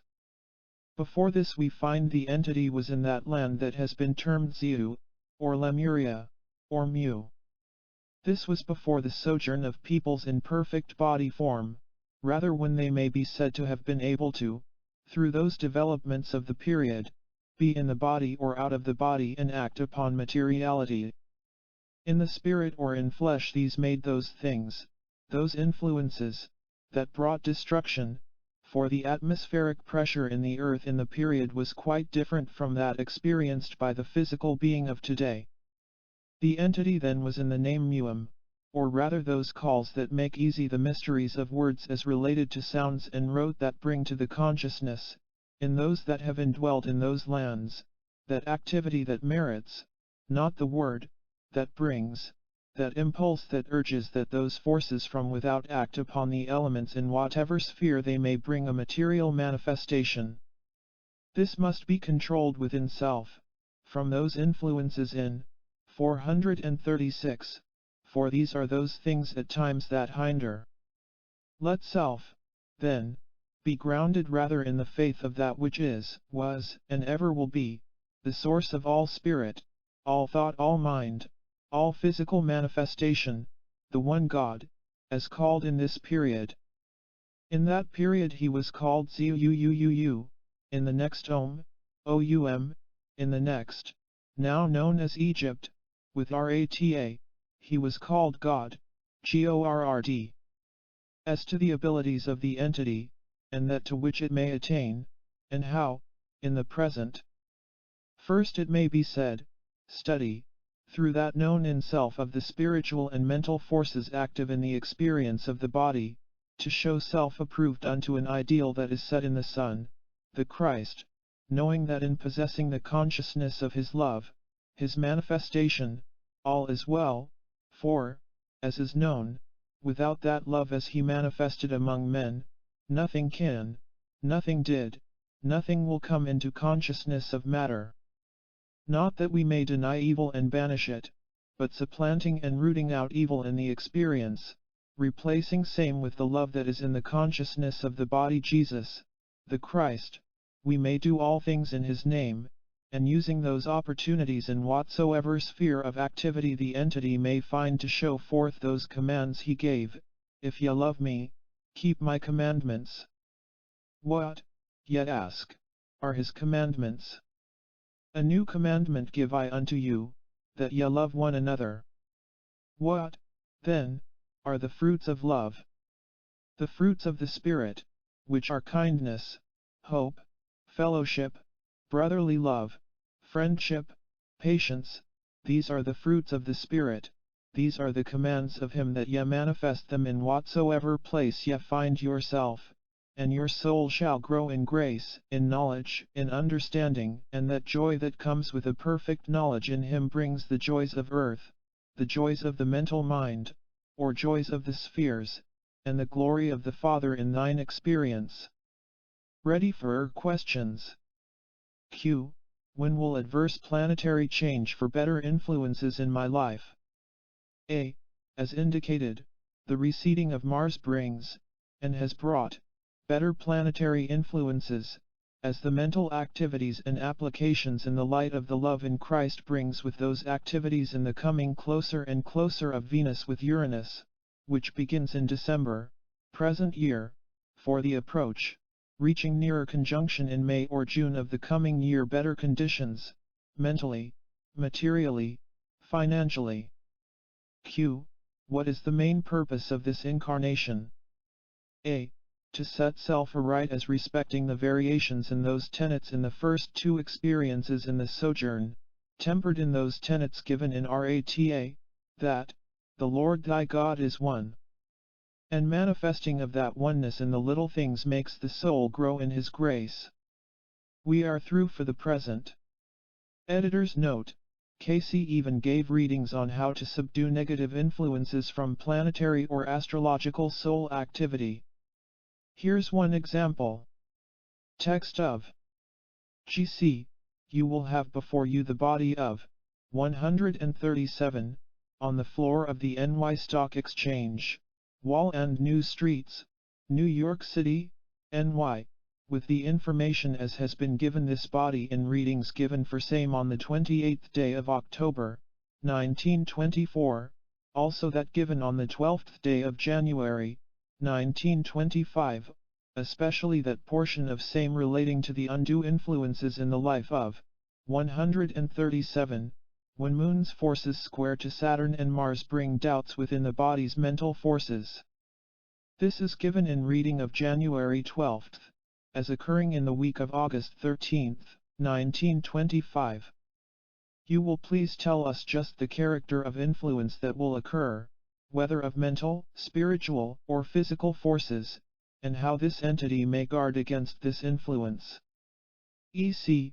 Yes, we have the body here, and the information as has been given this body in regards to influences as are exercised in the life of the entity at the periods given, through position of the planetary forces as are exercised in the life of same. Now, we find that with the indwelling urges as are seen within the individual, when there occur certain positions of those planetary influences under which the body, meaning spiritual force body, has developed, these bring the intense urge towards those experiences of the entity as it passed through that phase of its development, for we find the urge within each entity is its experiences in all phases of its existence, plus the environmental conditions of body at time, with the will of entity. Counterbalancing same through body-mind urge. Hence the necessity of each entity understanding, having knowledge of those laws that do govern same in the material or physical realm, as well as those pertaining to the spiritual forces as are manifest through the body in each of its various changes, for we find all are one, for the real body is that spiritual force manifesting in same, always through the trinity of that comprising same. In the information as has been given as we find, these influences come for this body at this particular or special time, when through the influences as are exercised in the position Moon, Jupiter, with Saturn, and with Mars, this brings to that body, 137, those of that urge, that doubt of self and self's abilities to manifest either mental, Moon with Saturn, with physical, doubting of own physical health, see, through the forces or powers in Mars, the own spiritual forces as is the influence, or undue influence on Jupiter's forces with this position as manifested. Then, we find these at this time pertaining to this nature.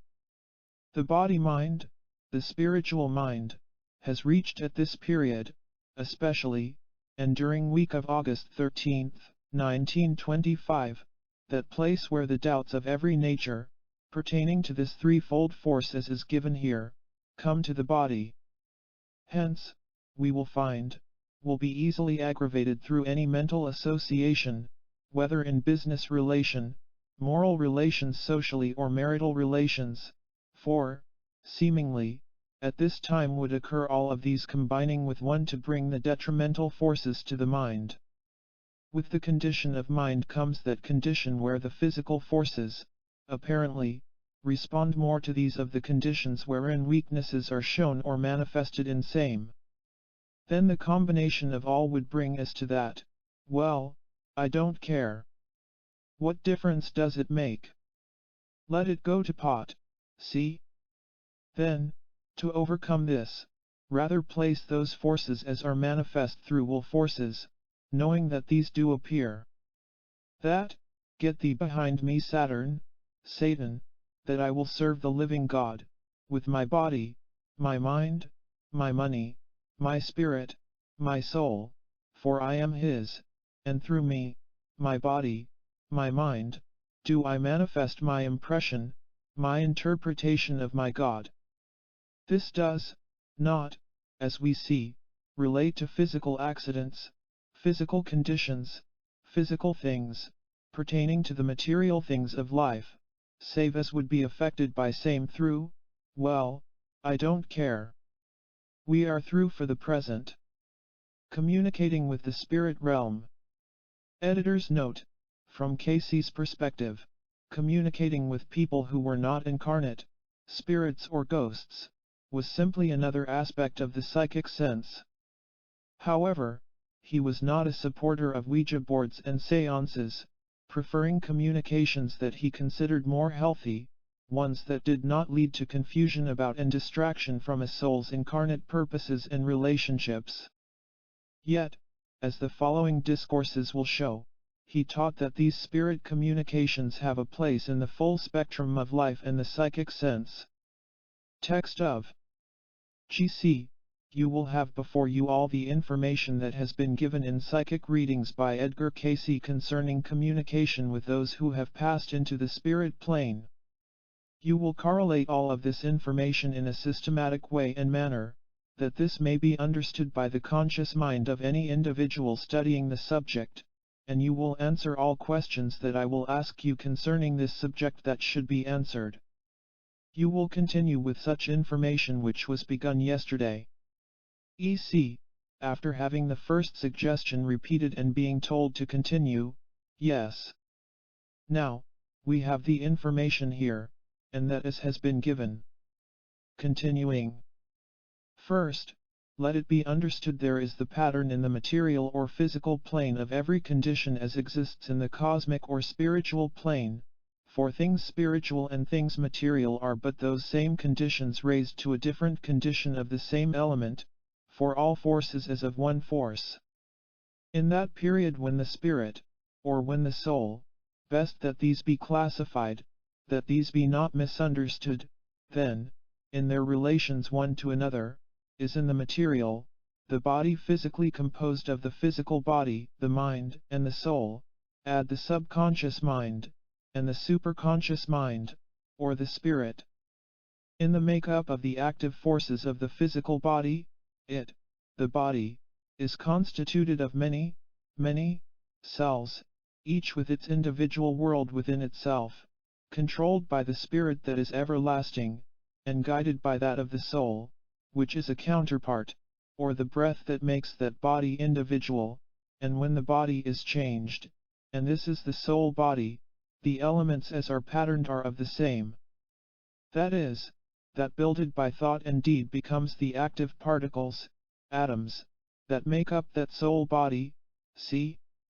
When the soul passes, then, from the physical body, the soul body, then constituted with those atoms of thought, that are mind, and are of the creative forces apart, and then we have the soul body, with the mind, the subconscious mind, its attributes, which have been explained or given heretofore, as the relation of what the subconscious mind is, which never forgets, and is then as the sensuous, conscious, mind of the soul body, the spirit or superconscious mind being that is the subconscious mind of the material body, the place, then, of the resident or residence, or that occupied by the soul body becomes to the finite mind the first question.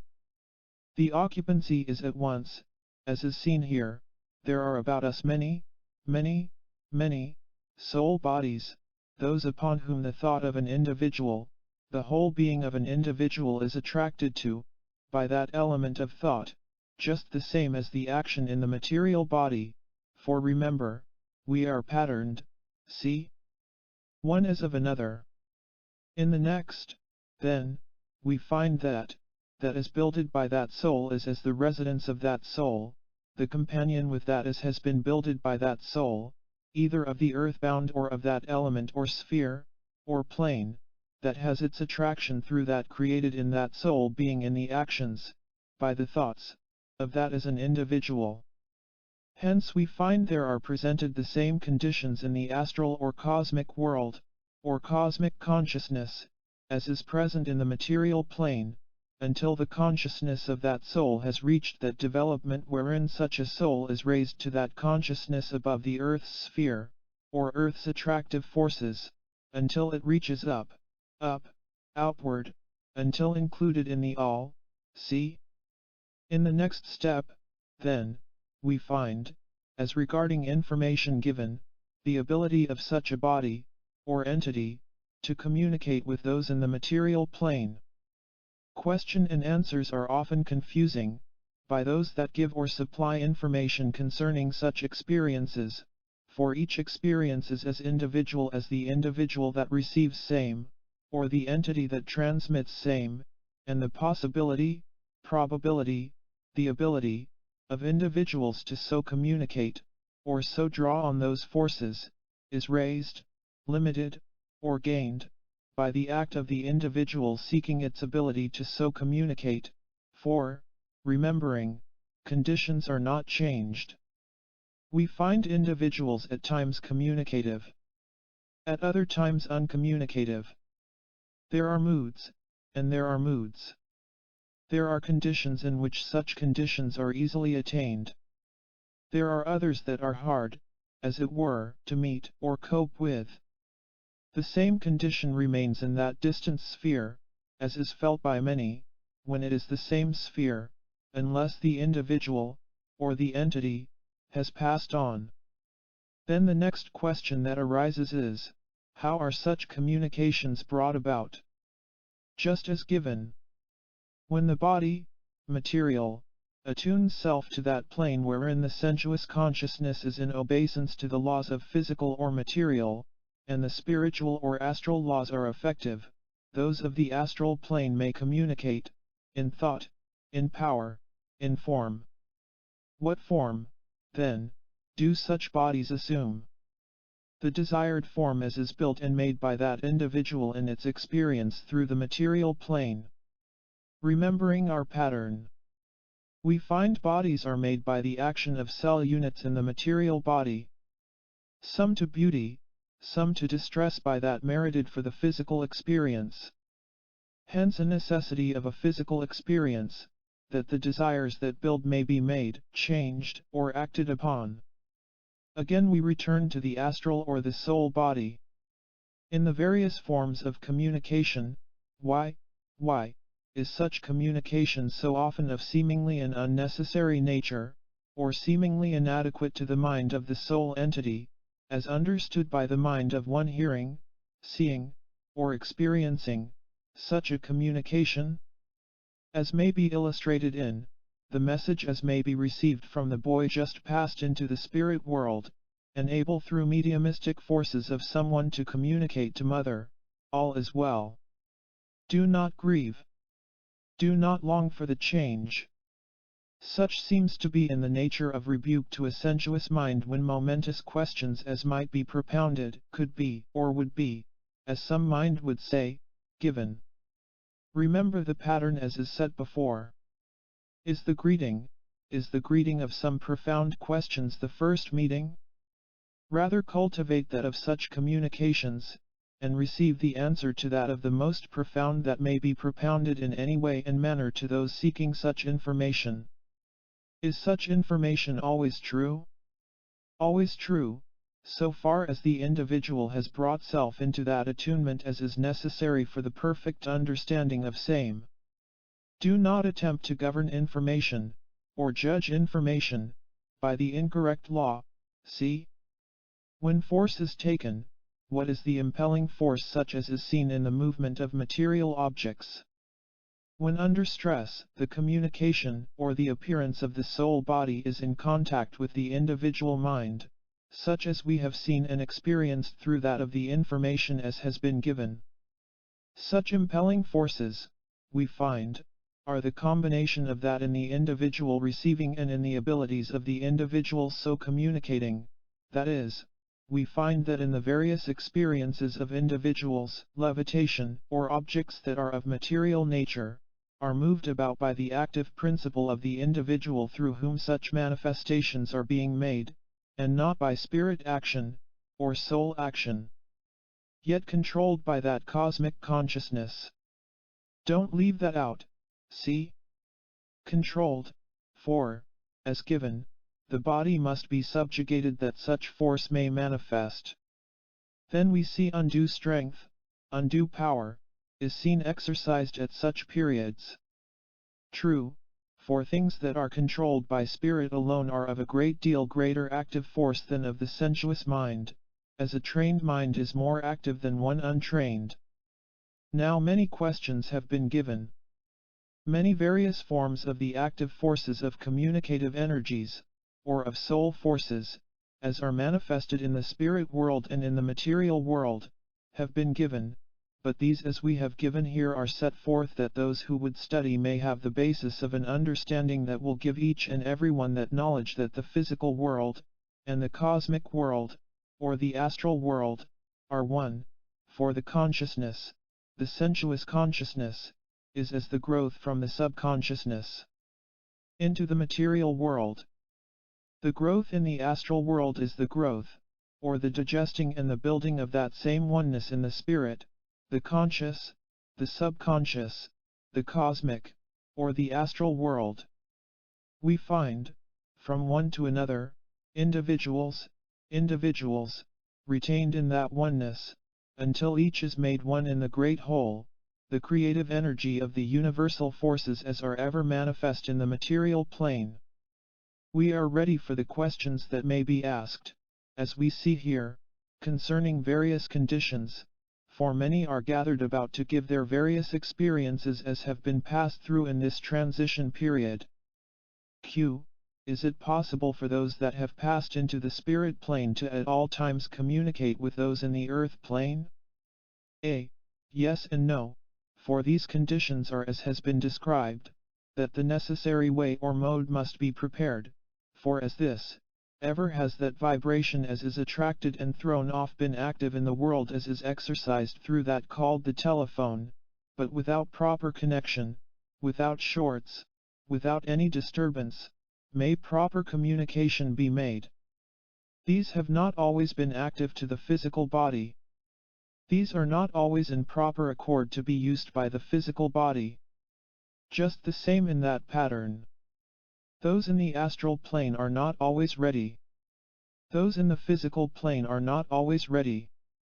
What conditions arise, is asked, that we in the physical plane are not ready? The mind. What conditions arise that we in the astral plane are not ready?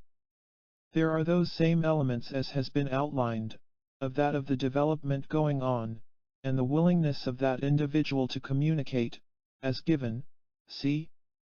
But when set aright, these may, until passed into that oneness, or returned again, or gone on beyond such communications.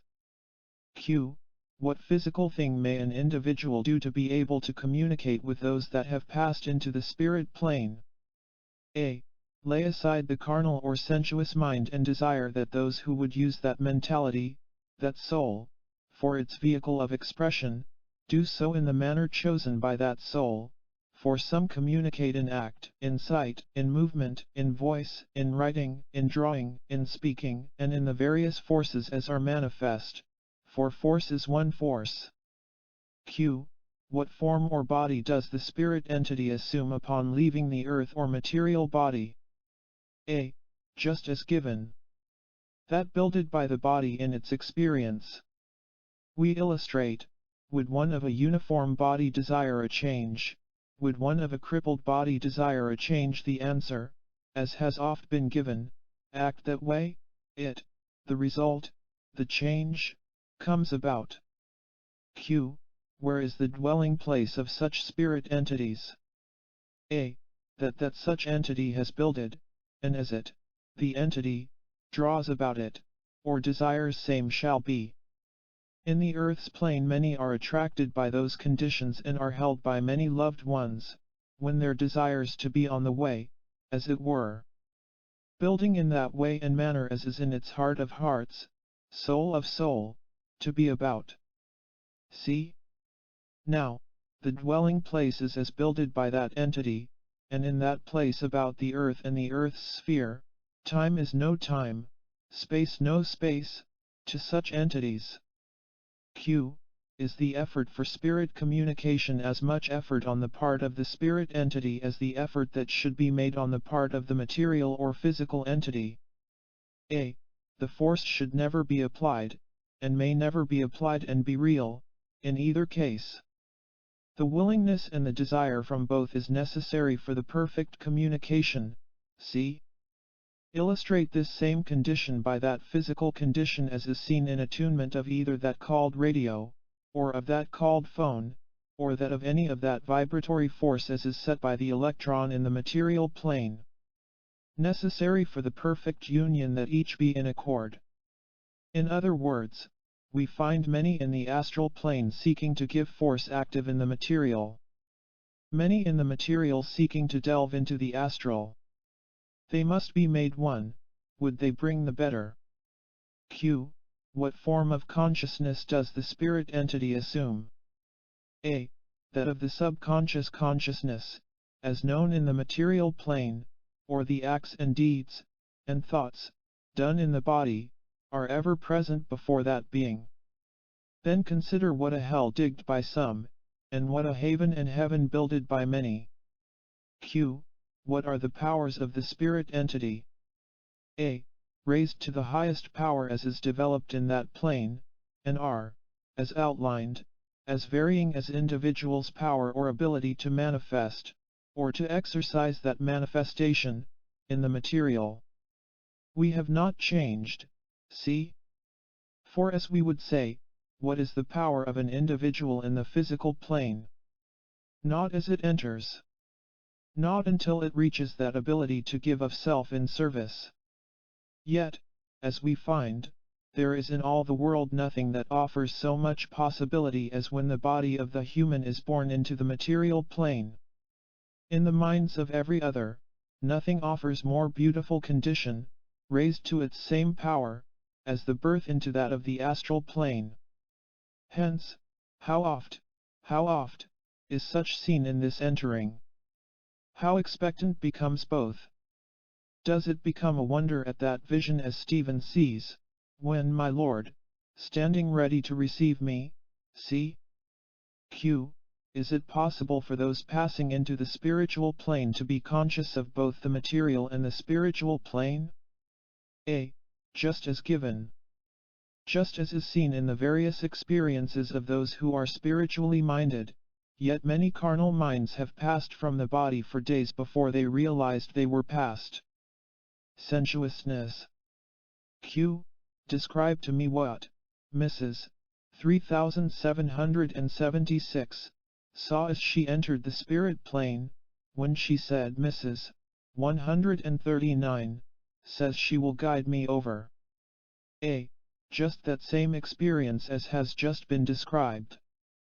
The desire in the mind, soul mind, and the physical mind, to be at a oneness, one with the other, and to give to each that is necessary for that wonderful development possible in that plane, for, as is seen, we find as this experience in this condition, the mind in that accord with the soul forces, in action, meets those who are the active in that of the aid in the development. Hence we find this very active force in the soul body, Mrs.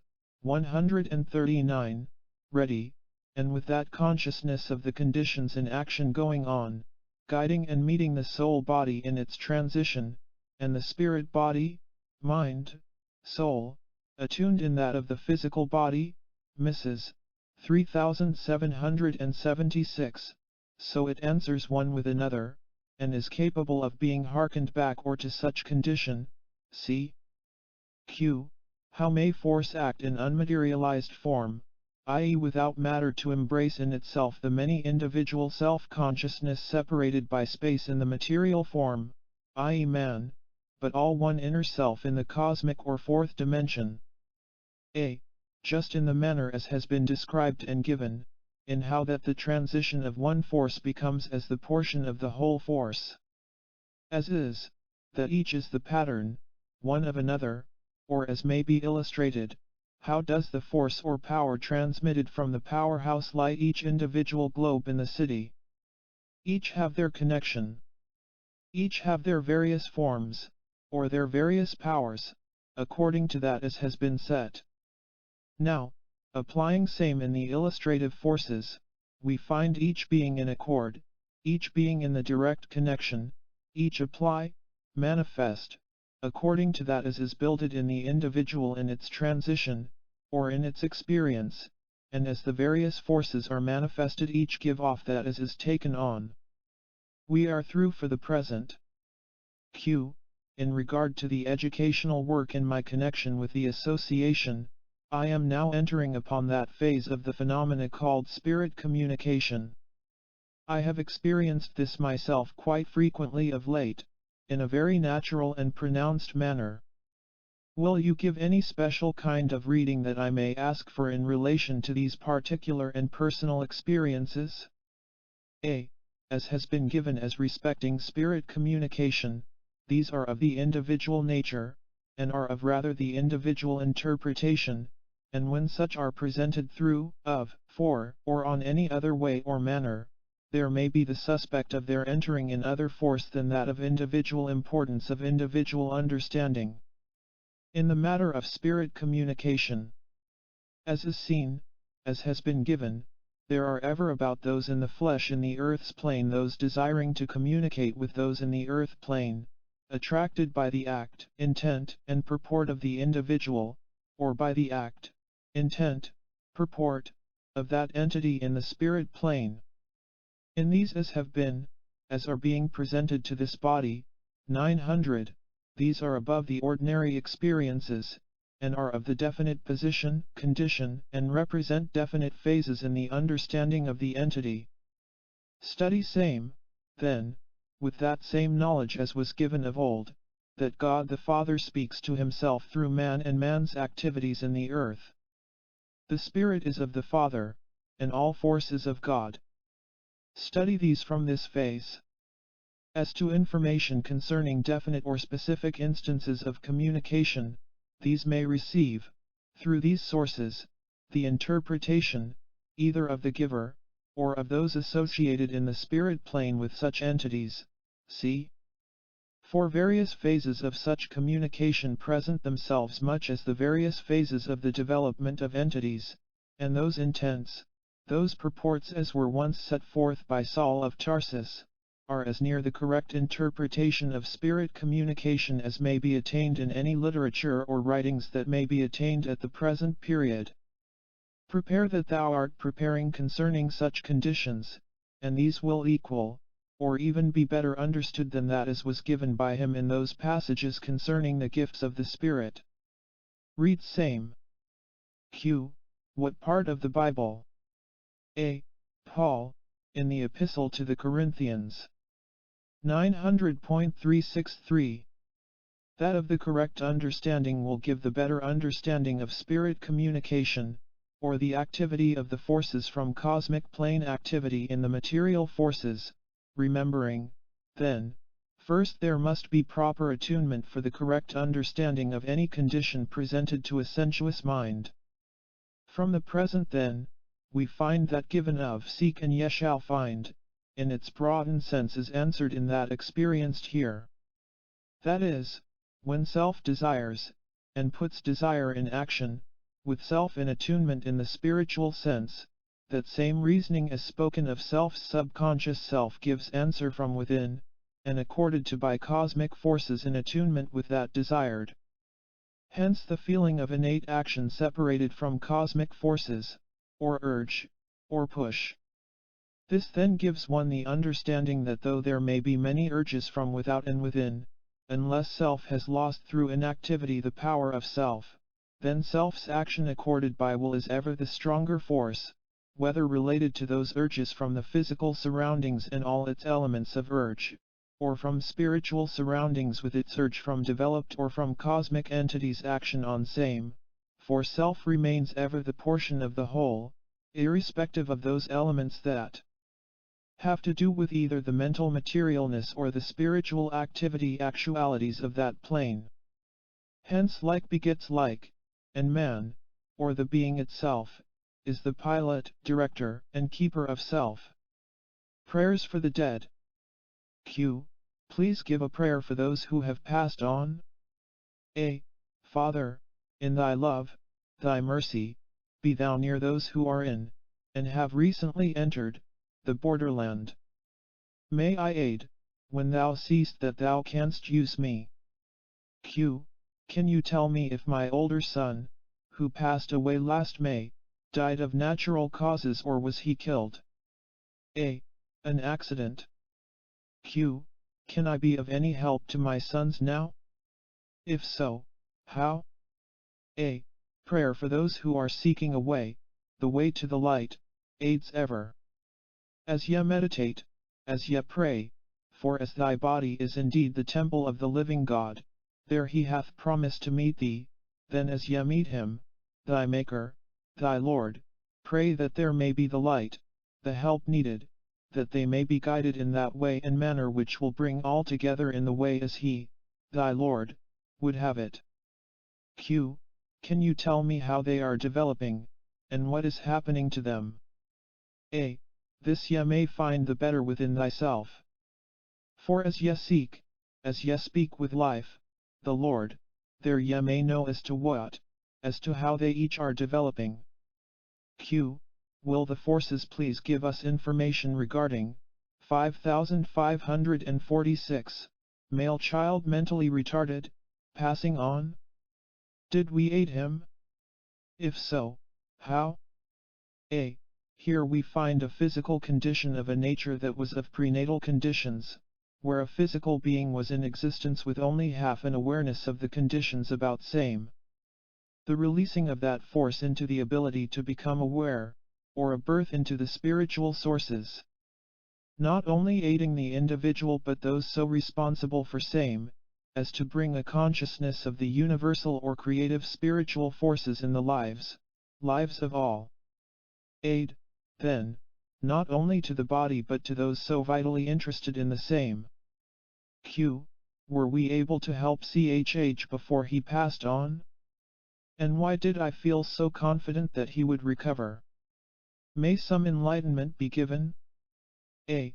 As each seeks to give expression of that felt within self, it may be of the best of seed, yet seed falls upon all characters of soil, even as he has shown. Yet those that would sow the word of truth, or that would manifest his love as the sower, falter not. Aid came. Be not discouraged. It will bear fruit. Q. To what extent was 5678's husband helped by our prayers, mentally, physically or spiritually? A. Still gaining from same. Q. Can we help him further? A. If he is still gaining, you can still help him. There should not be holy discouragements, and not necessarily a resignedness, but rather the attitude of being a channel, being used in the way and manner as the divine influence within would have thee be. Let thy prayer be. In thy hands, O God, I commit my estate, my being. Thou knowest that which is needed for that manner of expression in which I may make that union with thee in the Christ. May all things be done in order and in keeping with thy will. Our destiny beyond death. Q. Is this a revelation of that I was pondering, what is meant by life eternal? A. Life eternal, one with that oneness, as is seen by the soul becoming one with the will, the Spirit, of the Father, even as is shown in the ensample of the man called Jesus, the Christ, the Saviour of the world, through compliance to those same laws, as he complied with, see? For with that force, that Spirit, brought in the world, then becomes the truth, what thou askest in my name, believing in thine heart, same shall be unto thee. Beautiful is the life and the feet of those who walk in the paths of the righteous one. Lo! The heavens open and I see him stand at that way which leads unto life everlasting, that then the way, the truth, the light, the water of life, the man made perfect in that spirit of him who gave himself as the ransom for many. In this is the ransom then, making self of low estate, as is called in man's realm. All-powerful, yet never using that power, save to help, to assist, to give aid, to give succor to someone who is not in that position to help or aid self, see? First, then, to define destiny, that is in accord with truth.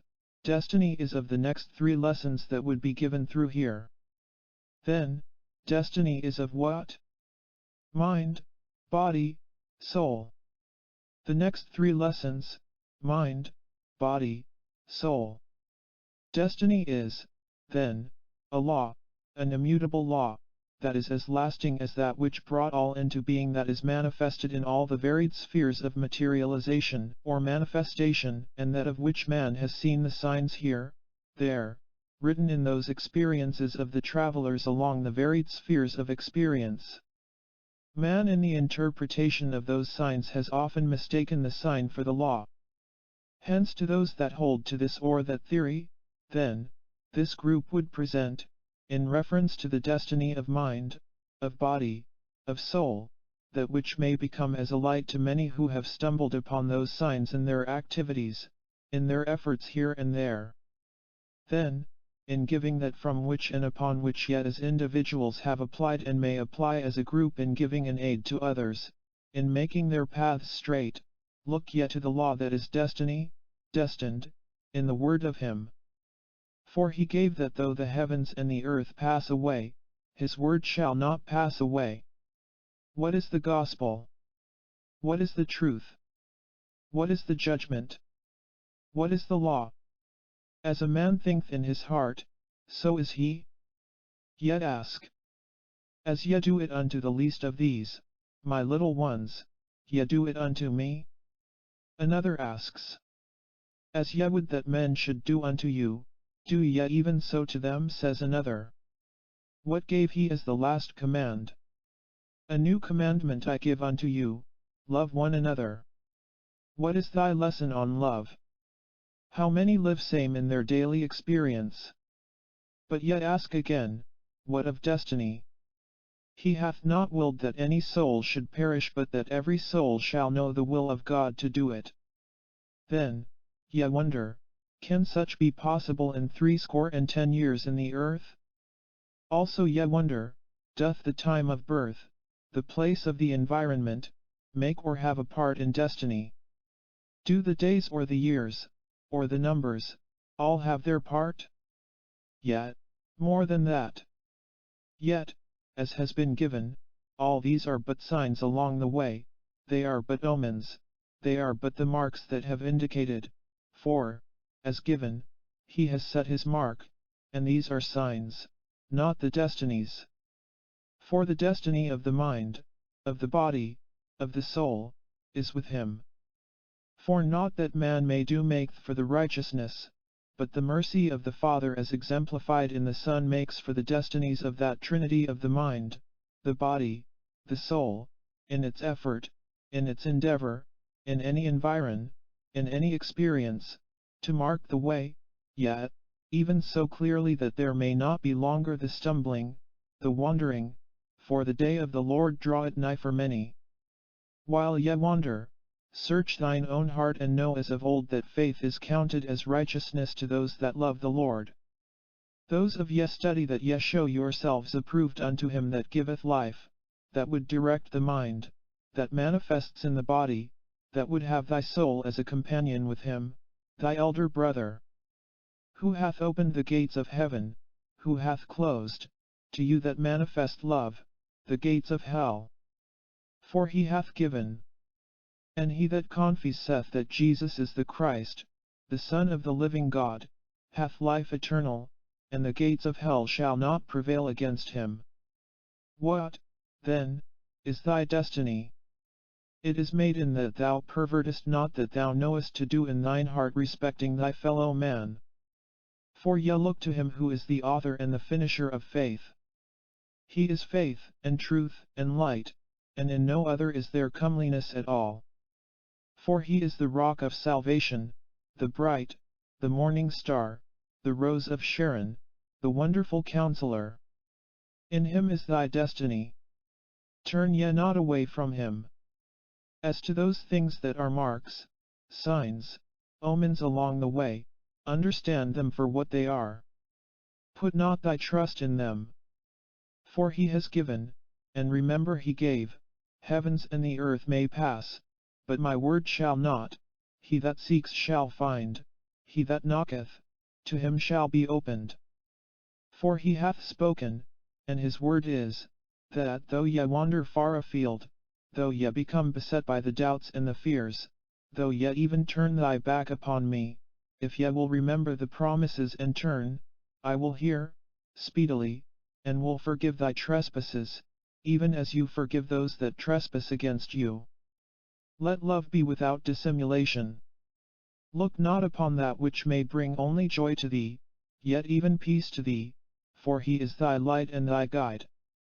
Put rather thy life, thy experiences, thy associations, even thine own self, into his keeping, knowing he is able to keep that thou hast committed unto him, and may save thee, for he alone hath the words of life. And no matter what ye make or mark, or mar, he is still with thee, ready to hearken when ye call. Let thine heart be raised, then, in praise that thou hast named the name above every other name, for he alone can save, and he alone can forgive, he alone can answer prayer, to the same measure that thou, in thine own experience, answereth the prayer of thy fellow man. That individuals may of their own volition choose the exaltation of self, or the aggrandizement of self's own ego, is apparent. This makes for what many have termed and do term their karmic conditions, that may then be seen. Those who are in that way or attitude of let the words of my mouth and the meditation of the heart be acceptable in thy sight, are in the way of truth. Those that kick against the pricks, even as thine own teacher, thine own writer, Paul, saw the error and turned therein.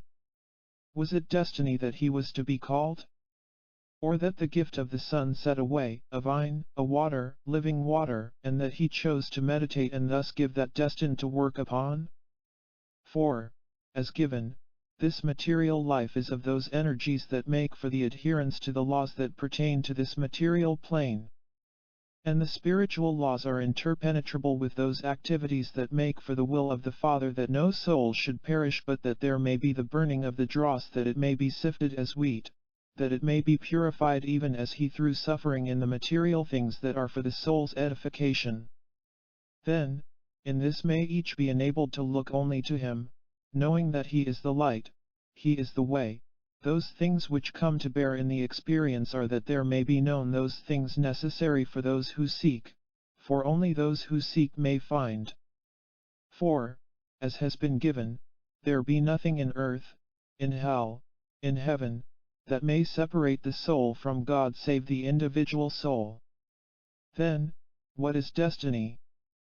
That the soul who seeks shall the sooner find, that the soul who puts into practice day by day that which is known may the sooner enjoin itself to that which is hope and peace and happiness and love and joy in the earth. That there should be those who should know heaven on earth or in the earth, or in flesh, is the destiny of those that are willing, who have had their minds, their bodies, their souls cleansed in the blood of the Lamb. How? By being as He, a living example of that He, the Christ, professed to be. Then, that which hinders most, this group, any group, the world, is speaking one thing and living in the inner self another. This destines to bring confusion and turmoil and strife and want, and a reckoning with that which makes for tears, sorrow, and that is of the earth earthy. And yet are, as He gave, servants of, workers with, that force whom ye serve. In presenting self, then, as has been given, come to the altar of truth within thine own self. There He through His promise, in His promise, will meet thee, and it shall be shown thee that which is the way, the manner.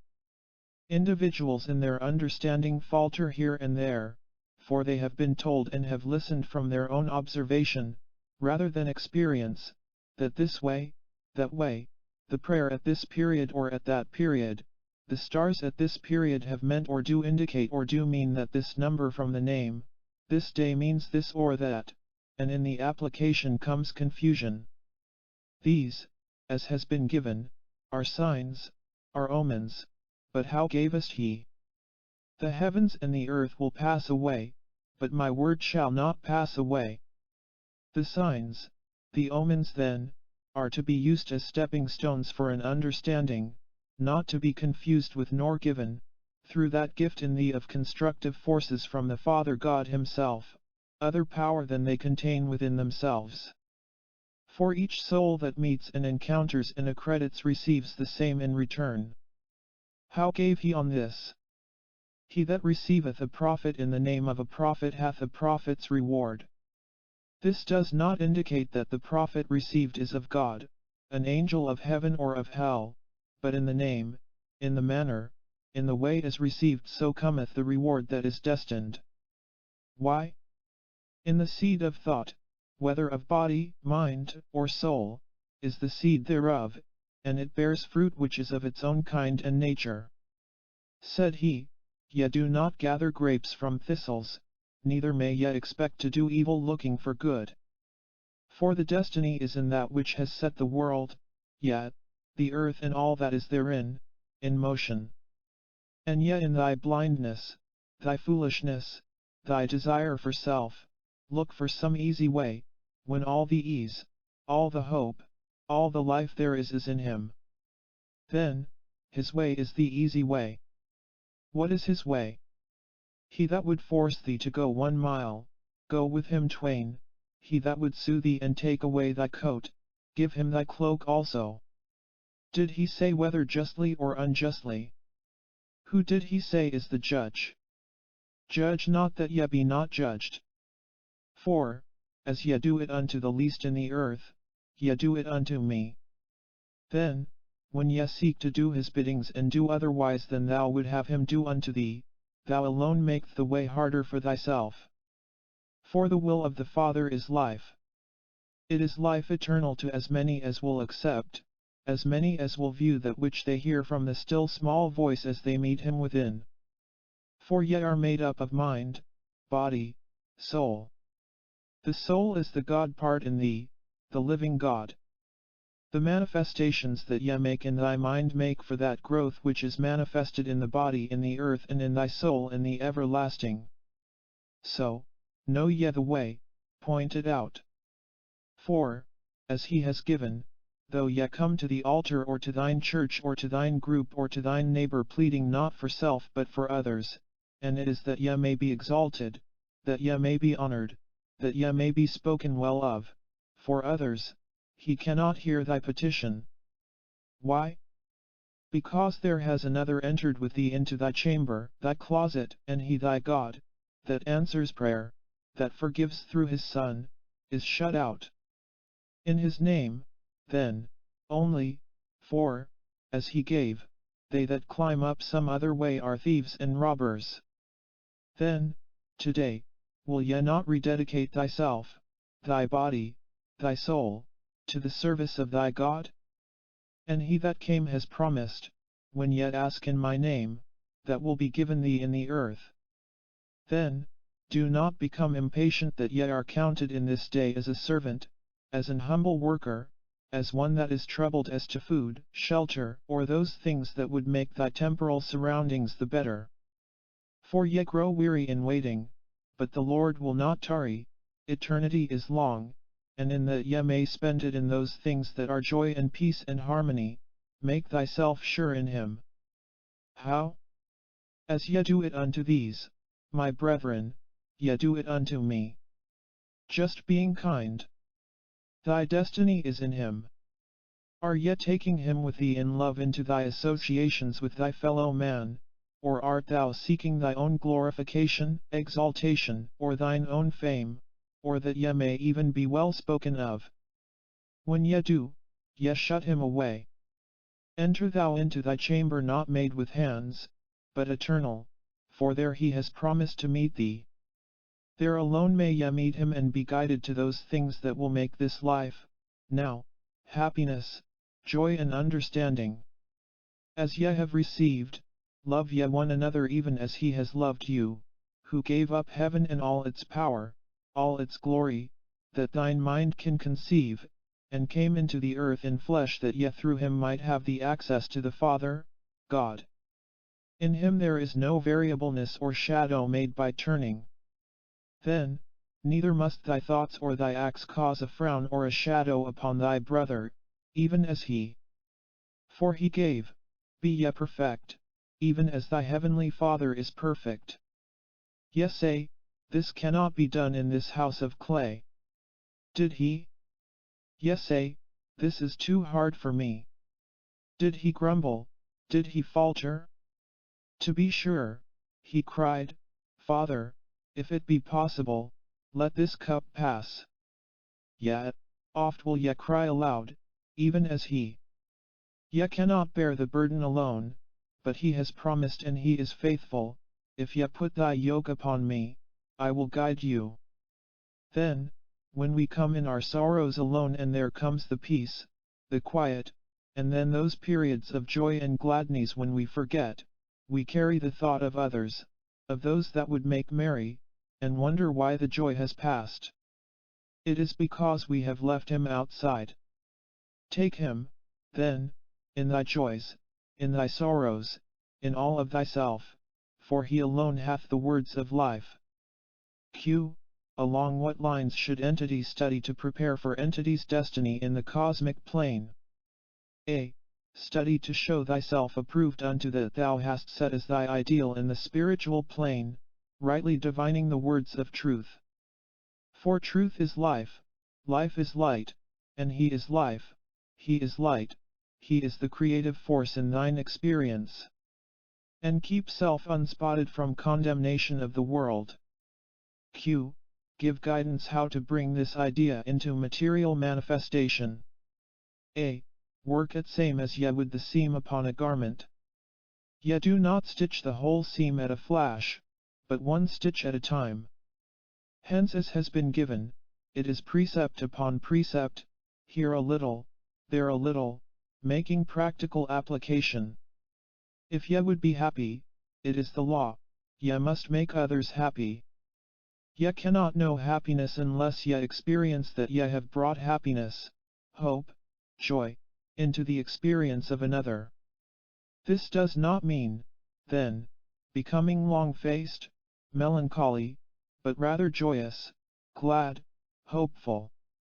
But neither does it mean folding thy hands in indolence, rather as has been given, the harvest is white, the laborers are few.